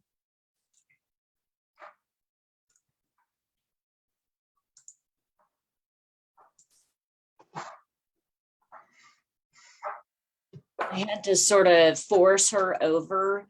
I think you have to click a Okay. button when I move you, and Yeah. she, I think, logged in, but I don't think she's moved herself over yet. So I just gave her permission to talk and put her over there. Okay. Is there some confusion here? Am I, I misread. Oh yeah, 130 is addressing policy. Oh yeah, that's true. My apologies. I'm bringing over Kim and Cindy now. Okay. We will take this up at 2. My apologies, Amy and Martha. I misread the agenda. Coming. I got Kim. I just need to, and I think Cindy's coming over now. So we should have, yes, they're here. Okay. Okay. So, yeah, again, my apologies, everyone. This is consideration of approval of resolution number 21-101 to revise the county addressing policy with Kim Steele and Cindy Rushmeyer. Excellent. Hi, good afternoon. Good afternoon. So the changes we are proposing are updating the code references, that we will only assign addresses to legally permitted structures instead of existing. Commercial buildings that share a parcel with a residence are now addressed with the letter A added to the primary number address, that we'll be able to name roads with 2 or more buildings instead of 3, and that the mapping department can name roads to prevent readdressing as development happens in the future. Any questions? Can you expand a little bit on that last one? Yes. So as development happens right now, when driveway is permitted and a building permit is issued, they'll receive an address. The address becomes permanent once the building is built. When we have two addresses now, or when we have 3 now, we name the road, and we'd like to change it to 2 to name the road. And we'd like to even be more proactive in that process, that if there are existing roads in the county that currently do not have a name, we would like to name them. And then emergency services have a point of reference as people are out on OHVs, jeeping, and an accident happens. And also when that first building gets built, they don't have to go through the readdressing process as more homes are added to their street.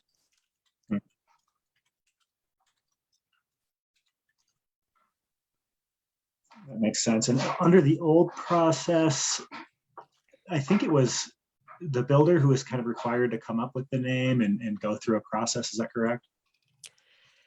Since I've helped with addressing, we haven't had a subdivision come in, but it's my understanding that's how it happened in the past. Oh, no, it did happen for Georgetown with the Bighorn Crossing. They did with the plats, they had road names already in, and we only had to change one, Hummingbird Way. Because there's already a Hummingbird Way. Okay.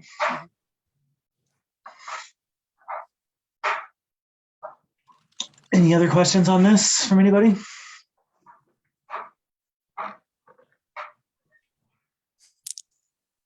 Okay, Hearing none. Thanks. Do I have a motion?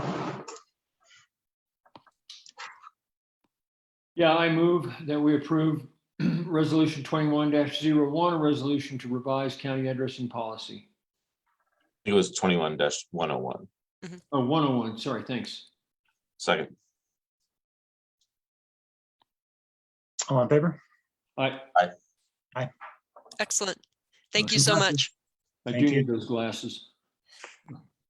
Me too.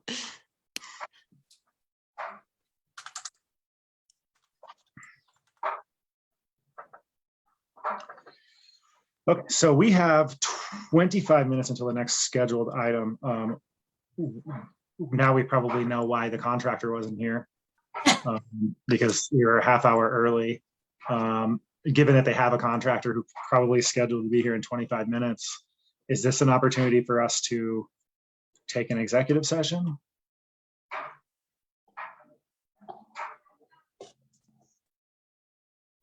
It's a Peter question in terms of timing. Yeah, the Zoom link. Have we been sent that yet? I don't think so. I will call Peter.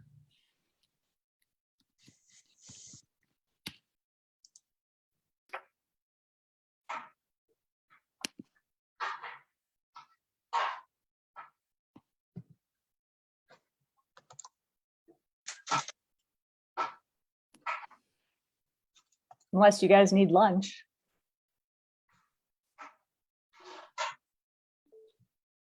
We sort of did that earlier. Wasn't much of one. I shoved crackers in my mouth on that short break. Peter's sending a Zoom link. He was having an issue with his own Zoom, but he's sending a link now. Okay. I just sent you some good news. I saw that. They're reporting 80% containment on this fire. Now 100%. Now 100. That was the one she just sent. Right. Really good to have some people that know every square inch of the county, huh? Sorry, I couldn't get this to go back up. Beth, I just missed what you said. Did you send out a Zoom link? No, I just sent good news that Oh, okay. the Miners Candle Fire is 100% contained. Peter, I am not seeing a Zoom link yet. I think I had heard you had sent one. Maybe while that's going, we could get through the motion. Which motion are you talking about? A motion to enter executive session. Oh, sorry. Beth, what's up with Zoom today? Oh man. I already had the AFib crash this morning. I'm trying to figure out which executive session we should do. Since we have Cindy around, I think that we may as well just do the one with Stoy and Cindy and Nanette, assuming that everybody's around. So I'm going to send the link out to them just in case, and we will go from there. Okay, Okay. therefore, I move the board into executive session for the following purposes. Pursuant to CRS 24640224B and E, for the Board of County Commissioners to have a conference with the county attorney for the purposes of receiving legal advice on specific legal questions relating to zoning enforcement case PCE 2020-0003, Brook Forest Estates filing 2 L20-A, and 2, determining positions relative to matters that may be subject to negotiations, developing strategy for negotiations, and instructing negotiators with regard to the aforementioned zoning case. Second. All in favor? Aye. Aye. Aye. Okay, the board will adjourn into executive session for the purposes stated on the record. No minutes will be kept. No written minutes will be kept. No decisions will be made. This meeting space will stay open and we will return here. The next publicly scheduled agenda item is at 2 p.m. It's a discussion of a change order for the Peaks to Plains Trail.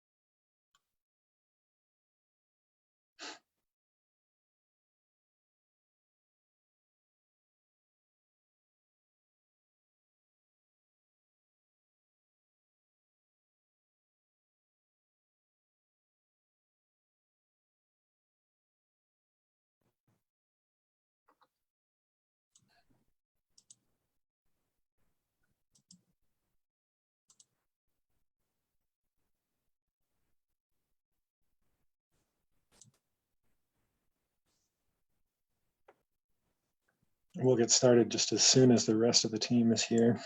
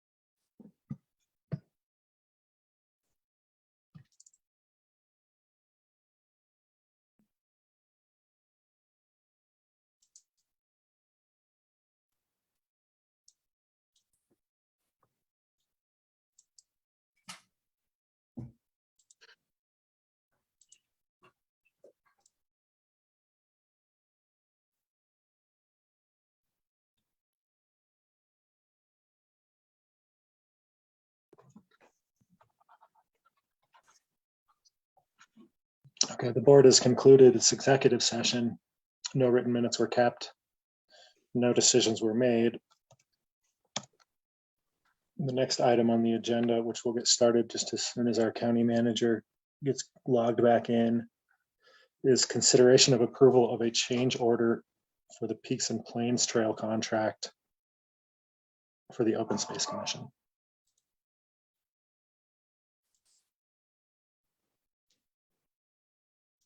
And I see that the full team is here, so we can get started. I think we determined that Martha was going to be the presenter on this one, right, Amy? Yes, Martha, are you there? I'm here. I don't see my picture. Can you guys hear me? Yep. Okay, and Parker should be joining us if we want to wait. He's here. Okay, he's. Parker, you're there? I see your name. There. Anyways, Parker has joined us. Parker is with Ye and Associates. I don't see his picture, but that's okay. We and he's got a hat on. There he is. So anyways, we are now ready to start because everybody's here. As you're aware, we have been working on the Peaks to Plains project down in the canyon. Oops, start my video. Sorry. You see, she's got me. There's my problem. Okay, sorry. And I'm actually right on. Let's see if we can change directions here. So I'm not blanked out by the sun here. We've been working down in the canyon for many years. We were talking to you about getting to work, but we are now actually under construction down in the canyon. And we've been working since, I want to say March or April down there. One of the first things that became obvious is that the contract we originally had put together called for 120 working days. And CI asked for a change to account for high water and other kinds of things that happen when you're working in an environment like the canyon. And so we agreed to change from 120 days to the calendar year, which has the project supposedly, I'm finishing up at the end of this year, which we're not going to be able to do, which we'll get to later. But as part of that, we had hired Jay and Associates to handle engineering, testing, oversight on construction down in the canyon, because clearly I don't have that skill set. And when we did the first phase, it was invaluable to have somebody with those skills down there on a regular basis. And so late summer, and it's taken us a while to get it on the agenda, but May asked for an additional $125,000 to cover their costs, because by working to the end of the year, it increased their costs because they had to be there for more time. So that's why we're here today. Ye gave you an explanation in their letter, which you have before you. I gave you an explanation in the memo I sent to you. So rather than reiterating that, I guess I would just open it up to see if you have any questions. I've got weird sun going on here. So. I guess I have a pretty good understanding of what change orders are. They're a method of allowing us to account for unforeseen circumstances. What was unforeseen about this one? When we made the change from the 120 to the 125, I did not take into account that that would increase Yay's time. Yay bid, we went out for bid for contract and engineering support. And when we did that, they were basing their bids on the contract, which was in place with CEI. And so they bid based on 120 days. And so when we had the change order to change the time, that changed the amount of time that they needed to be on the job. So that's why it was unforeseen. Right, I guess what I meant is if somebody said we can do that job in 125 days, and then they later said, hey, you guys have high water and all kinds of other stuff. I mean, they should have known that in the first place, right? I'm not talking about Yay, I'm talking about the primary contract that is triggering this. Yeah, and I think that I'll put the blame on us, and that I think that the contract that got put together to begin with, and I don't remember where the 120 days came from. It may have come from Mueller and the design folks doing the engineering, that they estimated that the project was a 120-day project. So that is what CEI bid on, and then when we had that contract, that is what Yay bid on. And so I think that the original estimate worked in the best of all possible worlds, but Clear Creek Canyon is definitely not the best of all possible worlds to do construction in. Randy, I see you're speaking, but you're muted. Thank you, George. Looking at high water conditions, is the issue that the high water conditions they make their best estimate of time based on what they anticipate high water conditions to be and the effect on the job? And they were wrong. Basically, the high water conditions were different than they expected. Maybe I should let Parker might have a better answer than I have. I think that CI, once they bid on the job and looked at what needed to be done and what needed to be done over the time, realized that 120 days in Clear Creek Canyon tends to be problematic. That because of high water, because of weather conditions and other things that happen in the canyon, they would be better off having the buffer of saying they were to get the project done by the end of the year. I think Randy's kind of heading toward the same, or maybe, which is, didn't they know that? Didn't they like kind of have a look and walk the canyon and figure out what they were signing up for? I mean, it doesn't sound like it sounds like someone missed something and it wasn't us. And Amy, I see you're prepared to speak, and go ahead, and then Parker's had his hand up for a minute. Well, I was going to just ask either Martha or Parker to note when the change from 120 days to the calendar year was identified. I think it was very early on in this process. And so I think that 120-day initial estimate for the length of the project was very quickly thrown out as a length of project estimate. And then the change order from Yay was many weeks after that length of change happened. And then this is many weeks subsequent to that. So but before you go, Randy, maybe we can hear from Parker see if he has any light to shed the light. All right, good afternoon, everybody. Sorry. Just as a brief overall, so that 120 calendar days came during the design phase of the project. However, last year when Clear Creek County brought Concrete Express on board, at some point in time, there was a change with their contract that this project was, it had to be completed by December 31st, 2021. When the RFP came out for the construction management and project engineering services that Yay proposed on, there was a miss for the project duration on that, and so that still carried over the 120 calendar days. So that's where that misstep was. So then when we had our second pre-con in at the beginning of the year, that's where CEI said, hey, we're not signed up for 120 calendar days, or we get to the end of the year. And that's where that first change order on the project took place. And it was just at that time that I told Martha, I said, just so you know, what Ye put forward in our proposal was 420 calendar days. And that's when we said we'll come up with a change order once we know the progress of the project and how to properly close out to the end of the year.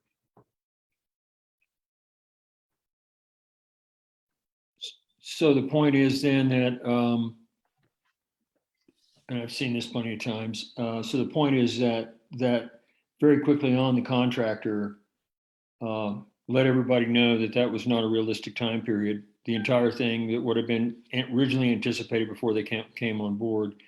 And so everything was adjusted except that Ye's time was not accounted for in that adjustment. And had it been accounted for at that time, we'd have seen back then what we're seeing right now. Is that correct? May I assume that? Correct. Yep. I would have proposed on a year-long project. So your contract was never updated when all the other prices were updated, and now we're catching up to that now and realize it was an oversight at that time, and it should have been caught, and this price should have been increased back then, so at least we'd have been in eyes wide open. Correct. Okay. And so the reason for the delay in the change order was to make sure that we knew kind of what our burn rate was and our effort on the project, so that rather than give you a change order at the beginning of the project where it was more of a guesstimate, we knew kind of the progress of the project, and I could sharpen the pencil and essentially have a better idea of what we were going to go in for a change order. So basically, in effect, it turned into a de facto cost plus rather than stipulated sum at that point, because you wait to see what the costs are and hit it then, right? Mm-hmm. How does this affect the budget of the project, and who's paying for this? This is all the project money on this project to date is grant money, and we have enough money in the grant to cover this cost increase. Are there any other likely ones that are looming that we might talk about now instead of waiting a time period? Yes, we are in the midst of negotiations or discussions, I guess would be the right word, with CEI. They ran into problems. I think I mentioned this to you at one of our updates on soil nails not working well in terms of tiering. And we have run into the micropiles being further to bedrock than we anticipated. And so CEI has put together a proposal of what they think it will take for them to get done, because it took them longer to figure out how to do both of those things. And we're also negotiating with them on the costs. Their current estimate is that the project will take to the end of April, assuming we don't have a really nasty winter that it's really cold and snowy and throws them out of the canyon, so they can't work. And so given their current estimates, they are within what their budgeted contract amount was and is. The changes they're talking about in going through the end of April will not increase their costs. Part of what we're discussing with them is it may actually be such that we can have the costs be lower. And so having Ye continue on through to the end of the project will likely require additional funds. What we don't know is how much of that will be covered by the grants and whether we'll have to seek additional funds from open space or somewhere else. And that would be, to make sure I understand, that would be for the period that EA is performing between December and April. No, it would be from what the 125 that's in front of you today takes us through the end of the year. We would have additional money from, and correct me if I'm wrong, Parker, but it'd be from January through April. This is a better discussion to have now than then, because then it's easier for us to understand at this time. I will just offer perspective that in a lot of institutional and government contracting jobs like this, because of their size and government contracting practices, it's common for engineers to make estimates and contractors to be required to insert numbers with their own unit prices to what those estimates of time, materials, whatever they are in place, and then they're adjusted to the actual units after the fact.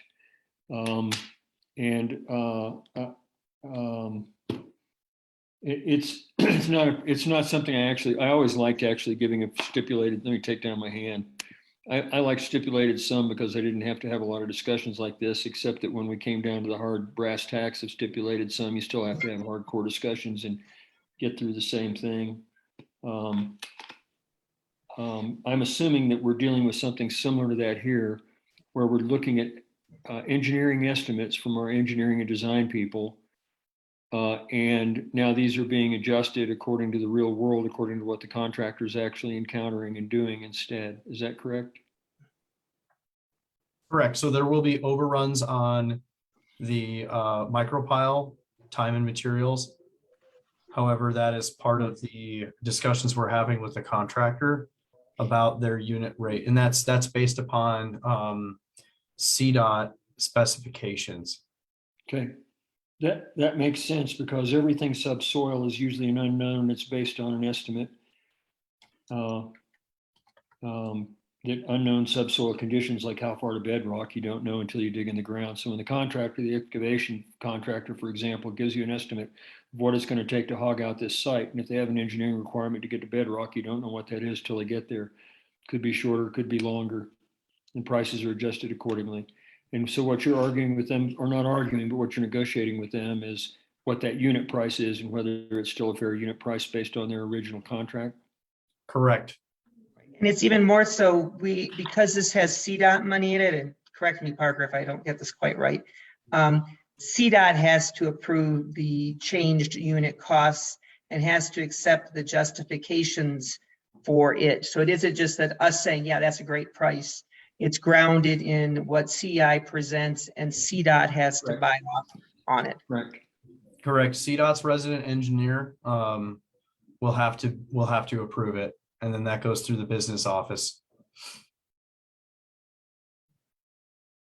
I'm curious. Yeah, you were brought on to manage the construction, and we're not part of the design and bid and all of that. Is that correct? So,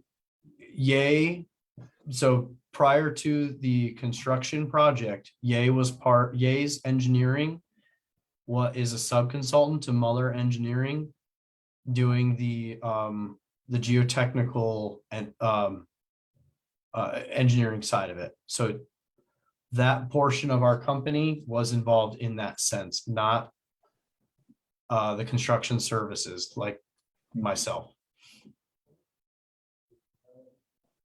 Okay, and so I'm just trying to understand. It was who it was that took that bid, built the RFP, approved the contractor, et cetera. So we were given the design, the plans and estimates and quantities and all that stuff we were given by Muller Engineering. And then I took and put it together into an RFP that went through Bob Leffler and then was put out for bid. I'm assuming that the 120 days, I don't remember it specifically, was in there at the estimate of Muller Engineering, that was their assessment of, based on what they saw the project being, that's what the time was that was involved. Okay. Yeah. First off, Parker, thanks for coming here to help shed some light on what's going on. I mean, Randy is much more in his depth when it comes to construction projects like this. I mean, I'm very familiar with change orders, and usually there are things in the order of 5 or 15 or 10% or something like this. And what we're talking about here is a 71% increase. And it makes me fearful and concerned about the entire project. So I would just like to have a little more visibility into what's going on sooner going forward. Okay. Yeah, I will offer that at DU, I studied some construction estimating at DU on large municipal type and government jobs like this, and they actually taught us to go through and estimate the job ourselves, even though the government engineers had done the estimating, and figure out where they were wrong and put low unit prices attached to high unit volumes and high unit prices attached to low unit volumes as we had determined the mistakes, so that when you anticipated your change orders and got your change orders, you gave back less and got more. And so it's yeah, it's a tough world out there. And so what we have to do is protect against making sure that we're, you know, end up becoming the recipients of that, you know, the results of those kind of techniques that they actually teach you in school.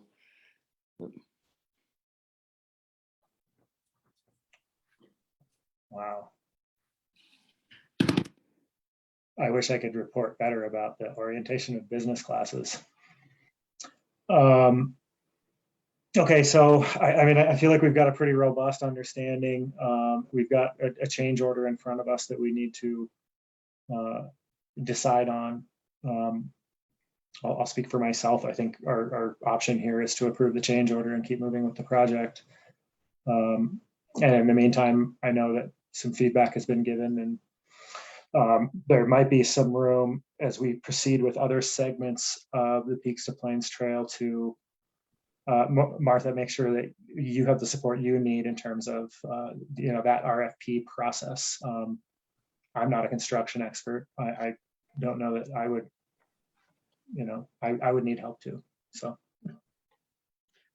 that said, other thoughts on the change order itself, Sean, Randy? No, I don't think so. My first reaction was just similar to Sean's, was I looked at the size of the change order relative to the size of the original contract and flinched really hard when I saw it, when it was basically an adjustment according to, you know, the same scope of the same basic physical scope of work is taking place. I would be, you know, it'd be pretty catastrophic if the contractor's change order, for example, were an increase of that same percentage as opposed to a decrease. So, but I also, and so that's why Sean asked a really good question about what are the surprises do we have coming. And so we've been told a couple of the surprises in advance now, and hopefully one of them will be a good surprise and the other will be we know won't be as good a surprise.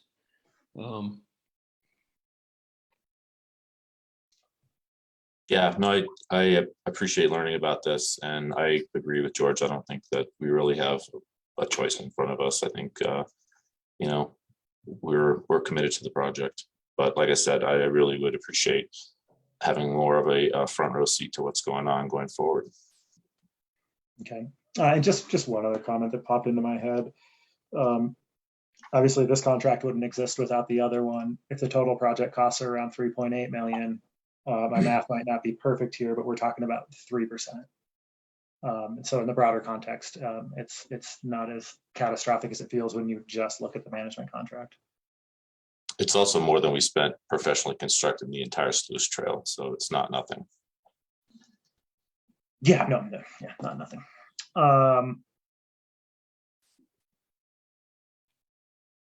Okay, do I hear a motion?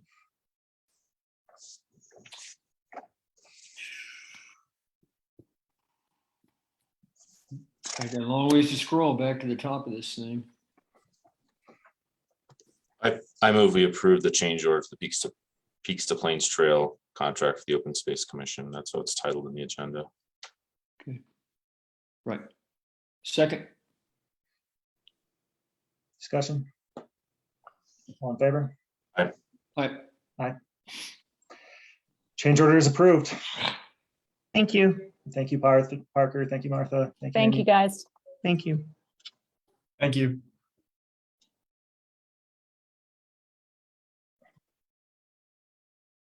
Okay. We have a 2:30 that we could probably take up now. And then that would probably, we could probably squeeze in that executive session prior to our 3 o'clock is my guess. Okay, so I am listed as the presenter on this one. I know so I'll just kind of describe what is going on here. I think we're all well aware of the property on Highway Building 103. That's the old middle school, high school.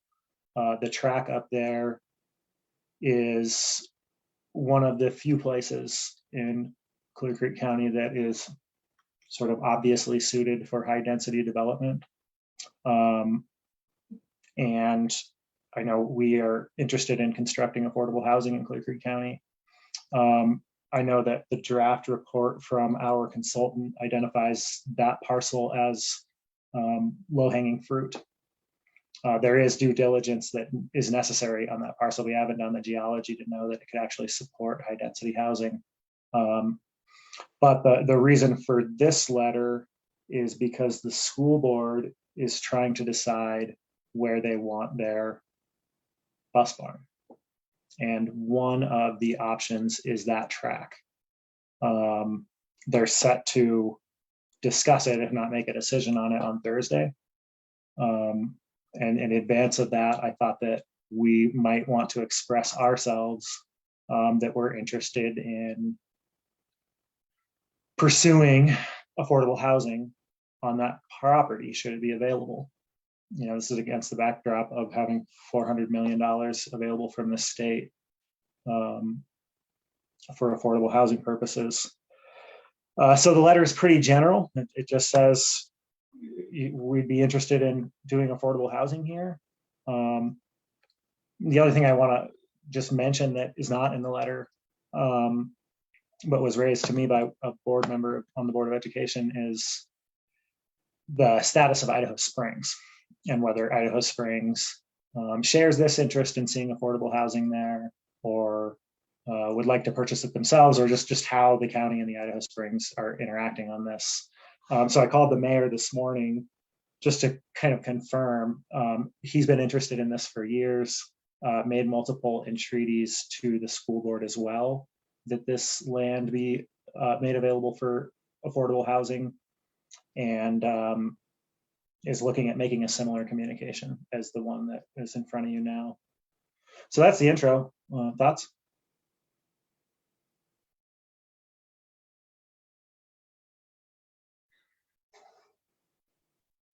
What's the total acreage in there? Do you know? I don't know that off the top of my head. Okay. I just wondered if we'd done what kind of diligence we might have done towards understanding what could go there. You know, what's its viability, feasibility, and it's not a criticism. It's just wondering how far you've gotten down that path. You know, I can pull up the draft report from Willa and team on that. What I recall generally is that the site, the property, has some access to be figured out, and that we need to do geology work to know what kind of load it can bear. But that it's, in terms of having available utilities, it checks that box, and it's flat, and it's pretty well protected from viewshed impacts. So that's what I have for you right now while I look for that document. Yeah, I think collaborating with other neighboring government entities is almost always a good idea. I have a lot of questions myself in terms of what sort of housing belongs that close to a school, and some other kind of practical things, which I think kind of probably come a ways down the road. And also a small thing, but Mitch isn't on the school board. Isn't he term limited out now? Yes, thank you for catching that. The president of the school board is Sandy Schusler, and we'll get that into the final. That was my error. I went to the school district's website, and he's still listed as a president, so I put it on the letter. Yeah, he texted me the other day and mentioned he's doing something else now.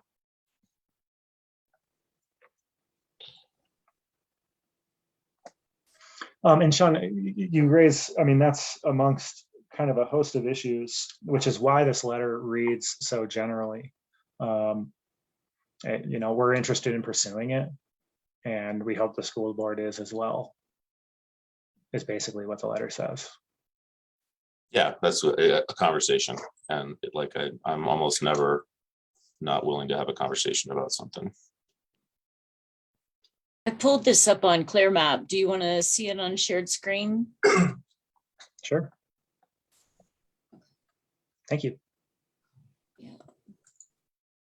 I think, is this, can you see it there, the Edwards Placer? Is that what you're talking about, George? Yes. I mean, I'm talking about the track. So not that includes the single story portion of the building. Oh, So I'm okay. talking about, you So see that just- rectangle? Yep. Yeah, just that one. Okay.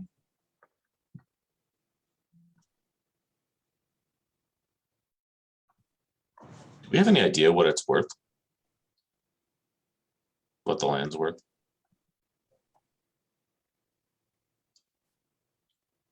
Hold on.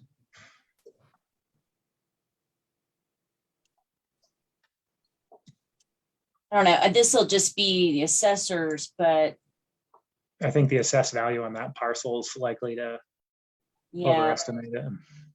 it's going to be low. So actual value in 21 was 100,000, but it's exempt, so it's not going to give you the full value. You'd have to do. Is that where you do the broker opinion or something? Yeah, EPO. Yeah. I think they assess them at what their market rate would be, and then they just don't bill them. But anyway, I mean, that's another thing that we will have to get down. And there is currently, the state has a $30 million bucket of money for land acquisition. It's open to apply on a monthly basis until the money's gone. Obviously, there are some steps between the school board being interested in this letter and us being able to apply for that grant. Hopefully this would kick that off.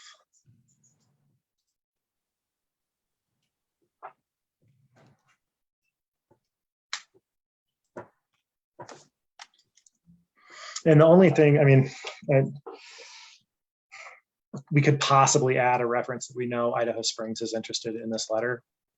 I thought about that, but after my conversation with Mayor Hillman this morning, he tells me he intends to speak for himself. And we actually talked about, he's like, hey, maybe I could sign your letter. And then we decided he should send his own.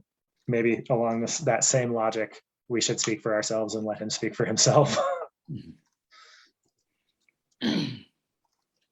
Yeah, more strength there, I think.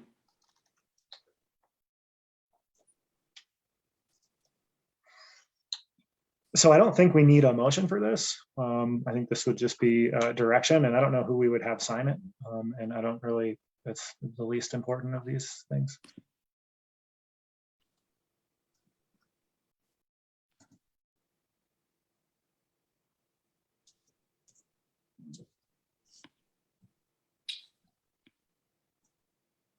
Yeah, like I said, I'm fine with it too. So we've got approval for the letter. I think, I don't have it up right now. We can just ask the county manager to sign it and send it for us, I think. You did. I would just need to modify the last paragraph, but yeah, I can certainly sign it. Okay.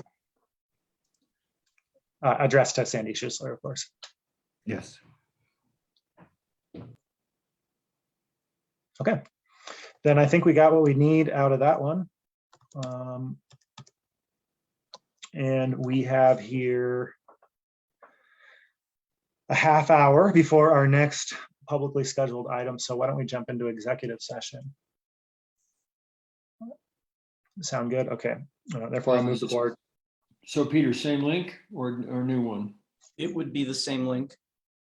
I move the board into executive session for the following purposes. Pursuant to CRS 24640224A and E, for the county attorney to meet with the Board of County Commissioners for the purposes of receiving direction related to the lease, transfer, or sale of any real, personal, or other property interest in properties located at 336 Crest Drive, Idaho Springs. and determining positions relative to matters that may be subject to negotiations, developing strategy for negotiations, and instructing negotiators with regard to the aforementioned property. There's also another reason for an executive session that's not on the agenda today, but I'd like to announce it in the event that we talk more generally about certain code enforcement matters. And that would be pursuant to CRS 24640224A, for the county attorney to meet with the Board of County Commissioners for the purposes of receiving direction, and that would be pursuant to 4024E, for the county attorney, where did I put it? Okay, we'll get it right this way. 24640224B, for the Board of County Commissioners to have a conference with the county attorney for the purpose of receiving legal advice on specific legal questions relating to zoning enforcement in the area near Miners Candle. I had a super quick HR one that if we don't get to it is fine, but would you mind just noticing that one too, in case we have an extra 2 minutes at the end? Sure, let me just pull that up to make sure that I have the correct criteria for the personnel matters. I would want to read it exactly the way that we keep it. So one moment.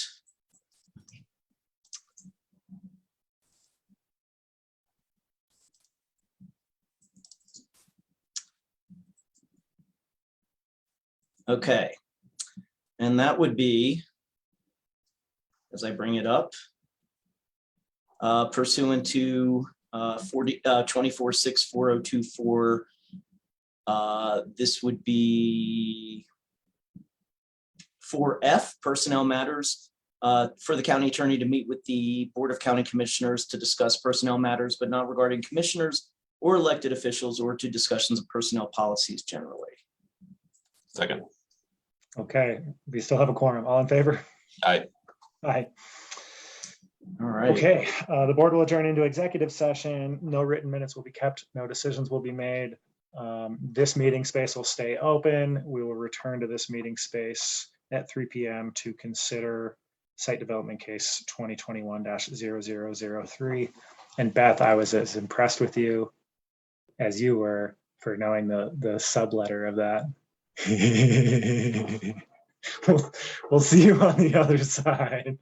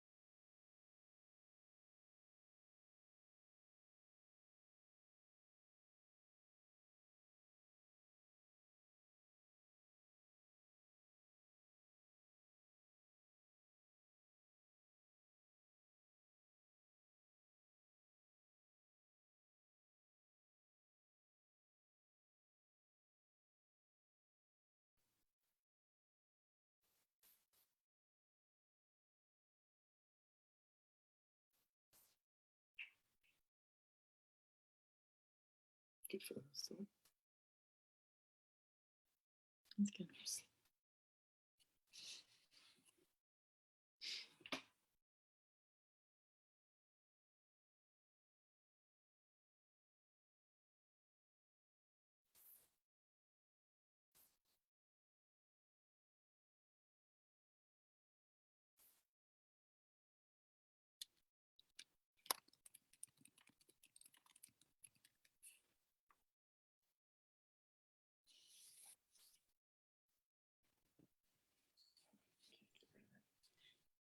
Hi, we're here.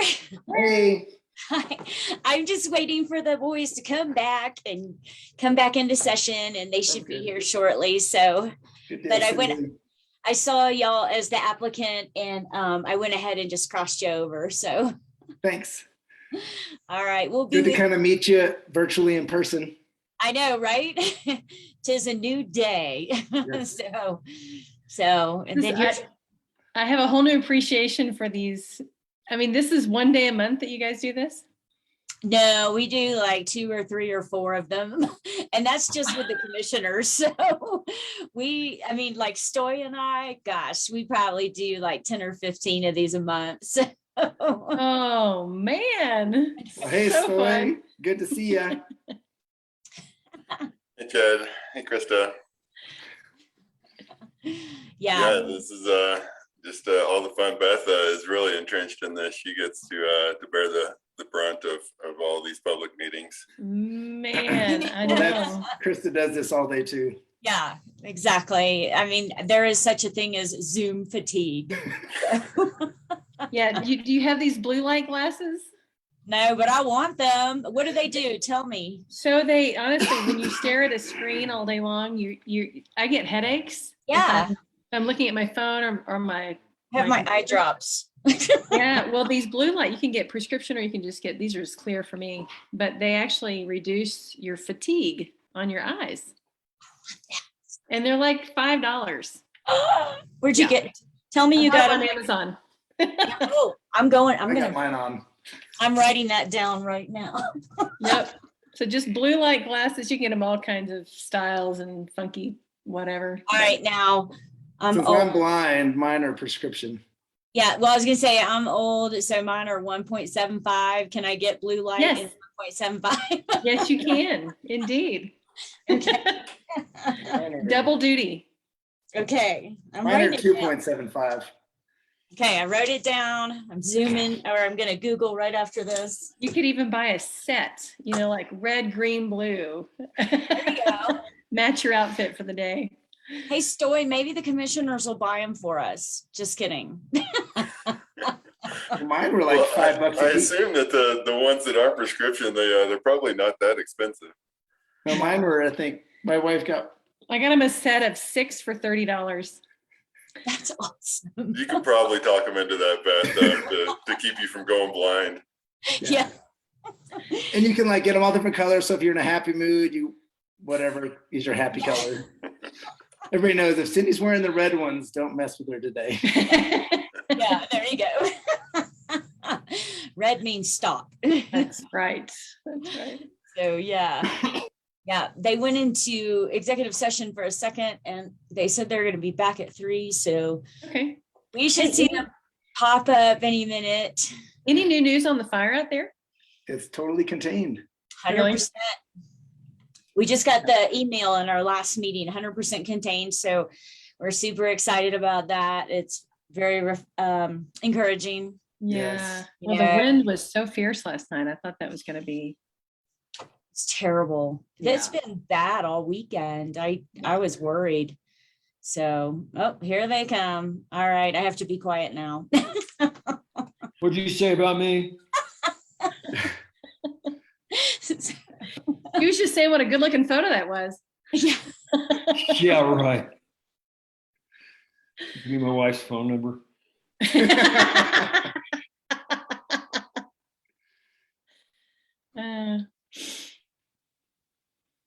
Hello, we'll get started in just a moment. Yep.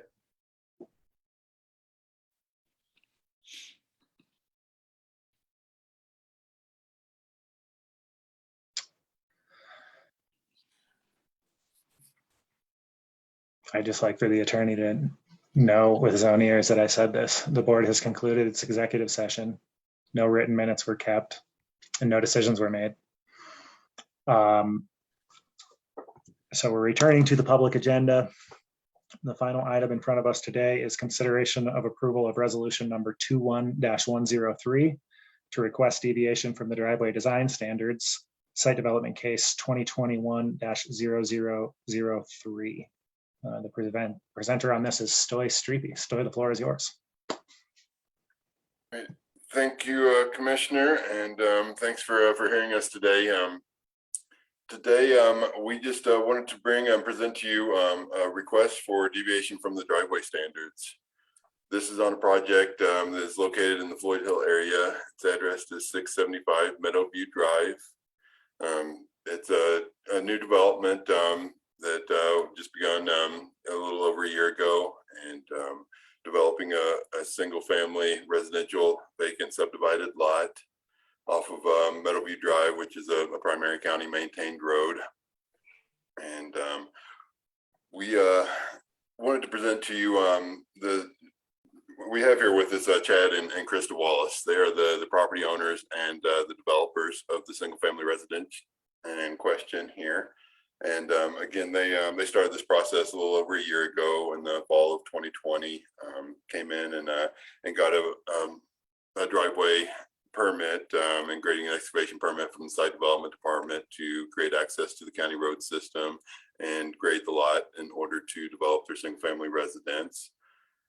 And we approved the plans in September of last year, issued them the approved plans and the grading and excavation permit. The plans that they submitted to us were included the connection to the county road, one large switchback, and then another kind of a smaller switchback parking area that would lead up to their house. So it's got a couple switchbacks in it. It's up a steep lot, you know, on the order of 30-40% existing grades there. And they, you know, submitted the design plan for us, which did include the couple switchbacks to go up there. We reviewed it at site development, found that it met compliance with the typical driveway standards. We approved the plans, issued the permit to Mr. and Mrs. Wallace, and they began construction there. And throughout you know, they graded the lot a little bit last year, I believe, and then really the majority of the grading and construction work has been performed this year. We went out for our first inspection. I believe we were out at the site just to do our typical best management practices inspection in October of last year, and actually issued the permit to them at that time. And then our next visit to the site from site development was in April of 2021.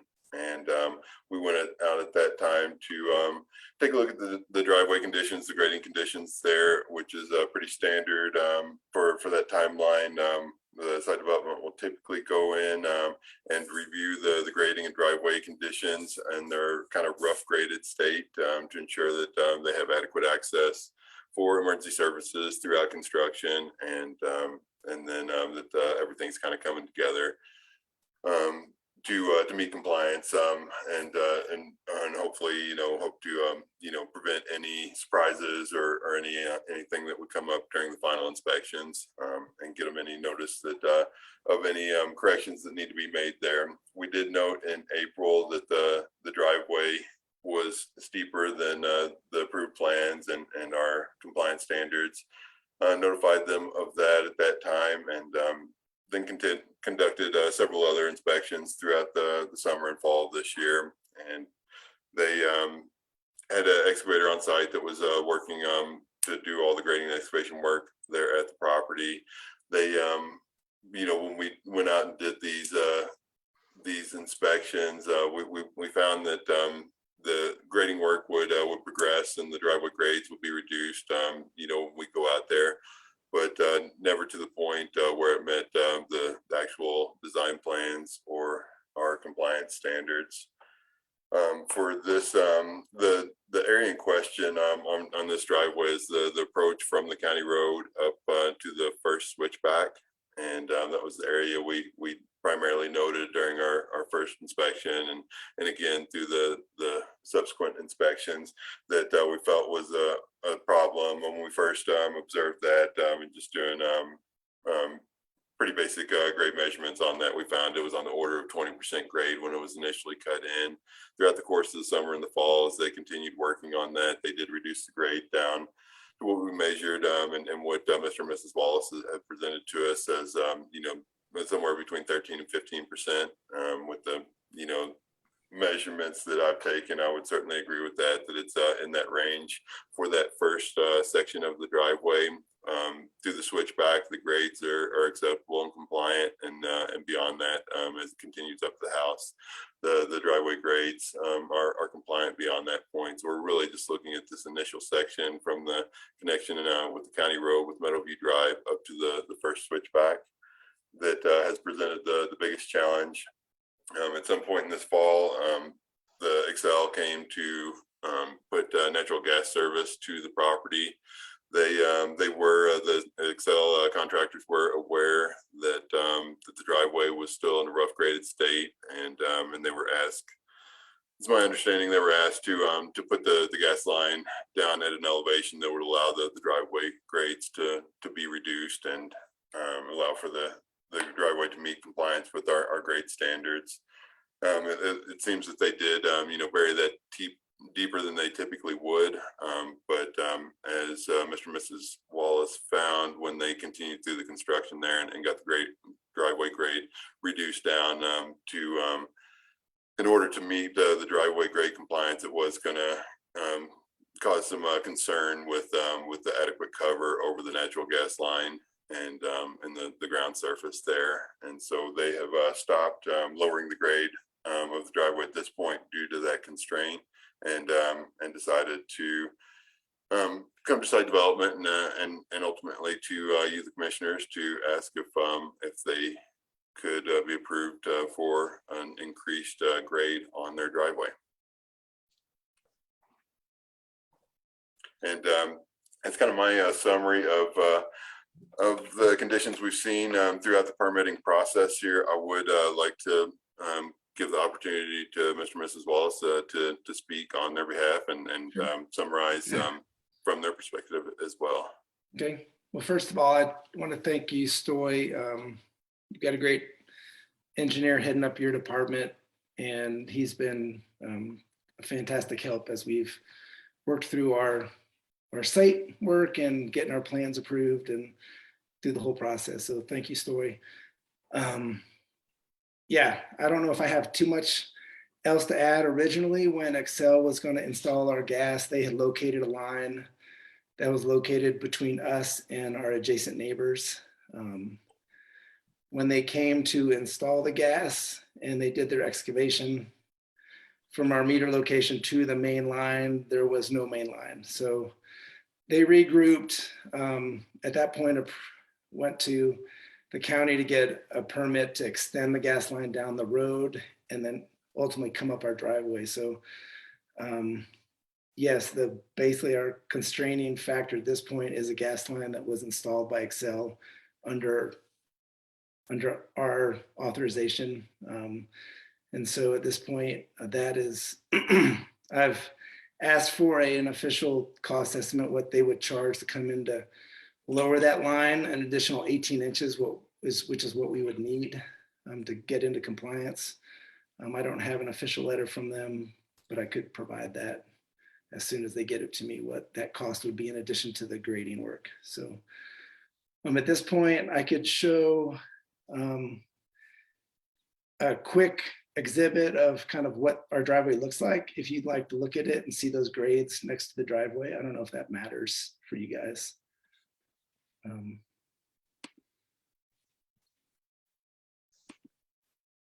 Some visual aids would be appreciated. Sure. So Awesome. yeah, let's see. That looks great. And this is going to be a little bit maybe hard to truly appreciate, but I don't know if you guys can see that. Mm-hmm. Yeah.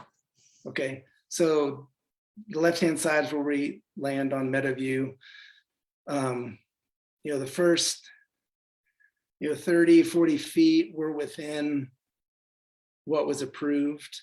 And then we immediately kick up average 13.2% for the next 80 feet. And then we're a little steeper at 14.2% average for the next 80 feet. And then at the point we hit the switchback, we're 18 inches above the approved grading plan. And then we're pretty flat through the switchback. And then, through most of the rest of our driveway, we're within compliance. So that's kind of where we're standing now. And again, this center part where that switchback is kind of our snafu on our grading plan. So Show the oven. this is the site plan that was approved. And again, that shows kind of what that driveway looks like. The yellow being the 13.2 average and the red being the 14.2. And there's some sections that get up to just under 15%. And then there's another section here that's just over 12%. In comparison, we've measured all of our driveways for our whole street, and we're about the lowest grade driveway on our street on Meadowview. So many of our other neighbors are considerably steeper than. And they were obviously built before our new standards, and we understand that too. It's a challenging neighborhood. Like Story said, our lot might have been the last lot to be developed because of how steep it is. Mm-hmm. And I truly believe that we could get it put in, being compliant with the original site plan. So at this point, Excel could come in the spring, late spring, and do that work with some expense, in addition to the expense of the actual grading. So it's a minimal difference, and that's just, I guess, why I'm hoping for an approval on a variance. Or deviance, I guess it is. Yeah, and to be clear on this condition, it's my understanding that that you're asking for a permanent acceptance of this condition, rather than having to go back in the spring and lower that gas line and right. And to reduce the grade of the driveway to comply with our typical standards on that. The process from right now, it's also my understanding that the house is for all intents and purposes complete, and the Walses are ready to move in with once they get approval from the site development department. Right. And so at this point, either they would need to do the corrections to correct the driveway grade for the site development to approve them and show that they make compliance with the standards. They could do the work immediately. If it doesn't show on the ground right now, but typically when we get into this time of the year, winter conditions prevent this type of work from being done effectively. And so site development does have an allowance when a project is finished in the winter months that will take a financial guarantee for any uncompleted work, and ask them to sign an agreement that would state that they'll provide us this financial guarantee that they'll complete the work, and they're given till typically July 15th of the following year to get to work, and that allows us to close out the grading permit and the building permits, and issue for the building department to issue the certificate of occupancy, and then they're just bound by this separate agreement to come in and do the required corrections. And so that's really if the board is not to grant them the request for deviation from the driveway standards, they'd be tasked with either doing the work immediately and us going back out and approving it, or providing us with that agreement and financial guarantee in order to delay the work until next year, which would allow them to go ahead and move into the house, which site development would certainly be willing to go through that process and allow for that. But again, with that particular condition, they would be required to provide some sort of financial guarantee for the uncompleted work, as well as actually doing the work before July 15th of next year.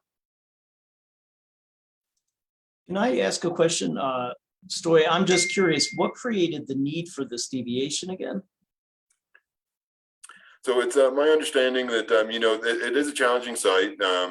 But it's some steep slopes, some bedrock formations that create some challenging digging conditions, which were all mitigated through construction there, with some challenges, I'm sure. And the Wallaces can tell us more about that. But the primary constraint that is preventing the driveway from meeting compliance is really a self-imposed condition with the natural gas line, the underground natural gas line, that was not buried quite deep enough to allow for the driveway to be graded where it was planned to be graded to. So I think the board, before it makes this decision and whether or not it wants to table its decision and consider this in a continued hearing, I think the board needs to consider the fact that realistically then any property owner could create a situation where they do need a deviation or a variance of some sort. And they come to us after they've created the situation that essentially requires this. And by granting a variance or a deviation in this case, due to something that was essentially self-inflicted or self-imposed, what is to prevent the board from having to grant these variances in the future, or a deviation in the future in other similar circumstances? Is the board prepared to deviate from the code each and every time a homeowner comes and says, and respectfully to the Wallaces, here's the situation with my driveway, I need this deviation, it's because of where we located the gas line or something of that nature. I just want to see if there's a distinction here that would allow the board to move forward without creating some sort of precedent. I think that's a great point. The only thing that I'm kind of thinking back in cataloging all the ones we've ever done in the past, and there have been some, we have done that in the past. And I think that the wedding venue up at the top of off of Little Bear was something where we did a site visit and looked at the driveway, and they had a profound amount of earth moving work that would be needed to be done to get it to exactly to where we needed. And it was rather close. And I don't remember, Soy, if you were around then, or maybe this was right before you arrived.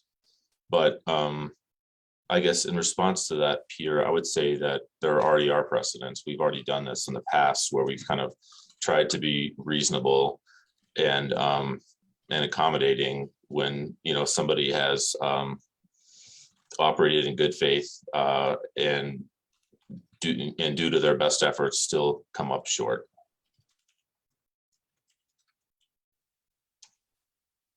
I was going to express, Sean, your statement kind of as a question. Is anybody aware of any prior precedent? I don't remember. What I don't recall about the wedding venue was that, was it a self-imposed issue, or was it just a problem with the site? I know you guys, the first half of that I wasn't on the board for, so you probably remember better. My recollection was that there were two things that were a little different there. It wasn't, I mean, it's always self-imposed when you pick a spot, and there's a grade to get there. So you can say that to begin with. But when you do another improvement to the site, which then makes a rectification to the problem impossible without changing that improvement, the Excel line is an example, it's a little different. And my recollection is I don't want to discount Sean's examples, because I think we have had others where it seems like in every time it was really steep, and so we let them, as long as they were able to have the proper grades at driveway entrance, we gave them some sections that hadn't been a self-imposed problem. I think the thing about the wedding venue that was a little different was that there was also some erroneous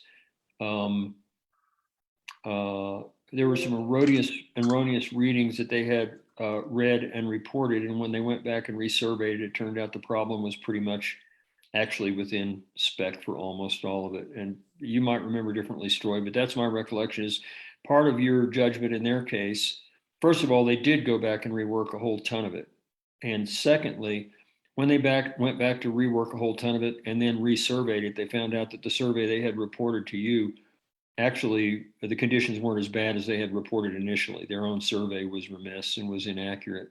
So they were actually then able to report a driveway that was a lot closer to spec than the others. I think it's the self-imposed part that makes this one a little more complicated. If somebody can choose to, well, we put our swimming pool, we want to put our swimming pool there, so we have to do this. Or that's not a good analogy or comparison to what you've done. I know, trying to get your power there, but yeah. So one of the things is we had some really large granite overhanging outcroppings right along Meadowview, and we were trying to avoid dislodging those. So we were a little bit limited on the length of our driveway, even though we're close to 500 feet long as it stands.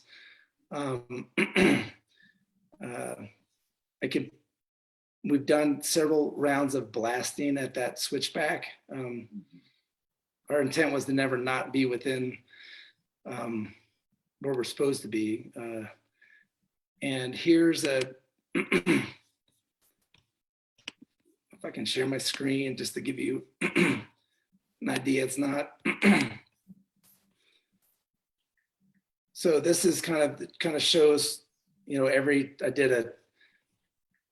took a 10-foot level, digital level, and similar to what Story would do when he would go. And these are the percentages, like the delta above the 12% approved. And so for the most part, even the red sections that are significantly over the approved 12%, we're still even under 3% over. And the next best driveway on our street is 18%, and we have driveways that are over 30%. So it's a steep part of Floyd Hill, very difficult to build a driveway, and I feel like we've done our best. And again, it was never our intent to even have an Excel line under our driveway. That was kind of a last minute move that Excel did when they found out they didn't have a main line between our lots.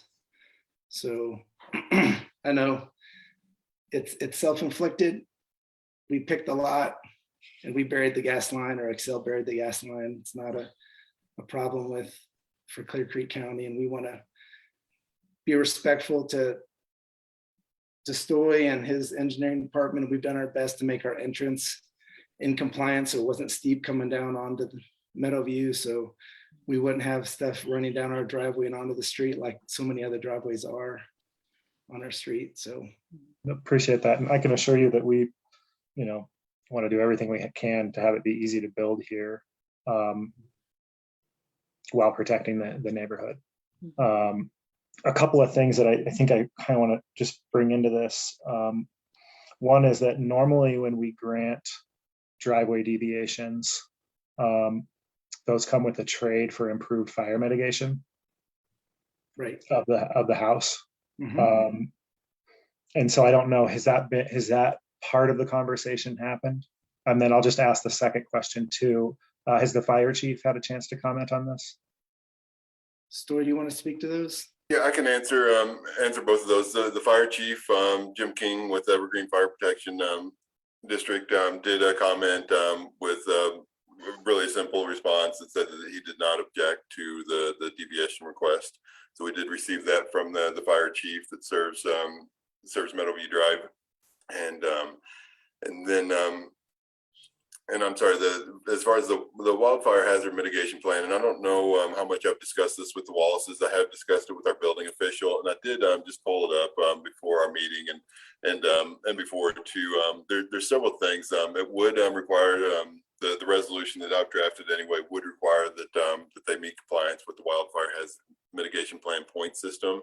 That's a 300 points required to meet that. You get some points. I'm not sure of their building size, but likely get some points for the size of the residence.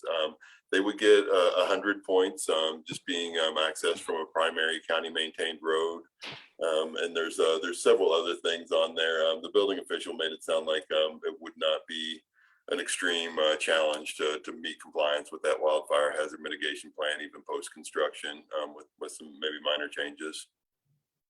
Yeah, our building envelope is built 100% out of non-combustible materials. There's nothing on our exterior that could burn, could melt surely, but not burn. And we've got almost no trees on our entire acre lot.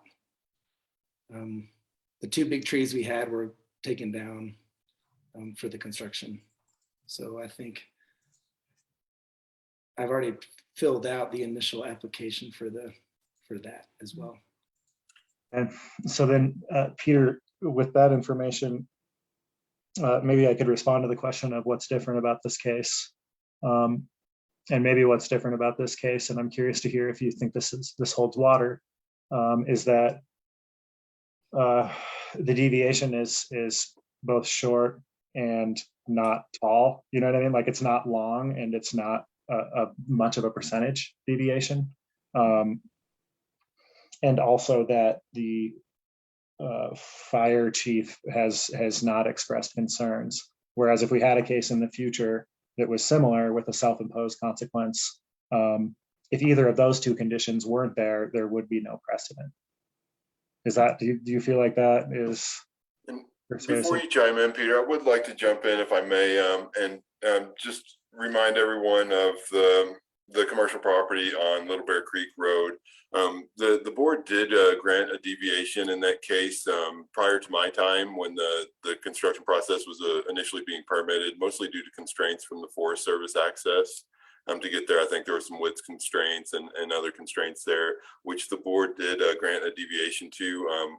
When I brought presented the post-construction deviation request to this board, we found that for whatever reason, just going back through the records there, that they did. I think we asked them to go back and maybe survey some stuff, as Commissioner Wheelock stated, as well as perform some additional work to meet some grade compliance with the parking area, which they did do, and they ultimately withdrew that deviation request, and we found that they substantially met the requirements on that one, and the board didn't actually grant any kind of post-construction deviation for that particular one. And would like to note that there are several other projects. As you can imagine, I get a lot of these types of requests during the course of administering these driveway permits. There are several others out there that are in the construction phase right now, where we found through these rough driveway inspections that there are some significant challenges to them meeting compliance with their approved plans. In most of those cases, and most of the times when I've heard these types of requests for deviation post-construction, it's most often due to the position of the garage or the house being constructed in the wrong location. Oftentimes on an uphill light, such as the Wallace's, the house, they'll find, oh, there's tough digging conditions. Let's, put the house at a higher elevation. And I've got a couple of those right now that are in a similar situation, but it's not due to a gas line constraint. It's due to them pouring their garage, several feet too high. And then it becomes a very, very big self-imposed challenge to overcome, because then they're looking at realigning their driveway or coming up with some other creative method to meet compliance there that is not as easy to overcome as relocating a gas line or something like that.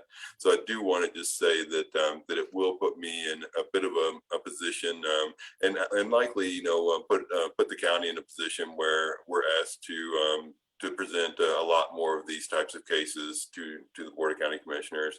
And I think, if we were to grant a post-construction deviation due to a self-imposed condition, that you may see several more of these coming before you in the near future.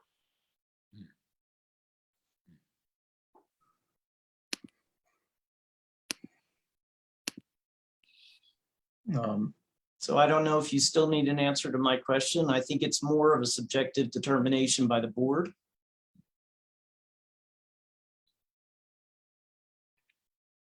Well, Can you help me understand the implications of that? So when I say that, I mean that the board can always find criteria to allow for a deviation or variance. It's whether or not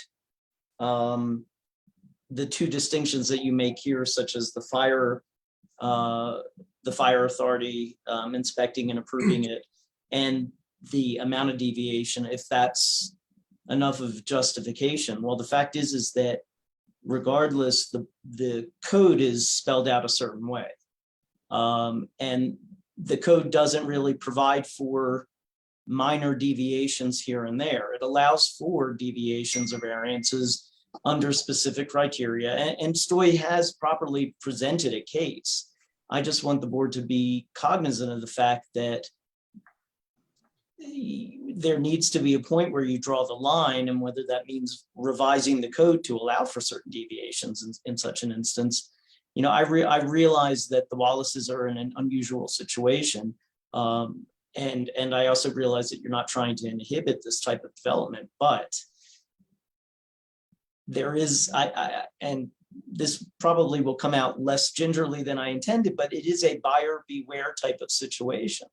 And so when you do have to make these type of accommodations, it's essentially something that you probably should know before you do make that change.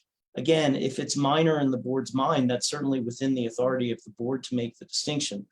I just want you to be aware the next time somebody asks for a variation, the justification that they may have may be different, but it may be compelling as well, or it may be not quite as convincing. I mean, so you raised some interesting points that I didn't really think about, Peter, but one of the things I keep coming back to is kind of how our standards have evolved over time. And I haven't gotten the ability to measure my driveway, but I'm 100% sure that it's over 20%. And so I think the reason, well, let me ask you this question. Why does a deviance process exist? Deviation process. A deviation process exists to allow for these type of variations and deviances when meeting certain criteria. That's why it's provided for, but usually it is not due to a self-imposed type of situation. It's usually a situation where something cannot be avoided. And that's, I think, the distinction that's made, but it doesn't specifically say that in the process whatsoever. So yeah, go ahead. Yeah. No, please go ahead. No, I would like to say that our criteria and guidance for the board to make these decisions is not clearly defined in our regulations, and so you're not given a whole lot of guidance on specific criteria. And I can certainly read the criteria that we have. It's really wordy, and but to technically answer the question, in the roadway design and construction manual, where it covers deviations from the driveway standards, it says, where by reason of exceptional topographic conditions or other extraordinary and exceptional situation or condition of such piece of property, the strict application of any design standard enacted herein would result in peculiar and exceptional practical difficulties to, or exceptional and undue hardship upon, the owner of such property to authorize, upon request to the county relating to said property, a deviation from such strict application so as to relieve such difficulties or hardship, if such relief may be granted without substantial detriment to the public good and without substantially impairing the intent and purpose of the design standards contained herein. And so that does not give you a whole lot of guidance there, or define, any of those terms or anything else in there. So it's my understanding that, it's really fairly subjective as far as this case goes, but I believe that there would be implications either way. I think, if you're to deny this request, I think it's going to deter some others from, going through this process and asking for similar deviations and I think that if you are to grant this request, that it may, show that you're willing to do so and may increase the amount of deviation requests that we bring before you. So I have a question for you regarding this particular case and regarding the Excel. If that Excel gas line were not there right now, would it be easy to come into compliance? Or would that, how much does that really change things? I guess that's one question. And the second thing, first I'll start with a comment, not a question. So there's two questions here. That was the first one. The second one is, you're right, Story, that was a very wordy guidance that you gave us. And as a result, I'm not sure I was able to swallow the whole thing in one bite. Was there anything in there about self-imposition? There's not. Okay. So although that's a logical thing that you come to, if you had the opportunity, you can't just say, well, that's where I want my swimming pool, or anything like that. And I know it's a little different when that's not where I would have chosen for my gas line had I known it would create this problems, which takes us to the second, or the first question, which was, what would the solutions be and how would they be different if that gas line were not there where it is? Based on the rock outcroppings and everything I just heard a little bit ago about. Our site is incredibly challenging, and we do have a very long driveway to get to the portion of our property where we could build a house. It wouldn't be easy, but it would easily be doable. I mean, it doesn't. We've done enough blasting that I think the rock is loose enough that we could continue to go down those 18 inches. But there's a gas line in the way. There's a gas line you're getting. There's a gas line in the way right now. But if that gas line were not there, it wouldn't be, other than just time with the backhoe and trucks hauling material out, it could be done. So what you would have to do is come in, disable the gas line, assuming it's not already, Right. assuming it is already enabled, hog it deeper, have the gas line relocated deeper, Mhm. and then finish it off. Is that correct? Yes, sir. And that's for, much of that is 1% or 1.5% steeper than the 12%. And some of it's, to less than 3%. So, I mean, for me, my plead is for it being such a short portion of my driveway and such a minimal delta between what's approved and what it is it will probably be in the area of $40,000 to $50,000 additional to make that change with Excel. So, I mean, it's a significant expense for a very small change in For 80 feet of driveway. 160. So, I mean, that's my plead with Stoy and the county commissioners. We've tried to keep our entrance to Meadowview in compliance and keep our switchbacks almost flat.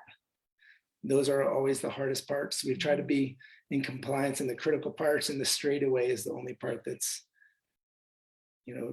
above and beyond. 2% over. So, So two quick observations. One of them, not that it really matters, but Jim King's actually the fire marshal at Evergreen Fire Protection District, not the chief. But you mentioned Stoy, and I think this is an important thing, an important filter that I look at is substantial detriment to the public good. And this driveway is really, in my opinion, non-technical opinion, it's very close to, and I think at least to my interpretation, has gone a long way to abide by the spirit of our rules. And I think that's evidenced by the fact that the fire marshal doesn't have any issue with the safety elements of the driveway. And I don't think if I laid my naked eyes on that driveway, I would be able to tell a 2% grade difference over different segments of that driveway. So we're really kind of talking about what in some elements is a technicality, in my opinion. And I can understand staff's perspective that there's a lot of technicalities, and at some point you've got to figure out where the line is. I can definitely understand that. And I don't think does our code allow for a deviation on gas line depth? I think I'm aware that Clear Creek County I'm probably the only requires, one that has that problem. I think that Clear Creek County requires the deepest gas lines in the state. I think I was I'm told not sure that. I'm not sure that's true on laterals to the house. But That's correct. It does apply to, we have requirements for depths within the public right of way, but they are not applicable to someone's private lot. Right, it's 5 feet within the public right of way is my recollection, which is one of the deeper ones in the state for sure. But your line that's going to your house is not 5 feet deep. No. Okay, then let's scratch that idea. Yeah, I think at this point, it's not really a compliance issue with the county anyway, as far as the depth of cover over that gas line. I think it's a functionality thing and a safety thing that the Wallace is probably, whether it's required by Excel or not, they probably don't want to get into that with good reason. Oftentimes through the years with maintenance and plowing and driveway grading and stuff, they could diminish that even farther, that cover and would come into some concerns with adequate depth over that, but it's not a county compliance issue.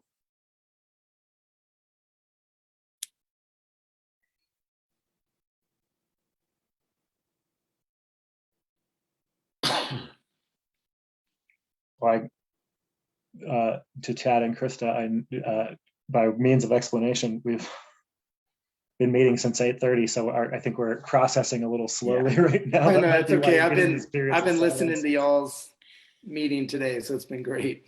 Yeah. Get with you guys in spirit.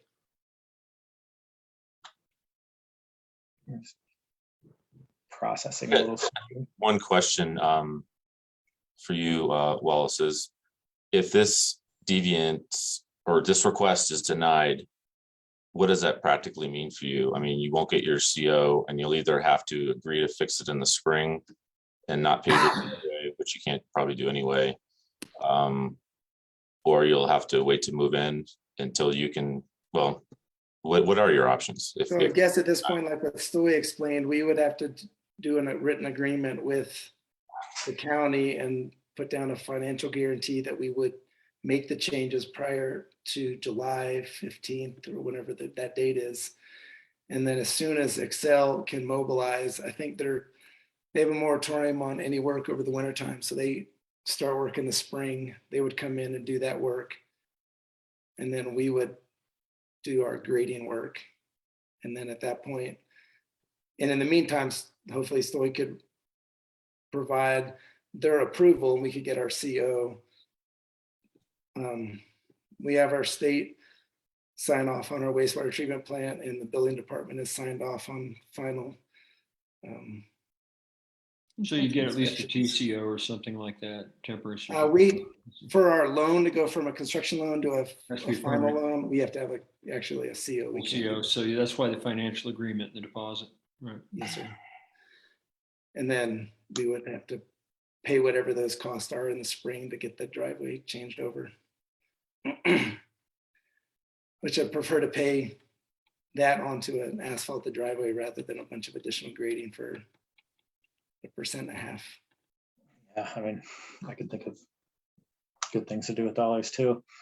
So that really the harm, because we're weighing the harm to the public interest versus the harm to you if you have to come into compliance.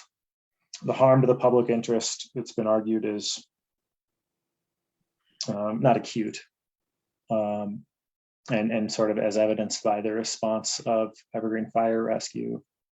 I don't think I perceive the harm as acute either.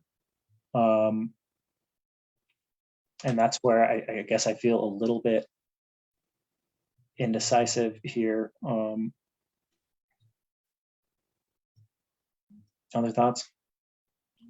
I'm kind of torn on it too, because I hear Peter. At the same time, I also hear he talks about precedent, and I think that's important. We also have that which has already been done. My recollection of when we've looked at these over time, this percent deviation is certainly less great than some than quite a few, I think, that we've granted when they were not self-imposed, other than the choice of how and where to build.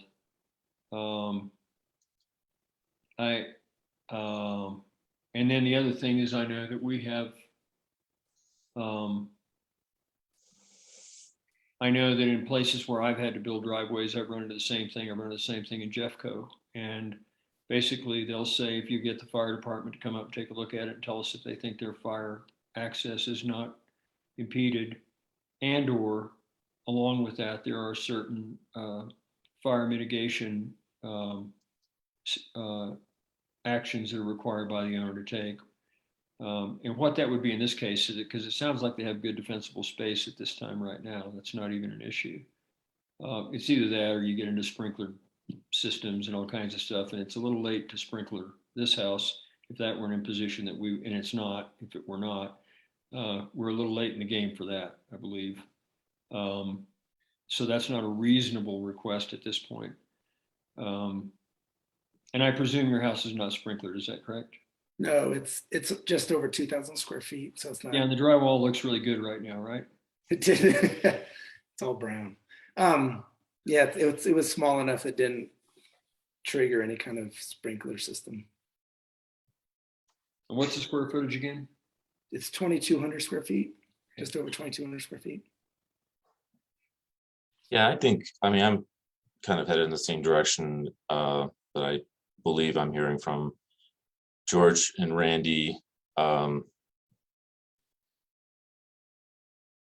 up with a rationale to provide a strict interpretation is hard for me to do. I mean, I think that the applicants have, from what I can tell, operated in good faith. I mean, we're talking all the time about our housing crisis here in the county and about how hard it is to build here. And you know, when someone operates in good faith and comes up a tiny bit short, I kind of feel like I personally am willing to extend some grace and give them the benefit of the doubt. And I don't personally feel like this is creating a precedent that I wouldn't be willing to defend in the future. Actually, it's not. It's, in my personal opinion, it's not creating a precedent that I would be unwilling to repeat in the future. And we're a small, friendly county. I mean, the rules are important, but everything that I've heard so far, I'm much more inclined to approve this than to extend this conversation. So I have a question, another one. Who chose the Excel gas line depth, or implied to them that the driveway was already at grade, which is normally how those things happen. They come up and make the assumption the driveway is at grade. And so I communicated with the project manager, or the project coordinator, and her husband is actually the project manager that oversaw the construction. And I met with them on site and explained what we needed. Their depth was 3 feet traditionally, and I asked them to make it deeper than 5, and it looks like it was only put at 4. So as soon as I went down a foot, and we went down a little bit more than a foot, it got too close. I dug down there before our second, so we've done 2 rounds of lowering that driveway since they put the gas line in, and I dug down after our first round to see how close we were, and it was too close for my comfort to go much deeper. And how much clearance do you have right now? We've got about 32 inches. Okay. And they said they don't want anything less than 30 inches of cover. So I'm right at the threshold of being able to go any deeper.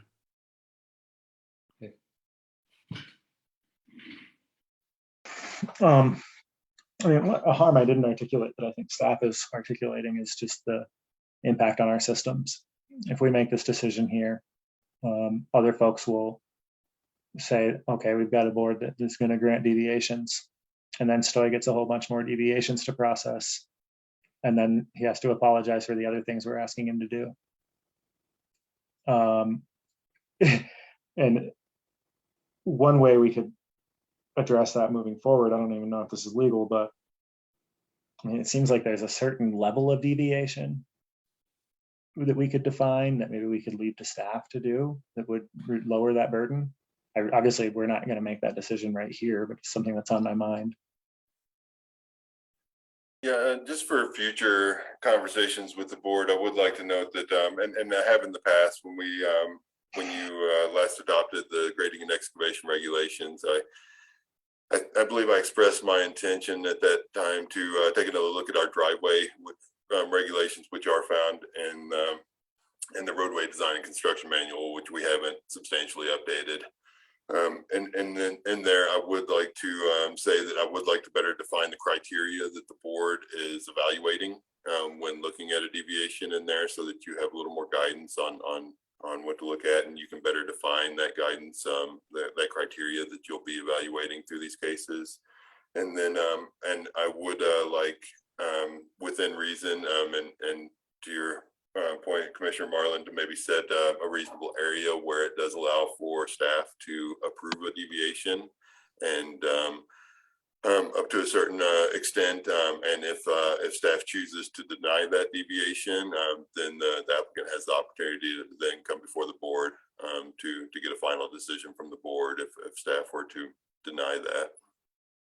All right, which means it's not a complete fix, right? Because if they think No, they it's got not, but I before- think it's something that staff would like to do. It sounds like the commissioners might be open to that as well. So so it is something that we would like to do when we substantially or otherwise update the roadway design construction manual to take another look at the deviation criteria and the process that we use to grant them.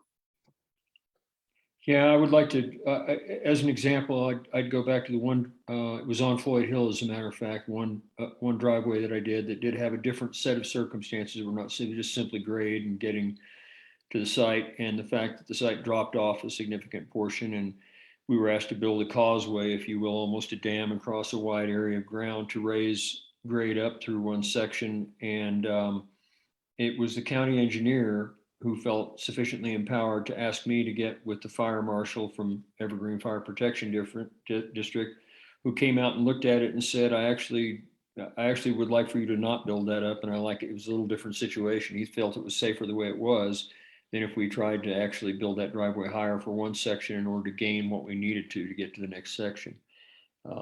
And so he accepted the steeper section beyond because of that. But the whole point of this was that was the case of the county engineer being ready to sign off once I had the sign off of the fire marshal for those extenuating circumstances. Now, there may have to be a range of extenuating circumstances that comes into play there too, but what is it that actually triggers that and puts it in place? And all of that, I think, some of the burden of creating that certainly has to fall upon, our county attorney as well, to make sure that our staff engineer and our county attorney are happy with whatever set of criteria we try to describe, because whatever we try to describe, we're not going to be able to get them all. There's no way to anticipate everything that's going to happen. And one thing before you make a decision on this, and just for the future as well, I think the fire marshal is key in their analysis of whether this is accessible for them to respond to. I think there may be other safety issues that the fire marshal is not necessarily considering, and there's certainly other issues which the fire marshal would unlikely be looking at as far as drainage and water quality, erosion, and things like that, and how that impacts the county, the right of way, and the maintenance of how the county roads maintained. And just more for the future, just want to make sure that that the board understands that the intent of the regulations and these driveway standards are not only for safety, they're also for there's other factors involved there as well.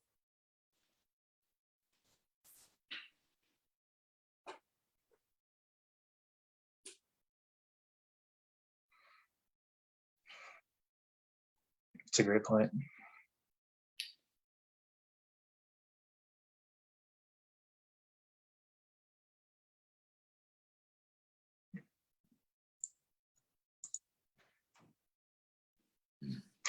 Obviously, I think I could be talked into approving or denying this. I want to approve it. I want to be friendly. I want to acknowledge that this is not a great deviation. I do have fear for how that impacts other folks who, I mean, everybody has an impact with every percent grade they have to decrease a road, right? And we could get, we will have unintended but foreseeable consequences of an approval. So that's where my hesitation comes from. So if Sean, if you would like to approve, and I can be persuaded either way, Randy, do you? I hate to make you the bad guy. Peter, what are you thinking? I was just going to offer a solution that would still allow a pathway for the board to approve this. Stoy brought up a very good point, which is that he hopes to bring to the board some revised standards, and included in that might be some more defined criteria for such deviations in the future. Stoy, did I misspeak on that? No, that is the intention. I don't have, criteria that I can list now or anything, or any Right. ideas for that, but that So- would be the intention. Okay, so my thought process here is that, and although this might be a year down the road based on everybody's bandwidth and the ability to get things done, the truth is that at a certain point, we probably will have these revised standards. So what you do today, while it's based on what the current standards are or lack thereof, wouldn't necessarily hold any precedential value for new regulations that may come about. So if that does allow the board some understanding of or ability to get to where they want to get here today, I think that that's reasonable. Understanding that you may just have a year's worth of potential similar circumstances, but that I from a practical standpoint don't anticipate you getting a ton of requests or variances relating to driveways within the next year. Yeah, Might be informative. Sorry. I actually think that I was thinking the exact same thing a little while ago when we talked about the fact that right now our criteria for deviation are not well articulated, nor does staff have the flexibility to deal with minor changes without bringing them to us. And when we're looking at a case like this, where the owners have operated in good faith, the deviation is minor. It's more minor than other deviations we've laid out there. And not only that, but it may be the least steep driveway along their block, along their road of all the driveways that are already there. And I know that everything from setbacks to driveway grades, deviations are given and variances are given for people based on existing standards within a neighborhood that may already be out of compliance. It's a non-compliant neighborhood to begin with, for example, with regard to setbacks down an alley.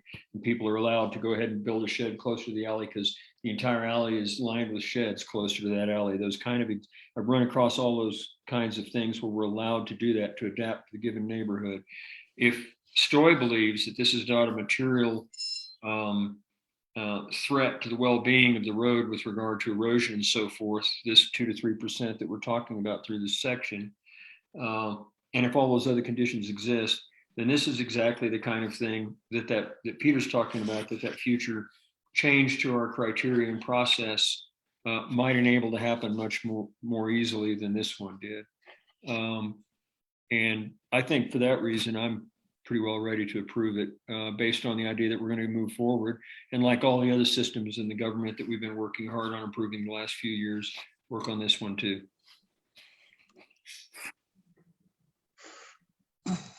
Okay. I can go with that. Brian, I see you're unmuted. Yeah, based on all that, I just have one question. I'm going to assume if Stoy goes back to look at criteria, part of what he's going to include is self-imposed situations, where the recommendation in the future is going to be to deny the self-imposed situations, not the ones that are doing with topography or anything else like that. I just want to make sure that this decision doesn't impact what Stoy is going to do in the future. Recognizing that you want to get this approved today. I understand that completely, but I just want to make sure it doesn't impact what Stoy is going to do with respect to future reviews of these kinds of issues. I think that's an important point. I think it's also self-imposition can be pretty broadly interpreted. And I'm listening to, as I listen to the description of how this happened, you know, I understand the law is the law and everything. I also understand that the degree of change and the degree of the request is small, and the manner in which it happened, although it's you know, it's always there's excuses and there's reasons, and we can call this whatever we want this time the way it happened, but it's an existing condition now with a pretty egregious financial impact. Peter. So Peter, that was kind of a question for you too. Yeah, if the way I see it is that regardless of the action the board chooses to take today, it doesn't prohibit them from now changing their stance and their regulations 6 months from now. It doesn't mean that they have to follow this at all. And this actually allows for this situation, knowing that you may in fact change these restrictions. Yeah. Thank you. It's a great question, Brian. Any other comments? I don't think I have any other comments. Okay. Might be ready for a motion. So I move we approve site deviation request number SDV 2021-0003 R21-103. Are we voting on the resolution actually?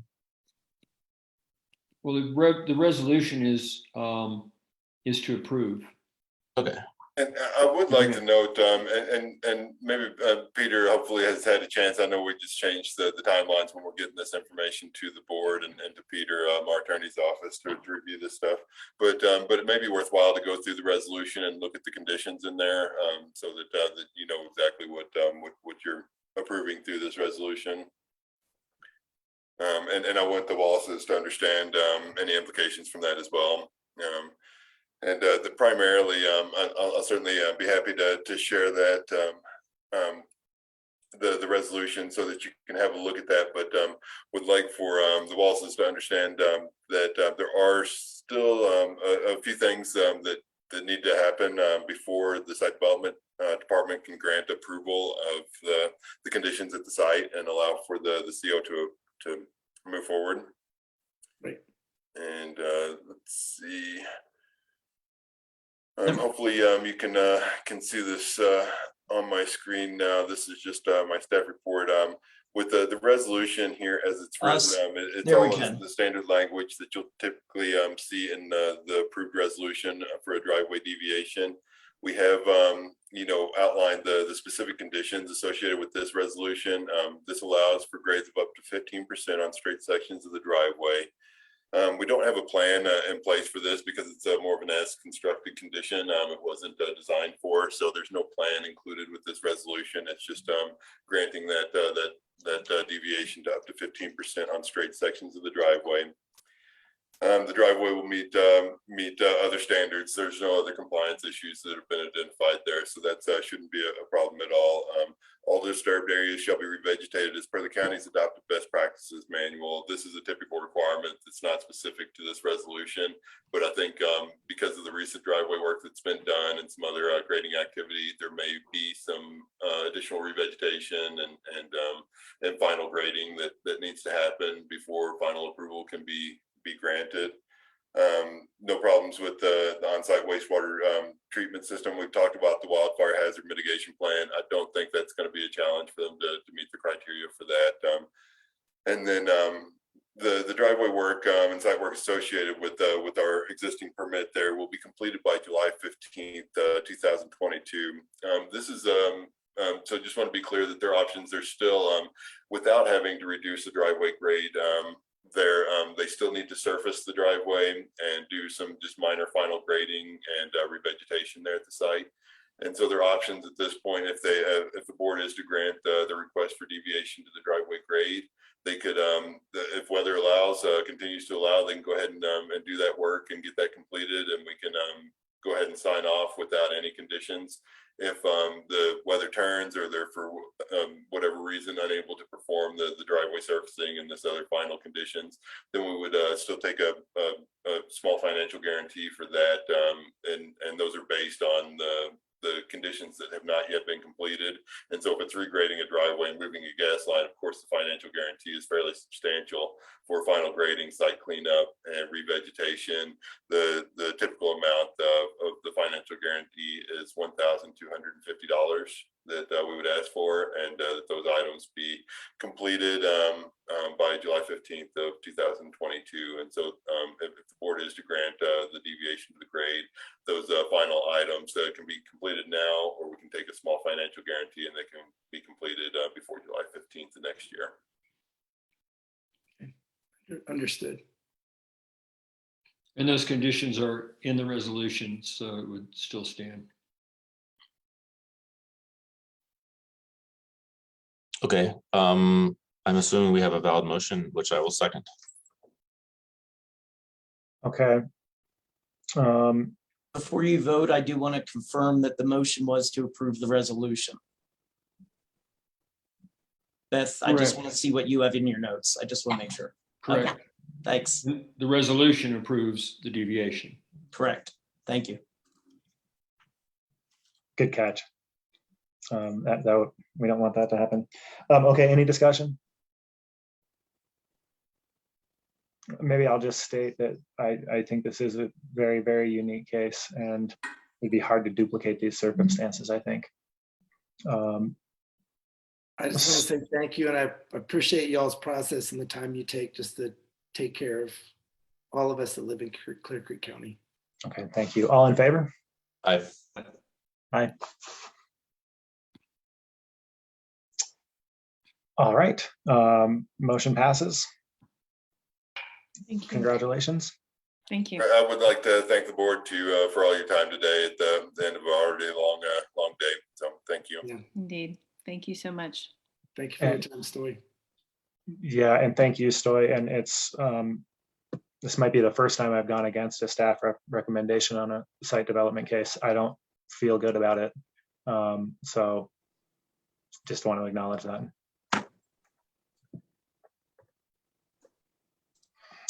With nothing further on the agenda, we are adjourned. Same, and thank you. Thanks. Thank you.